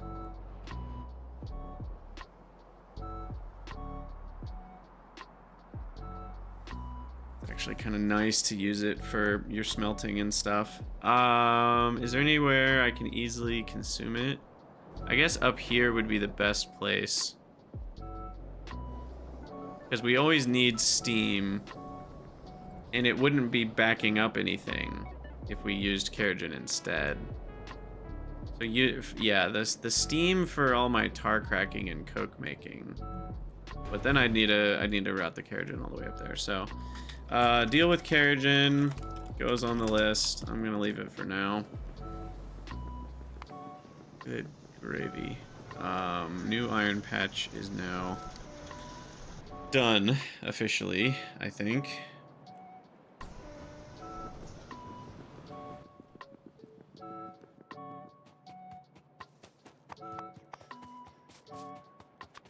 Alright, let's get some radar coverage down in this area of the base.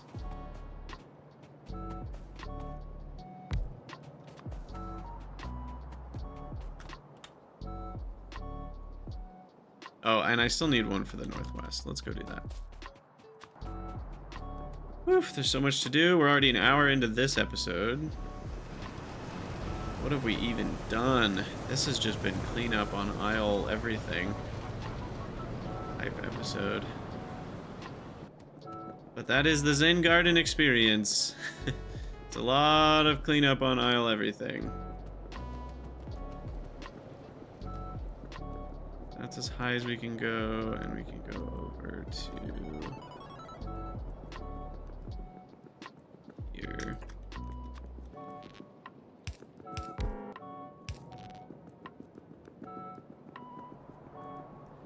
I need to get rid of all this too. This is all doing nothing. This is all doing quite literally nothing. Incoming dump chest, I imagine.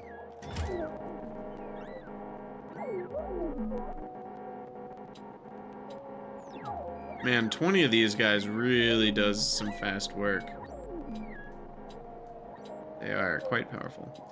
Alright, I guess we don't need a dump chest because all of the coke is still over there. Alright, that clears up some space for the future.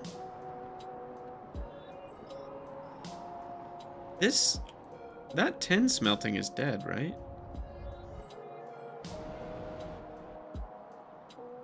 Yeah, tin smelting's here now. So this is dead. Dead and gone. But the old me is dead and gone. Dead and gone. Alright, and dump chest.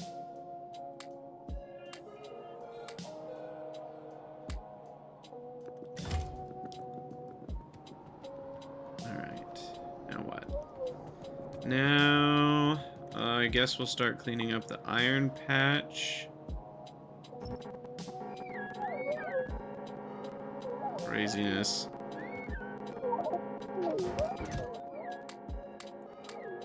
Let me get rid of all this stone brick for a minute. We need to lay some stone brick, but how much is left here? It's an annoying 71,000. That's just enough to be like a lot, but it's not like a lot.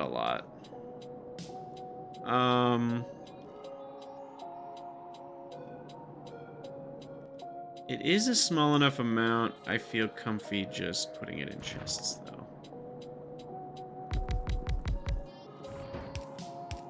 We'll have to transfer a few times, but it'll work.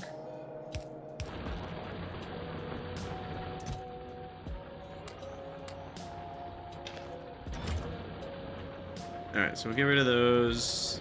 And then there's just so much chaos here, and I feel scared to disconnect it because I don't want to screw it up, but at the same time. So this is for the copper.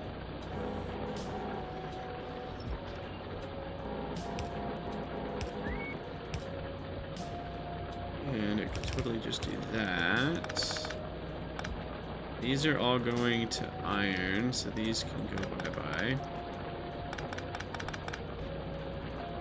Which means that can just go there. I don't know what this is. What's this? Oh god, I have no idea. What is this belt? Oh my goodness, what are you doing? It's side loading onto this belt, but that belt doesn't even go anywhere? It was some stone related, okay. What did this attach to? Oh, jeez. Oh, jeez. What are we doing? Oh, it was from... Oh, it was... Okay. Yeah, it was from the stone crushing, which is no longer even happening. I can literally ditch all of these, which is beautiful.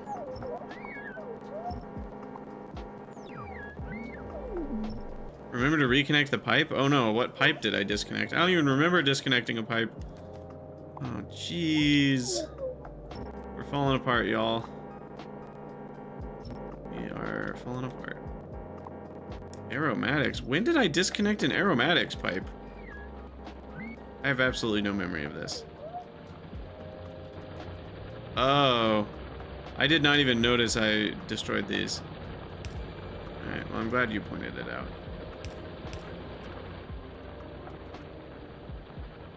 I didn't even notice I did that. Oh, I'm so glad somebody caught that. This is the benefit to streaming. There are some downsides to streaming, but man, is it nice when people catch those mistakes and you don't have to play for 17 hours to find out that you did that. And you're like, wait, why is all my zinc gone? And then you find out that you haven't been getting aromatics for 6 hours. Then again, that still happens quite often while streaming because people don't notice things.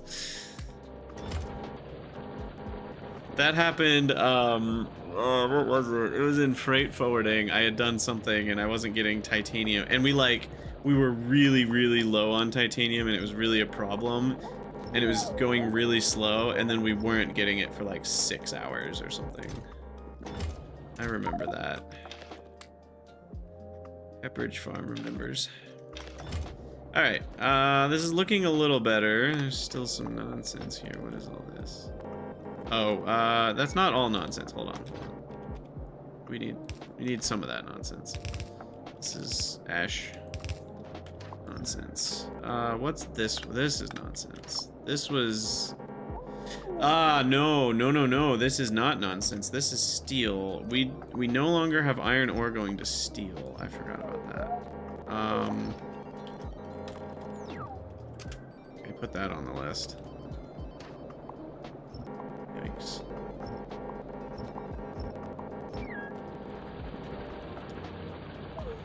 There's a lot to do.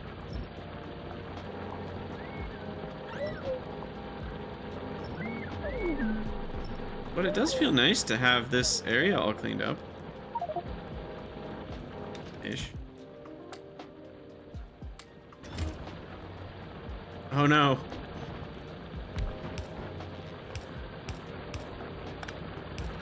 More iron right there. Is that it? I think that's it.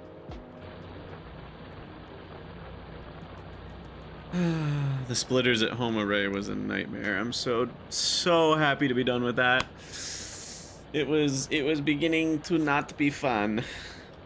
I also got splitters pretty late because of us taking the more zen garden, slow, methodical approach. I ended up, you know, I didn't have splitters till like 20 hours or whatever. Whereas I think they're very attainable in 10 hours if you're pushing for it. Now, what is this belt? This belt is dead.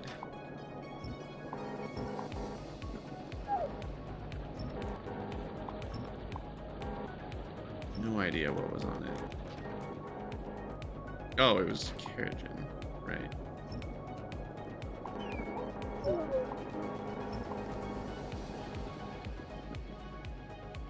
Alright, now the stone isn't fully gone either, but we'll deal with that some other minute.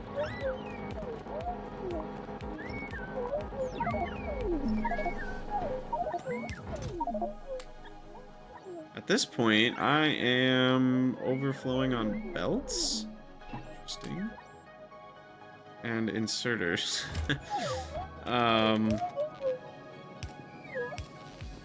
It's funny. Here.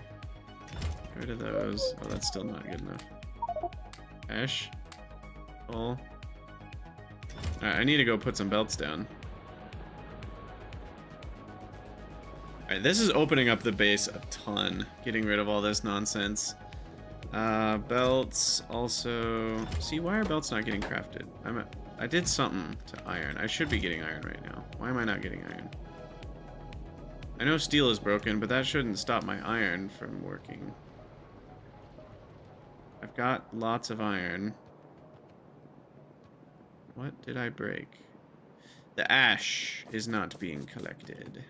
That is it.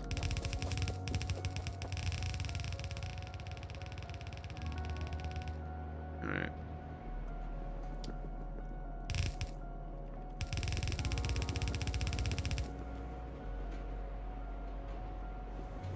Then we'll come over, maybe here.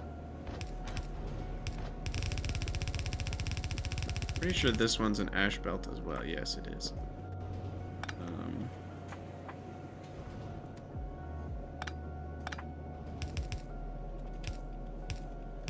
Yeah, I was like, there's got to be a better way to do that. And this is an ash belt. And then, yeah, Ash Mountain requires some upgrades, which I will do, but at this moment, I will not. Because we need to probably be done with the episode. Which is crazy, because it feels like we just started. But yeah, we'll put that in there for now. And it needs pepper. Alright, well there you go. Ash Mountain. Here, let's prime the icon. Ash Mountain has begun. A bunch of storage containers full of ash. And we'll call that the episode. So as always, for those of you from future YouTube land, thank you for watching. Let me know what you think down in the comments below, and I'll see you guys in the next one.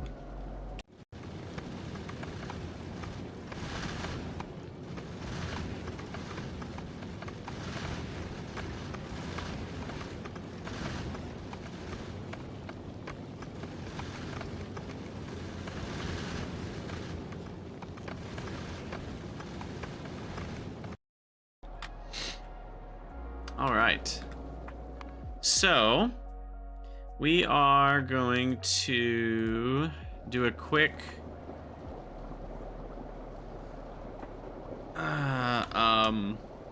logistics run around to do pyscience. Oh, of course we get that achievement right after. Oh, but it's kind of not really that achievement because that's just the single square of iron. That's all that is. Okay, so let's grab the coal because we know we need that. And then, how much coal is it per pyscience? Is it more than I thought it was? Like 2.7. I feel like we've brought more coal than we've made pyscience to the point where I feel like the coal's been going somewhere else.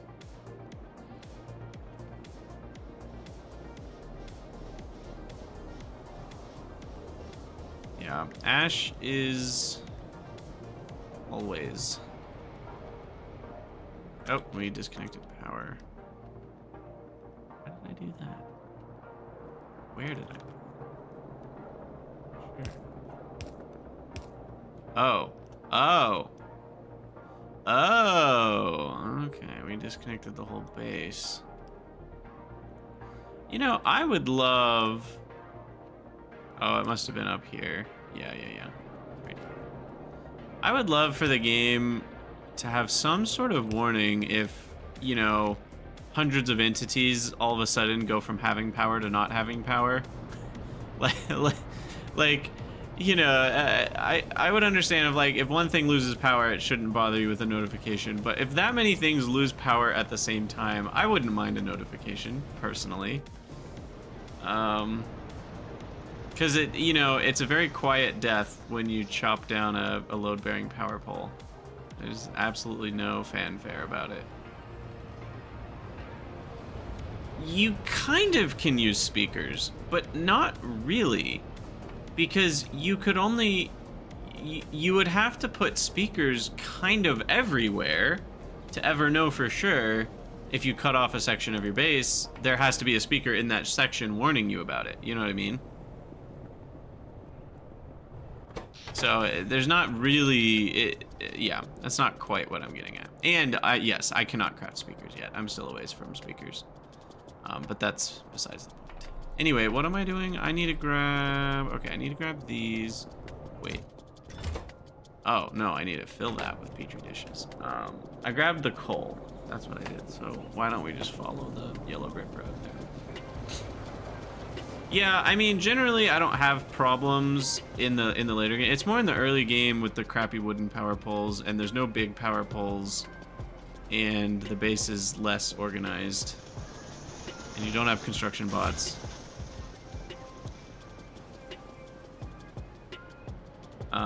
Where am I going? Where do I put the coal? Up here. Coal goes right here. I feel like somehow we're consuming... Oh, I guess we have a lot of rubber stoppers. That's where I'll... Okay, and do I need more seaweed and stone? I actually do. I do need more seaweed and stone. I probably need more substrate.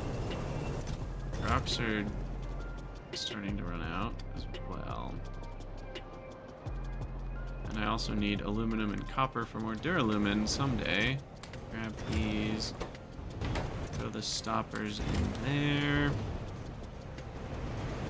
We are out of fuel, which is problematic, but decent amount of glass stored up. So stone and seaweed. Stone I can grab. We'll do a seaweed trip. Then we'll do a Vrauk trip. Well, I guess when we drop off... We'll drop off these at the same time as picking up seaweed.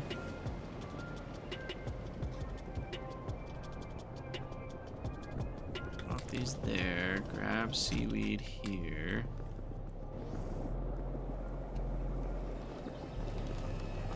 And then we need, maybe nothing else? Not sure. Rocks. Rocks are right here.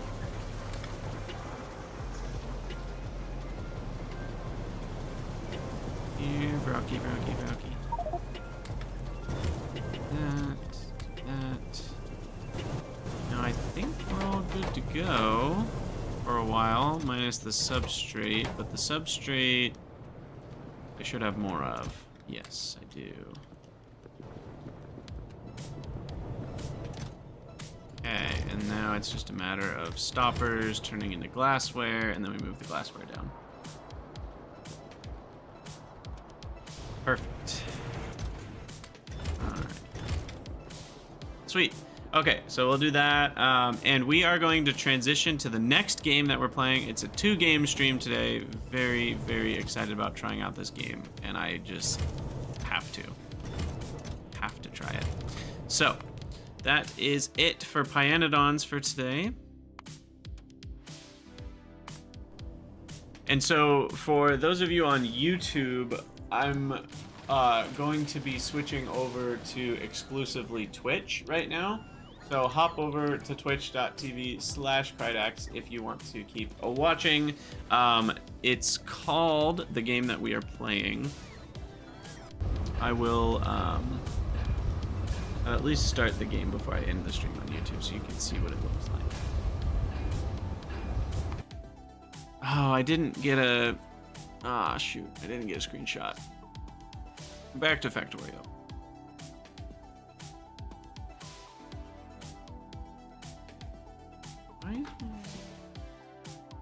I also need a snack. We're gonna do a between games snack. Here, let me throw up the break time thing right now, because we're kind of in between things. And now Factorio's not launching for reasons unknown. There we go. What screenshot do I even do for this episode? Or, no, did I? Ash Mountain. Do I have 3 screenshots? I know I did 3 episodes. Yeah, Pi Science, Iron Smelt. Yeah, okay, never mind. We're good. Fact Oreos. Yes, some Fact Oreos.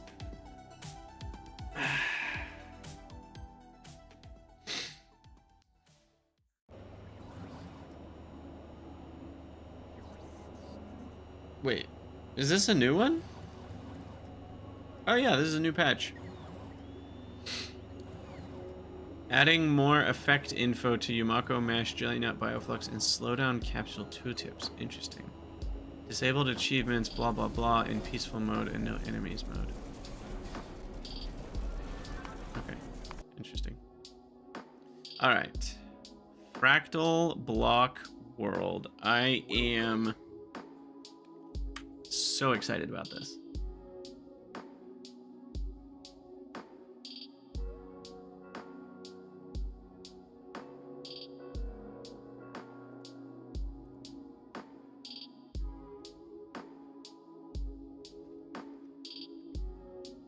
All right. So I am gonna actually do a quick break. I need to grab a snack. I'll be right back. So I'll leave the quick break and music up for now. And for those of you, again, if you're on YouTube live, head over to twitch.tv/Krydax if you want to watch me play this game. I might... I'm trying to decide if I want to upload it to YouTube, but if I do, I'll export the streams rather than... I don't actually know what I'll do exactly. I'll probably stop the Twitch stream and start it so that it is a separate stream that I can then export that to the main YouTube channel. I'll do something like that. I don't know. But I don't want too much non-Factorio content, so we'll see. I don't know if this game's gonna cut it for the main channel, but it's definitely streamed. So anyway, see you all from YouTube Live. See you guys later. Head over to Twitch if you want to keep hanging out.